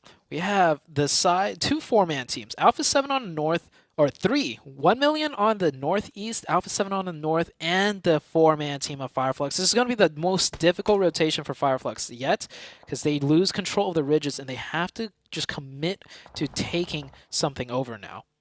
7 eliminations on the game for Fireflux. All 4 of them alive. This is the best chance they've had so far to be able to come good on a game. But Solar's getting picked up by Order, who's still going. Solo player. Yeah, the most deadly solo player right here. Just can't take him down. It's going to blow up that buggy. Maybe get the confirmation here.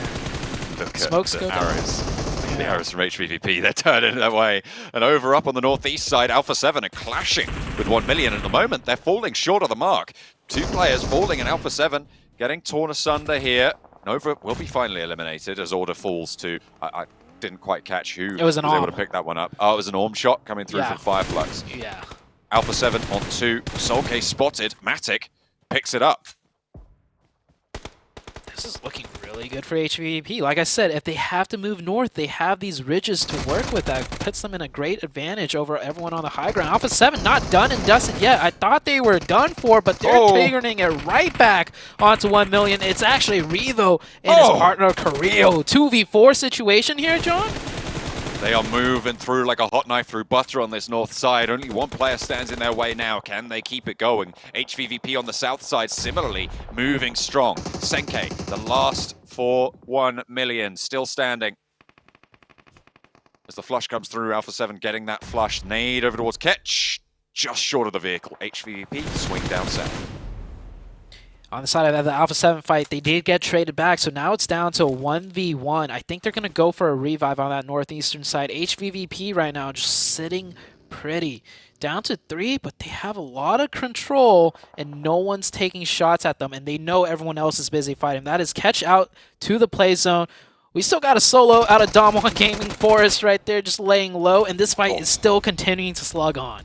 Revo finds the re-knock, and now it's just Marshall playing backstop for 1 million. Can look for this flush, but the shots might come through from Marshall. We saw him be a sneaky solo player before over on Sandhawk, but yeah, here they go. Oh, I thought they were going to break out wide, go for the wide swing. They know he's there. They catch an ankle, look for the shots. Carrillo taken low, actually has to hit the deck. Revo has the goods though, and will come up good with them. Alpha 7 stay alive with 2, but HVVP in the meantime have moved across the terrain. They are up and on the hillside.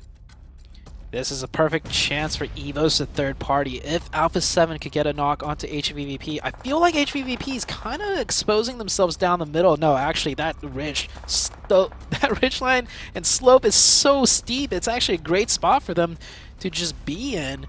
When is EVOS going to make a play, or are they just going to wait for these 2 to fight first? Matic open to the side swipe from EVOS, but they're not going to land the spray. Alpha 7 will have to move south first. The next circle, of course, will just close right to the center. And at the moment, HVVP have the best angle on it. They're looking for openings right now. I think EVOS had a chance right there, but missed 1 too many shots. Now HVVP is well aware of the angle that they need to be safe from. Alpha 7 doing a great job, just working their way in from the north. I thought they were done for, but they pull out a 2v4 against the side of 1 million. This is Alpha 7 looking to try and chase down Nova's position in second. Of course, with Nova going down earlier, they will have that in their sights, and if they can take down HVVP early, maybe even move a little bit further forwards. They've managed to rack up quite an impressive elimination count. If HVVP go down now, they definitely have the points profit total, but the circle will close, and they are right on the edge of it. Center controlled. HVVP launched that nade. Shots ringing out towards EVOS as well, but Alpha 7 bearing the brunt of everybody's damage. Meku spotted by Carrillo, but he will not be able to bring it back. And again, Matic and Tixi on that ridgeline will be able to stay alive. Carrillo finally dispatched, and now it's a 2 versus 2 coming through for HVVP and EVOS. Tight fight. It looks like it's going to be a 2v1 as Tixi goes down. Meku's got the MK14 though. but they're going to get the revive. It's going to be 1v3. It's not looking good for HVVP from this downhill angle. They have the center of the zone, and it is closing. It's going to force them there. Does he not see Microboy? I don't think he caught it. Will spot him now, though. Takes a nice little lick and a second as well. Has the time to heal, as there's no chance that they can go for these reses. With the zone pushing in, it's going to go in for the nades. No, he doesn't have any left in the back pocket. Tixi flushed out. No information more. Meku sees the run forwards, sees the dash, has managed to get the heal off, has the sim sticking up, but has the health disadvantage around the side. HVVP claim it, and finally they find the chicken dinner. They don't even need it. Hard. They're super chill. They're like, yeah, whatever. Just another day in the office. They're like, yeah. Seems about right. Seems about right. That's entitlement right there. Yeah. No, honestly though, with the style of their play, they don't need chicken dinners. They just pick up so many elimination points every game. The chicken dinner that they just got, yeah, it's a great boost in points. 15 points. That is huge. But like mentally for them, they're just like, hey, we got a chicken and a lot of eliminations this time. It's kind of nice. Good job, guys. I don't think they got as many as maybe they used to there. I mean, yeah, you can add those up quickly. What's that? 7 eliminations on a chicken dinner. Yeah, that's probably their lowest amount. Yeah, exactly, right? I mean, they're trading off those points, right? Yeah, that's why they're just like, okay, good job, guys. I mean, you usually get more eliminations, but... I mean, I guess that works, right? So you get points somehow. It's going to be good. But Meku, able to take I think it was a 1 versus 2 towards the end there. Yeah, it was a 1 versus 2. They never were able to get that revive due to the play zone closing in. And man, that MK14 shot, just so precise, that headshot. And oh man, HVVP. It's way too early to say, but I'm gonna say they're gonna make top 3. And I want to see them do this in the grand finals. Hopefully it's not a drinks, but great game out of them. Absolutely. From that south side, they just marched forwards and forwards. They never stopped. They put so much pressure on everybody else, forced them into the arena of gladiatorial combat, and gave them the thumbs down at the end. It's HVVP to take the chicken.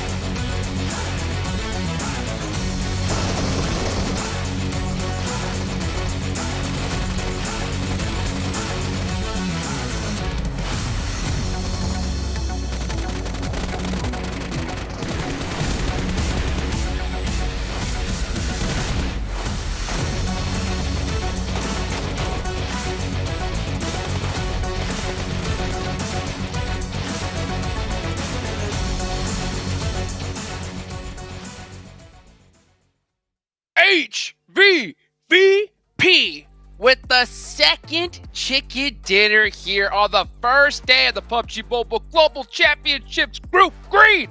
22 total points. These guys were already in first place. Man, have they put a nice lead ahead of themselves. Yeah, they're definitely going to put a nice lead ahead of them with Nova, because Nova ended up with just 6 points. Them being able to put up 22 points. By the way, with only 2 players. That's what's so impressive, and that's what we've been seeing over and over again out of HVVP today so far. It doesn't matter if it's just 1 player alive. It doesn't matter if it's 2 players alive. It's so hard to actually eliminate them, Imperium. It is, and arguably, look, all of these games that we played today, I don't think we've seen so much of a complete performance bar, maybe the Godlike Stalwart chicken dinner, right? But again, like you said, it's what makes HVVP so dangerous is that even when they're down to a trio, they play as a full squad. Looking at the top performers, though, once again, Microboy with 6 eliminations. His team performed a lot stronger this time around, getting, I believe, 12 eliminations in total on that game alone. They're on the rise, and honestly, I could see them challenging for one of those top 3 spots if they aren't already in that position. Microboy, the legend himself, dude, just coming in strong. That's what we like to see. We got 1 match left today. Erringale, all right? How long is POWR surviving in this one? I knew that was coming. I don't. They're not gonna hot drop Nova. They can't. This is the point where I would, not to sound too harsh, but I would say it's really silly. Like really silly to hot drop. I don't know. Really silly. Hey, have you ever heard of the saying, third time's a charm? Yeah, but what is that also that saying when you try the same thing over and over again and expect a different Something result? insanity? You know, yeah. So it's a coin toss. It's a coin toss. Let us know what you guys think, of course, by using that hashtag PMGC 2022. You think, hot drop being the previous champions is a good idea or not? That's something I want to hear from you guys. But you know what? With this last era gale going on, we have seen HVVP dominate so far. They're already starting to get on that point. Even though it's only day one, right? You don't want a team like them getting a very thick lead going into this here. A lot of these teams need to bounce back. Seven, which squad are you really looking at to bounce back here in the final game today? There's so many. I mean, honestly, I know, right? There's so many. I'll give you three, right? I'll give you one. Vampire Esports. I feel like this is a team that I've been looking at closely, right? A lot of people expect a lot out of them because of what they did in PMWI. So far, they really haven't shown us some of the stuff that we saw in PMWI. And that was always the big question mark with me with Vampire Esports. Now, when we looked at some of the other teams that don't really need to bounce back, but I would hope they finish the day on an exclamation mark point, it's going to be EVOS. I feel like EVOS has performed so well. I mean, I think they're currently, with the performance, they're definitely within the top 3. And same alongside with HVVPV. They just got the win. I want EVOS to also finish off the day great by getting a win. Like, Indonesia as a region has been extremely strong over the years. And yeah, it would be great for that audience to see EVOS grab a chicken dinner in the first day. Nah, I'm not even worried about the audience. I'm worried about the team. I want the team to get a win. That's right. Let's go. Come on, make it happen here. One last match. You have to rally. And this is what I so love about seeing these LANs. You get to see the players. You get to see what they look like. The anger, the frustration after a bad game, the joy of a good game. And, for HVVP, after a good game of chicken dinner, it's just like this. Good job. Yeah. This is how you do it.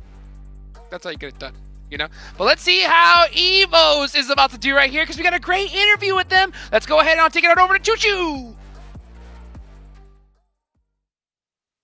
Hi everyone, you guys are back with me, Chicha. I'm here again for you, but this time we have the very tall, handsome, and amazing micro boy, as always, come out from EVOS. So we do have a couple of questions for him and for EVOS as well. So how do you feel after 5 matches? Out of 10, what would you rate the state of your team right now? Dari 5 pertandingan yang tadi sudah dilakukan, jadi dari 1 sampai 10, kira-kira berapa angka yang mau kamu kasih?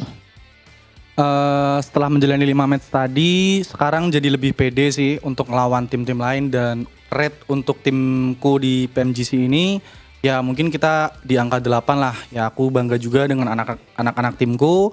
Semoga harapannya mereka bisa tetap konsisten dan kita bisa lolos PMGC di tahun ini.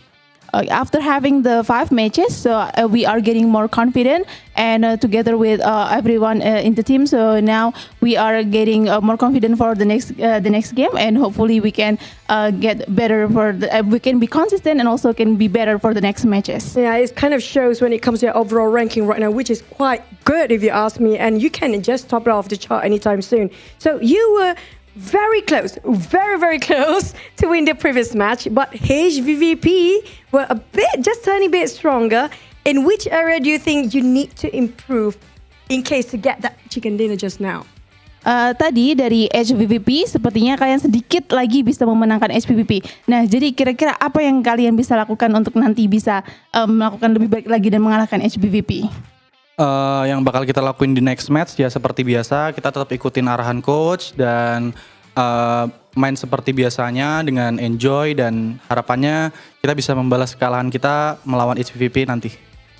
So what we are going to do next, so we are going to follow like the guides given by the coach, and also we are going to work together so to be better, and then so hopefully we can do it really well for the next matches.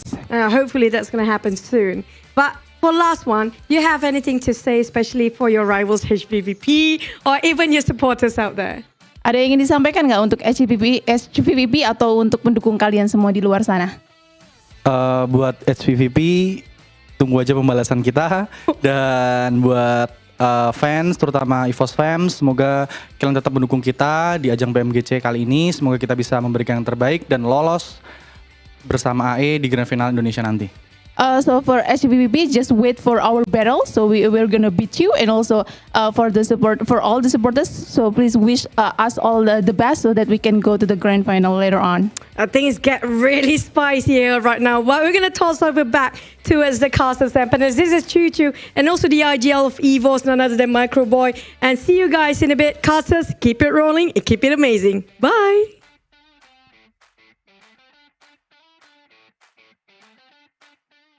You said bye, we say hi. We are back, and you know what? It's time to say hello to our best solo performers. And of course, it's none other than the legend Microboy. We just saw him talk to us right here. And by the way, this is from whenever a player dies on your team and you're able to play by yourself. And Microboy put up 12 points as a solo 7.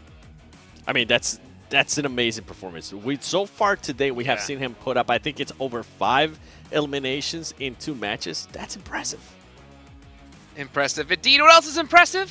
You guys following us. Hitting that button. It may be a red button that says subscribe. Maybe a blue one that says follow.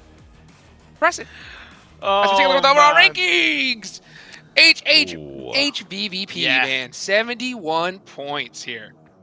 This is what I thought with EVOS. I kind of, if they weren't already challenging that they will, they have jumped over Alpha 7 and Nova to go into second place. And I gotta say, and you mentioned at the end of the last game as well, 7, Nova dropped down kind of quite a bit. Yeah, okay, it's definitely manageable, but in terms of what they were doing in the first kind of 2 to 3 games, it's been a bit of a downward trend. Yeah, another team that's kind of dropping as we are going to be going towards the next match. iNCO has been bacon time. They were in 11th place, and this is a team that has a chicken dinner, so not where you want to be there for bacon time.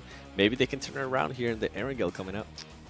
It's not about how you start, right? It's about how you finish at the end of the day. So you can start with a chicken dinner as we look at the top iNCO performance, but you got to be able to follow it up in some way. What is a massive thing for me to look at is GODLIKE STALWART, guys. Of their total 36 points that they've gotten in today's game so far, 35 of them have come from the iNCO games. That is massive, and arguably not in a good way. Yeah. At least right now they're performing in the map that we do play the most, right? So that's kind of going their way, but everything else, not the stats that you want to have. Hey, teams to watch. 7 with the really tough pick of HVVP right there. EVOS as well, and Nova. Hey, I gotta admit, those are some really serious big boy players to watch here, 7. Yeah, and I mean with HVVP, I actually picked that before they won the last match, and I transferred it to EVOS. And now I want EVOS to actually be able to get a chicken dinner because these teams have just been performing so well that if they can get that just out of the way in day 1, you love to see it. And with Nova, with the performance that we saw, with the overall that we saw, you start to see a bit of a gap there. Not something you want to see at the end of the day. Hopefully they can pick it up. I went for 3 teams. Yeah, I went for kind of the other direction where I wanted to kind of give a little bit of a highlight of the teams that realistically haven't performed that well or enough that obviously they're in their current position. POWR, yeah, they've suffered their own fault due to hot dropping. That's up to fix or not fix. For Yoodo Alliance, there's just a little bit of higgledy-piggledy play from them. They show tiny sparkles of brilliance, but not enough as a full team, not enough in the longevity of the game. And yeah, for bacon time, they got to get back up to find a crispiness. Yep. Well, piggity dirt, it's time to go to our casters. We're coming over here. We'll hopefully look at a little less higgledy-piggledy and more straight and narrow as we head into our final game of the day. We haven't gone crazy just yet. We'll save that for day 4 of this week of Group Red, or Group Green even, sorry. Group Red was last week. That was a whole other ball game. Can you imagine, John, the last day of this group? Just like it's like these teams. Okay, so like the hardest hitting teams, if they're not in that top 3, they're gonna do whatever they can. We saw in the first week, LGD, targeted a team to try and break into the top 3. Can you imagine this group when you have so many heavy hitters and only 3 can be in the top 3?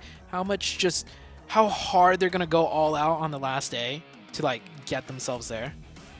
Yeah, I think we could see sparks start to fly, but we've yet to see that top really emerge. At the moment, we're looking at 5 teams who are really in that top pack, and the spread on those is 21 points. I mean, first down to 5th is 21 points difference. 71 to 50 points is the difference there, but we're looking at 1 Million, Nova, Alpha 7, EVOS, and HVVP as those 5 teams at the moment in that front-running pack. But we've not even played a quarter of the games yet, so there's definitely time to change that completely.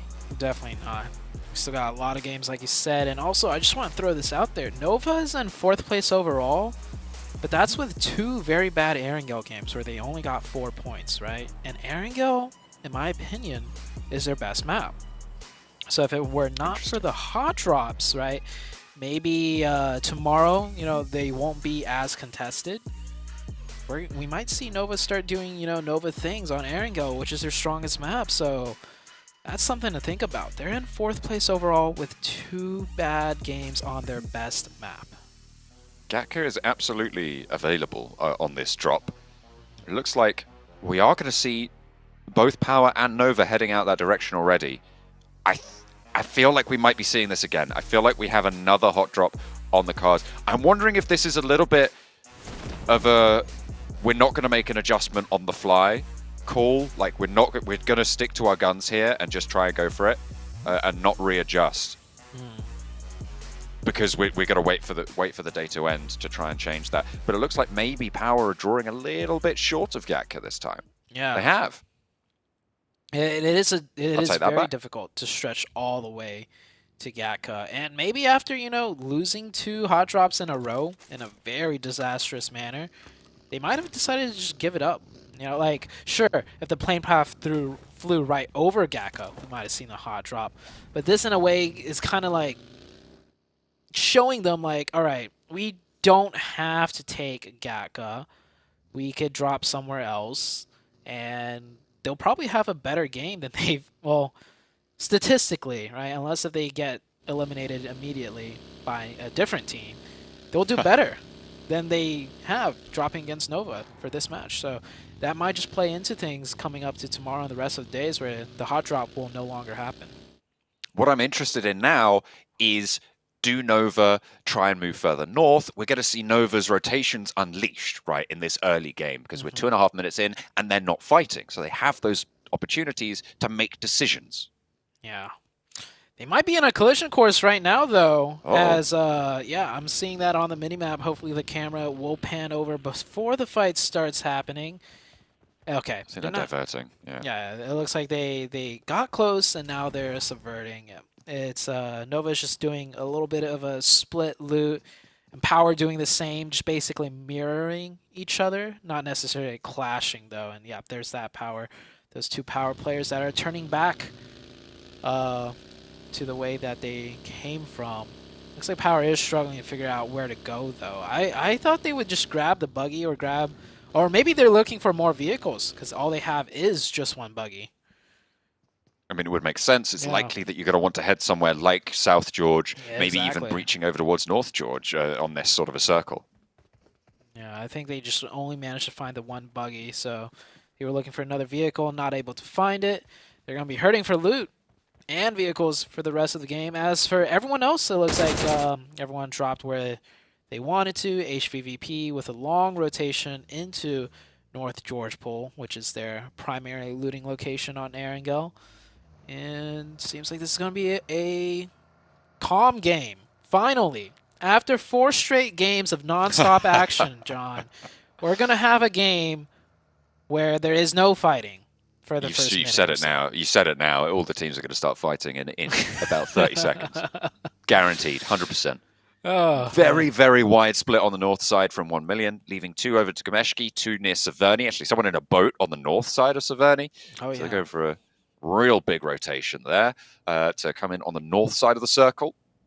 Fireflux went on the western coast up towards South George, so they leapfrog ahead of Nova to get there. But Nova looked like they want to draw short, play in the Everest Foothills compounds. I don't think there's a lot of loot, honestly, with this Nova split. Maybe they're going to spread out a little bit more after they loot those bigger compounds and pick up some more utility and items. But Nova is a team that always loots, like, scrap compounds, I'd say, and they make the best of it, and it works for them. This first circle being kind of centered just a little bit to the west of Pachinki, so nothing definitive yet. I mean, it could even go north. There is a portion of the North Erangel Island in play. So I think everyone's just going to bide their time here. No real engagements that's going to happen. No power positions that any teams want to fight for right now in the very first zone, as there's still a lot of question marks as to where this could end up going to. At the moment, Yoodo Alliance playing in ruins, probably one of the strongest positions right now.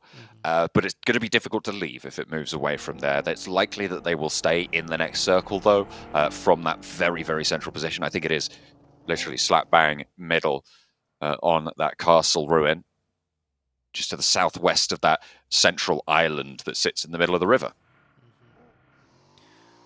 Man, I'm not used to this. We're going to have to actually talk about things. What's going on? Because there's no action. And this is, usually it works the opposite way around, right? Like, first game starts out slow and it ramps up. Now this is the complete opposite. We've gone from hot in the water to just ice cold. And teams are just playing it slow now. Looks like Nova is making somewhat of a rotation. That might actually be their full-out rotation, as not much more to loot in the Gatka area.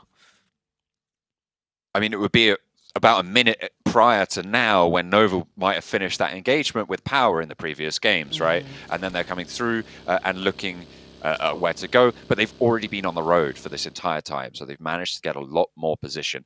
Looking at the damage proportion, I think this is fairly expected. TIXI topping the tables, 2.7k right now for HVVP. They have been on the warpath really, really significantly. Kitsune hasn't had as much impact on those damage tables.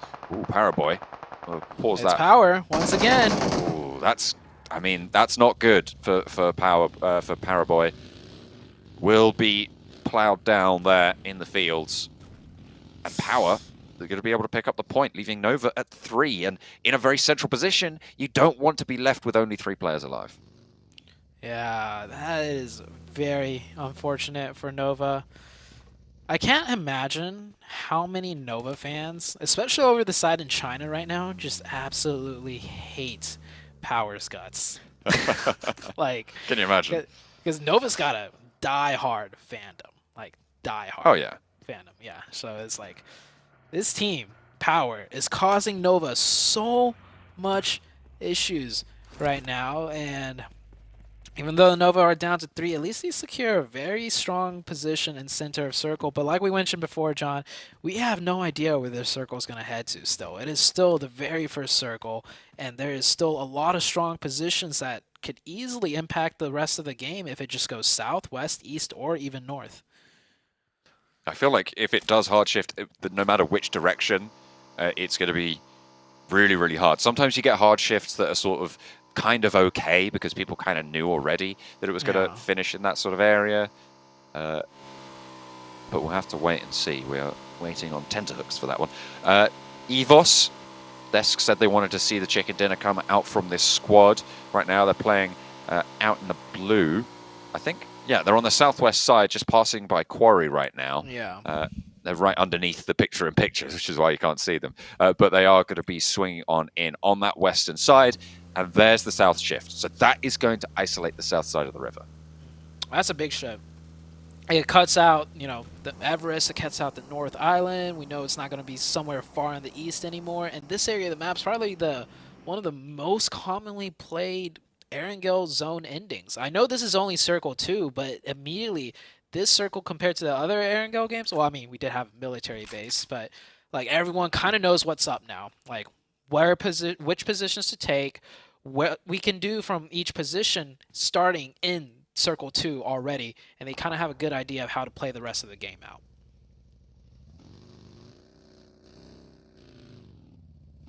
Pittsburgh Knights been having a fairly difficult day so far. Currently in 12th position. They have picked up an elimination so far on the game, finding a player from... Actually, who have they found a player from? I can only spot Nova who've lost a player.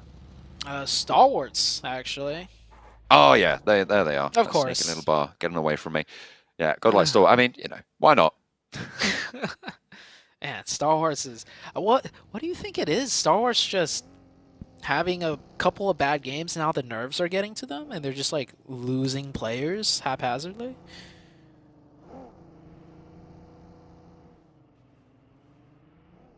Not entirely sure, but we'll have to double check.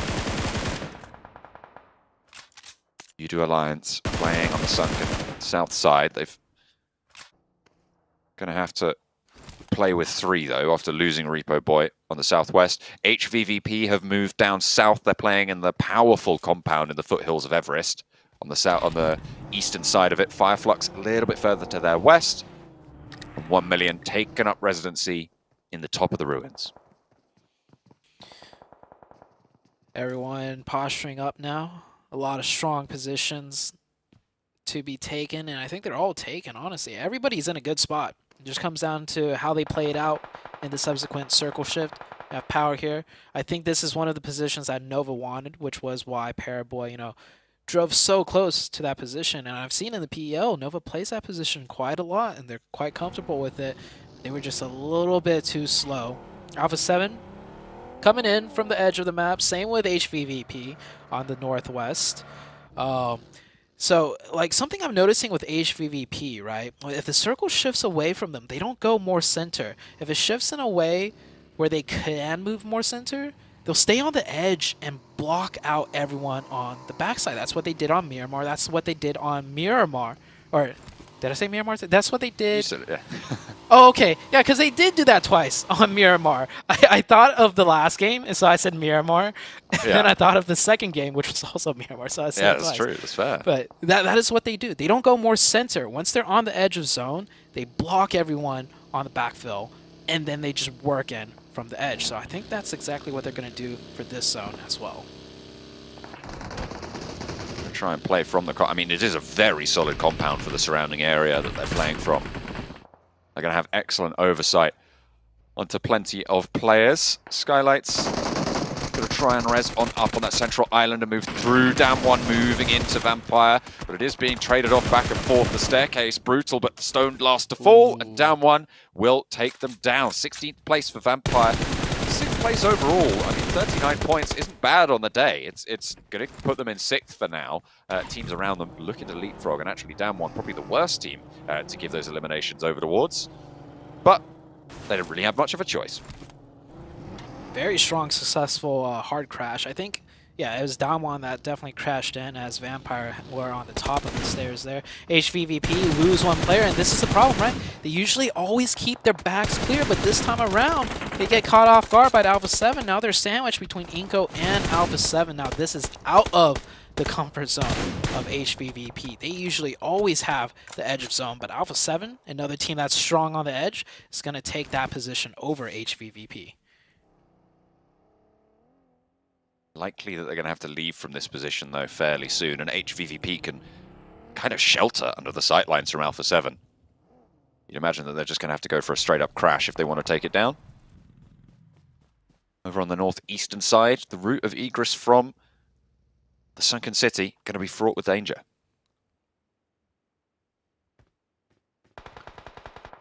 Bacon time. Holding out Yoodo Alliance. Bacon time also in a strong position, even though it's on the edge. They have those giant mountains just to their south that could give them a lot of sightlines and options to play with. But first they need to deal with Yoodo Alliance. We see 2 players here. The 3rd player of Yoodo actually still in the ruins area. So Yoodo Alliance getting very separated from each other. Not sure what happened there. Maybe the 2 other players can sneak on in. but Bacon Time definitely is quite aware of their positions.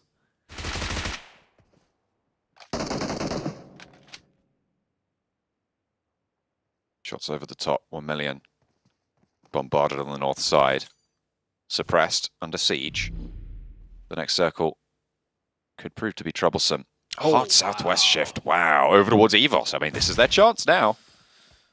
Yeah, that's a huge circle shift. You know, I was saying earlier at the beginning of the day, you know, with the circle sizing differences, the shifts won't be as bad, but I think that's the biggest hard shift we've seen yet. As Bacon Time, yep, Yoodo Alliance forced to make the push. Bacon Time right now with the man advantage, but one player goes down, and actually with the support from way deep in Ruins actually comes into play. But it's still down to the 2 members here to finish off the 2v2. Ooh, burned down from Bacon Time. Forced to retreat down the stairs. Yoodo Alliance, I mean, they're holding off. They're doing okay, and actually doing fairly successful now as the tides start to turn. Ice down, player also falling on the ground floor. Another shot, but it's traded off finally, leaving Noise alone for Bacon Time. This is a team that has been quiet since the first game, where they were able to frag out and control the round. Yoodo Alliance holding them in sunken. They do have this blue zone right on their doorstep, but the push has to come through. It will sweep in, and Noise falls. Yoodo Alliance alive with 2, potential to res up to 3. This blue zone's really ticking. I think he's just going to have to go. He's going to have to leave that teammate behind because none of them are in zone either. This area of the map, by the way, all the hard cover is pretty much more or less taken, and you have the field finished. We have Chopsticks in play, and that giant hayfield pretty much covers the majority of the map. It's going to be a lot of open ground, and the fact that Fireflux have sequestered themselves in the middle could be quite valuable already. Alpha 7 moving down. HVVP yet to make that lead in. POWR playing in a strong position, actually. And a little bit closer to Gatka. And the Chopsticks providing sanctuary for EVOS. A lot of teams fighting right now for the control on this eastern side. That hillside is partially in zone, so we see STALWART right there trying to take control of it. Nova right now forced to give that spot up. They're trying to reconvene to rotate somewhere. They're not in zone here. USG also not in zone. 1 million on the northeast, and Ruins so many teams still not yet in zone. So it is a mad dash, a fight to get the edge control on this eastern side. It is really all about that northeastern side right now. The team's already in the fields. They're chilling for a while. PITTSBURGH Knights, unlikely that they're going to push super far forwards from this point. At the moment, they're probably going to wait it out just a little bit. Maybe try and crash later on when there's a little bit more chaos to try and capitalize. But that northeastern side has about 5 teams looking to get in. GODLIKE STALWART, they lost a player early, Pika falling, and they do not want to close this day out with another bad performance. They've had the one. And the Erangel, as the desk was saying, is 35 of their 36 points. So they do need these. They do need these Erangels to go well for them. So if you're going to not play essentially in 50% of your games, then you're going to have to figure it out. Yeah, 35 of the... That's crazy to think about. Yoodo Alliance, this blue zone, you can see it here, taking really hard. This player's pretty much full boosted too, and he's not going to be able to make it in. STALWART Esports on that northern hill. They will manage to take control of it. That's great for them as USG coming in on the lower side on that northeast side. Also finds himself a decent position, opens up with 2 and crashes right on in. Time to clear the circle, pick up those points. I like what USG is doing here. Oh wow, hard south shift as well. Going to move down towards the players already entrenched, meaning everybody now on the north swathe will be caught out in the cold. HVVP start to open up the gas on that north edge. Looking out to play spoiler to everyone over there. Skylights in the meantime, struggling to keep themselves together. They're not even solidly into this next circle. They're all the way out on the northeastern side. They're going to have to figure out how to move yet again if they survive this reign of terror. Long range shots coming out for STE. iNCO looking to pick up some points onto the Donuts USG team. STALWART Esports trying to answer right back with some points. That could be a good nade if it connects.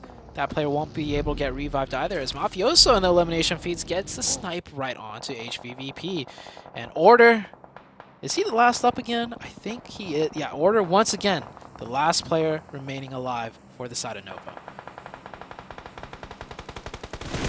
still going, but if you're going to slip out of the top 3, this is the way to do it, right? Like, you just keep going with solo performances and not even the top solo performer at that. In come iNCO on the big crash. 2 players lit up immediately, but they do trade it 1-for-1. And a player V22K finally looking for more Solus again, trading off the numbers, and it's going back and forth between the squads. Squash is low, is losing Nenebeti on the forefront, leaves iNCO in a 1 versus 2 right now. Solke and Lutz trying to hold it together. Squash puts the bullet through the window, but needs to try and force the heal. There's a wide flank coming through, should be on the broadside, but just gets back to cover. They're picking up these flushes in the meantime, and Lutz playing from the inside leaves them alone. Squash still trying to pop this medkit, trying to get himself back in the fight. Lutz lets him get past the window, floods all the way around the side. Now still in this 2 versus 1, as another player looking to get flushed, trades around, but finally put to the juicer. Squash eliminated Fireflux, stay up as 4, but they need these reses fast. Yeah, luckily for them, no one third party that, no one was able to crash in because every team is just fighting on the outskirts of that building. Nova did get taken out by Alpha 7. Now Alpha 7 coming in from the western side as a 4-man team. They're looking very strong here in this position. And what a valiant try and effort with that crash out of iNCO. But yeah, it did not go their way. That medkit took forever to pop off, and they managed to get it. All the meanwhile, POWR has been sitting there chilling. They've racked up 5 elimination points for themselves. Managed to pick up some point. I mean, launching themselves off the bottom of the tables. It's really quite tight at that pack. So good news for them. HVVP down to 2 on the northern side. Meku, Tixi, heavy hitters for the squad. We've seen how impactful they can be. They are in this next zone, but they have a lot of field to cover here. 4 limbs, and EVOS not going to want this one to get away from them. Their chance at the chicken dinner. Oh, the Knights are still alive too on the south side. They're still pushing him. You know, they've been biding their time. They've been chilling. Yeah. Oh, they got the chopsticks too. The end of the chopsticks in zone. That's actually a very good position given how small the circle is. Luckily for the side of HVVP, they also get the edge of zones, shifting right up north of them. Now, Alpha 7, I do imagine they're going to end up taking a fight if they could get the opening onto. Yep, and just as I say it, Fireflux, they get an opening onto them. Is the push coming out now? M24 in the hands of Mafioso, looking to take a couple helmets. Maybe a little bit more than that if he's lucky. Fireflux playing central on the area. Still as 4, but taking a little bit of damage. We'll be able to res back up. Staying alive for now. Donuts USG will have to leapfrog forwards. They have got that forward outposts in Noato. And it's down to EVOS and Alpha 7 now to make the next move. We did see Alpha 7 looking and eyeing the very top northern edge of zone. They're either going to take this and sweep to the north, or they have to take the full committed fight against Fireflux. But Fireflux does have 4, so even for Alpha 7, that's going to be a tough fight because they're going to have to crash in into a very hunkered down and defensed up position out of Fireflux. Sprays onto the vehicle for power. And these buildings very, very valuable. Still 4 of them alive. Naoto. Donuts USG takes heavy damage, but stays behind the cover, gets back in. Wants to pop some healing. Coops spotted out by EVOS there on the southwest side, and it's going to move away from them. We'll have to leave the chopstick finally. The Alpha 7 tried to do a sneak play to get closer, but that did not work. And now Spec also knocked. I think the Knights are okay though. They're just, you know, trying to play a little bit louder, peeking their heads up and over the chopsticks to find some damage. And here's Alpha 7 play now. They are going to go ahead and still continue with that push. It's a 3v4 as more and more Alpha 7 players get taken out. Teams out in the open field starting to get cut down, scythed through by the sightlines available. Tixi spotted. Really solid spray there from top coming through. Surprising that he was able to manage to pull that one off. Should be resable in the position for HVVP, but still a slowdown. It might allow GODLIKE Stalwart to get a little bit more of a better position on this north side. Knights hold strong. Still with 4 up. EVOS forced out of their side of the chopstick will go down to one member, Redface, last one up. POWR still looking good, picking up another point, up to 6 now with 4 people up with the strongest position and Compound left in the zone.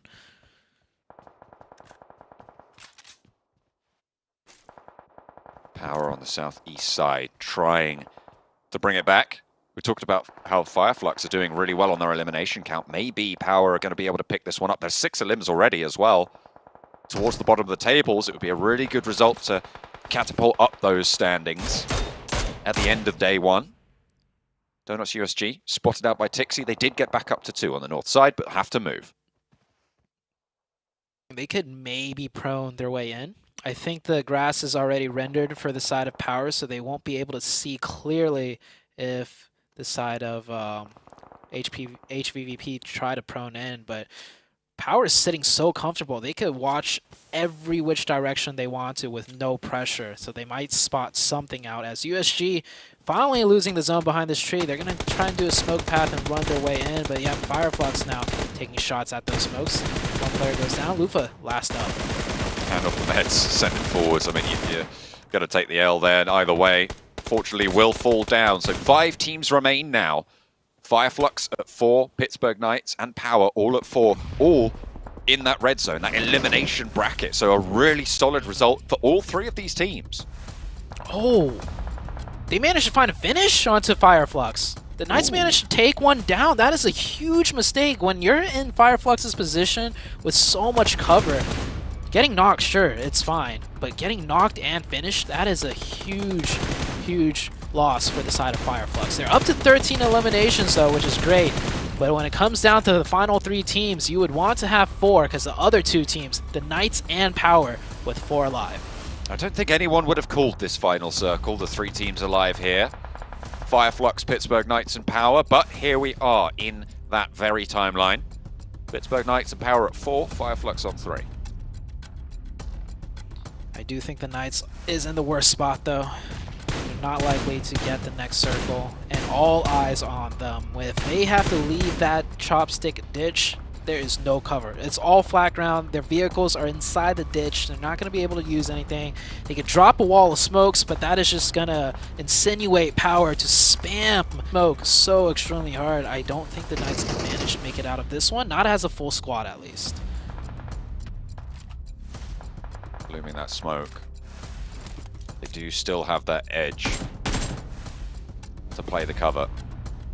The backlines of POWR will have to move potentially a little bit faster on this next circle. So might be a little bit of an issue for their sight lines, but they do have those buildings to move towards. Good zone for POWR here. Majority control. Fireflux will have to move out of cover. They do have like maybe a few ridges just close to them, but easily in nade range, especially with that watchtower position that one of the POWR member has. This is the game for POWR. If they lose this, I would have to say it's because it was a throw. And Coops, if anyone can get an opening, it would be Coops. Is the Knights going to make a move off that? They kind of have to. Zone is starting to close. Kante has the sight line. Swapping the weapons back and forth. Can't quite decide what he wants to go for. M4 is the selection in the end. Spots Xenox. Move up and hit the deck behind the buggy. Jumps into the vehicle. Oh, clipping the roof there with the bullets is really going to hamper them. Not able to land the shots over towards Fireflux either. And POWR's position is slipping just that little bit. That crate that could be moved forward to by the Pittsburgh Knights could be very, very valuable. They're out in the open now. Spec hits the deck. Watch the drop shot, but Solus is on the ball for Fireflux. And again, in the watchtower, POWR rain down bullets. And it looked like it was a little bit ropey for a while, but now they're starting to put the pieces together. The puzzle is taking shape, and the POWR is starting to turn up to 11 here. All 4 of them still alive. They will wipe out the Pittsburgh Knights with 5 eliminations, and Fireflux now have the full attention of POWR. Oh, the nade's raining in. It's getting close. We've got 2 more people pushing up. Another nade hit. It is all but said and done. They will get the revive, but I think this is it. POWR will end up taking this game. Ketch, the last standing for the squad. A fearsome player in his own right. Will be able to find one, but position is now known and a sliver of HP is there. Last shots land, and it's POWR to end the day with a chicken dinner. Wow. Just wow. You don't take a hot drop with Nova and you end up getting a chicken dinner. Look at that. What a drastic difference in performance for the POWR team on Erangel. No hot drop, no going out first, and you end up getting the chicken. Now, albeit, they got so heavily zone blessed. They made one rotation, and that's where the zone ended. All the way through, it just kept closing and closing on that compound, which, by the way, is such a strong compound. And with the way the zone played out, they had full control of every single team. No pressure on them whatsoever. So great win for them, and I'm glad they took the win because I don't think any team is going to get that lucky again. So hopefully they'll take this and run with it and manage to bring themselves out of the bottom rankings. You got a whole host of eliminations to go with it. I mean, look at that. What's that? Like 15 elims, something like that? Yeah, 15 will be the total for them on that chicken dinner. So they're able to get 30 points on the game, and that is massive. I mean, currently, I think the bubble sits at around 30 points on the overall standings. So the fact that you're able to, with one game, put yourself towards that line, if not over it, I imagine they are over it now after that, is really, really solid. Yeah, great game out of POWR. We've seen teams like that get zone blessed and they, mess up somehow. So they at least executed that well. Good game for the Knights too. Not an easy one, but they managed to, show signs of life on the last one. HVVP, this is probably their worst game, but still picked up points. Yeah, doing quite a lot of work there. POWR obviously getting massive points on board. Fireflux as well, with huge elimination count in the bottom spots. It seemed like it was the bottom of the tables to close out the day for us in style, with POWR taking the chicken dinner.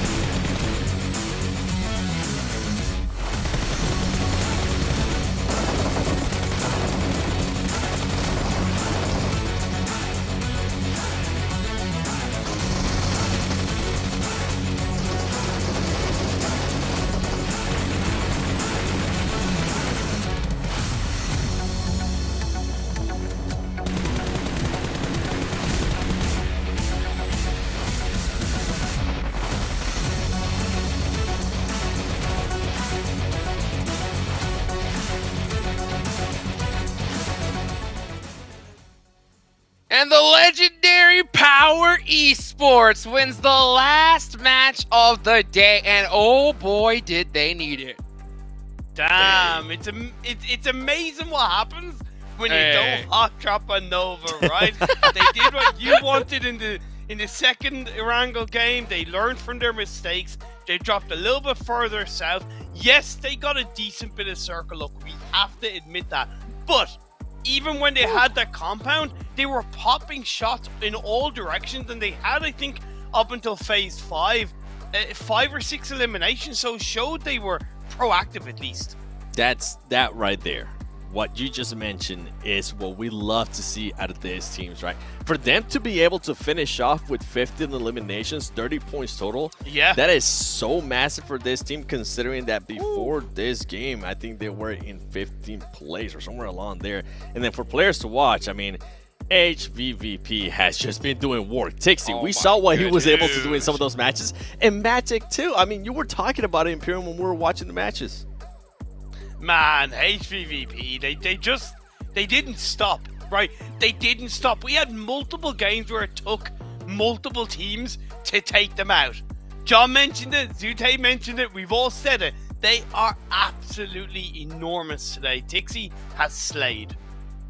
Take a look here at the overall rankings here at the end of day number 1. HVVP gonna keep that lead right there, but I'm looking at number 7.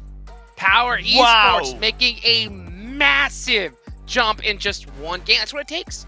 That is how you get it done. That's definitely how you get it done. By the way, they were actually in 16th place. Yeah. They were able to make that big of a jump, and that's currently what these teams needed to do, especially at the end of day 1. You didn't want the gap to be building up too much. POWR Esports sets themselves up perfectly right there. Then you have some of the other teams, right? I mean, HVVP, we saw how well they've been performing today. EVOS as well. amazing performance out of them, surprising performance too. And then we go here towards the second page, Imperium, and some of these teams, and I'm gonna call it out, Bacon Time. I did not expect them to be here in 14th place after what we saw at the start of the day. Couldn't agree with you more. It was a fantastic start, but you got to be able to follow it up. Like Fireflux, they're in the top half of the standings. They're currently in their survival stage. They got 2 great games in a row to finish off day 1. Arguably, Pittsburgh Knights as well. They had a great second Erangel game. They finished off extremely strong with 15 points. They're much closer to that survival stage. And right now, they look stronger than Bacon Time. As well as the fact that Vampire Esports, where have they been? Have they suddenly been hit by a load of garlic and steaks in their hearts? I don't know, but they need to show up tomorrow. Yeah, I think tomorrow's going to be a huge day for so many of these squads. I mean, there's the level of caliber here is just so ridiculous that you cannot allow these teams to get a lead on you. If you do, they are going to be taken over completely. Well, guys, it looks like that we have another amazing interview coming up right now with none other than HVVP. Let's send it on over to Choo Choo. Thank you so much for amazing casters and panelists. Now we're back with me here, Choo Choo, and we're going to interview the winners, or basically the kings of our day 1, week 2 in the group of death of the green group. Having here with me is a very, very good looking guy. So we want to know, who is he? Can you introduce yourself, sir? Hi, my name is Kitsune. I'm from Team H3P and I'm IGL. You're the IGL. Very good looking IGL and hi. And also congratulations on finishing as the #1 spot here in the group of death. This is the hardest group by far. But did you expect yourself and the entire team to be at #1 spot here in day #1 of week 2? Yeah, I mean, we always expect like to do well, but almost every time in the tournaments we have like slow start, and like second, third day is always better, but like this time it will be a different story. And so yeah, didn't like feel that we won't be playing good, but it was expected that we will perform like real nice and play good games. It's a good thing. So, you can smile a bit more because it's a good thing. And also, which team, after the entire day of really good grinding matches, you think that's the biggest threat for you? Which team will it be?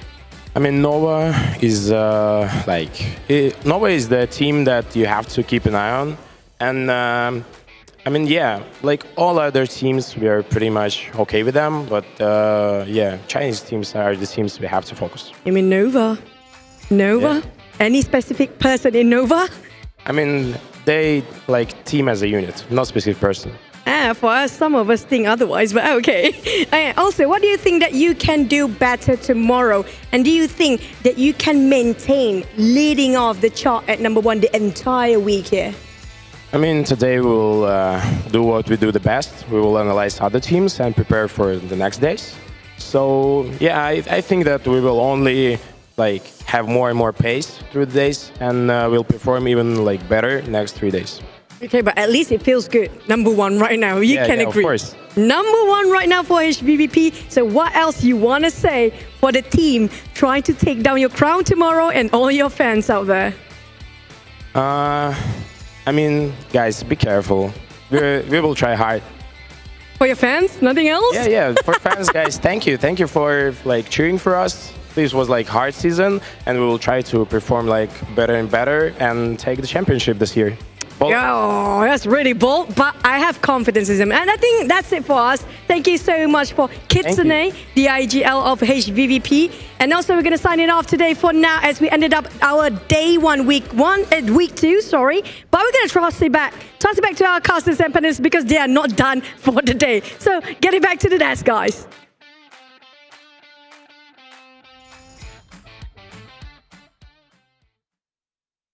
Handsome IGL indeed right there. Great interview. Good to see the legendary Kitsune and hear that voice of his, and man, they have to be so hyped after leading here today in day #1. The always problem though is when you lead on the first day, that does put a heck of a target on your back. Get that right, Seven? It is, but I mean, I loved what he was able to say there in the interview. they want to be able to win this season. Yes. They want to be able to continue on the performance that they've been having here. And I mean, if we go with consistency, so far today, yeah, they did have good performances. Tomorrow, though, even though this is crazy, I still want to see better consistency in regards to how they finished the games as well. Today, they had a 10th place finish and an 11th place finish. I feel like they can definitely improve on that and create a bit of a gap there to cushion themselves. And even just the factors around kind of losing a player early on is something that they can look to clean up. And even Kitsune himself said like they'll do what they do best, which is analyze the other teams coming into tomorrow. It's such an important factor when you're going from day to day of this kind of caliber of tournament. You got to watch what the other teams did on that day and learn from it. Gotta learn from it. Hopefully they'll come stronger tomorrow. Everybody, again, I'm Hot Jukes here with 7WG. None other than the Imperium himself here on the desk. Thank you guys so much for watching. This is the PUBG Mobile Global Championships. Mark your calendars, tell your friends, and we will see you guys tomorrow.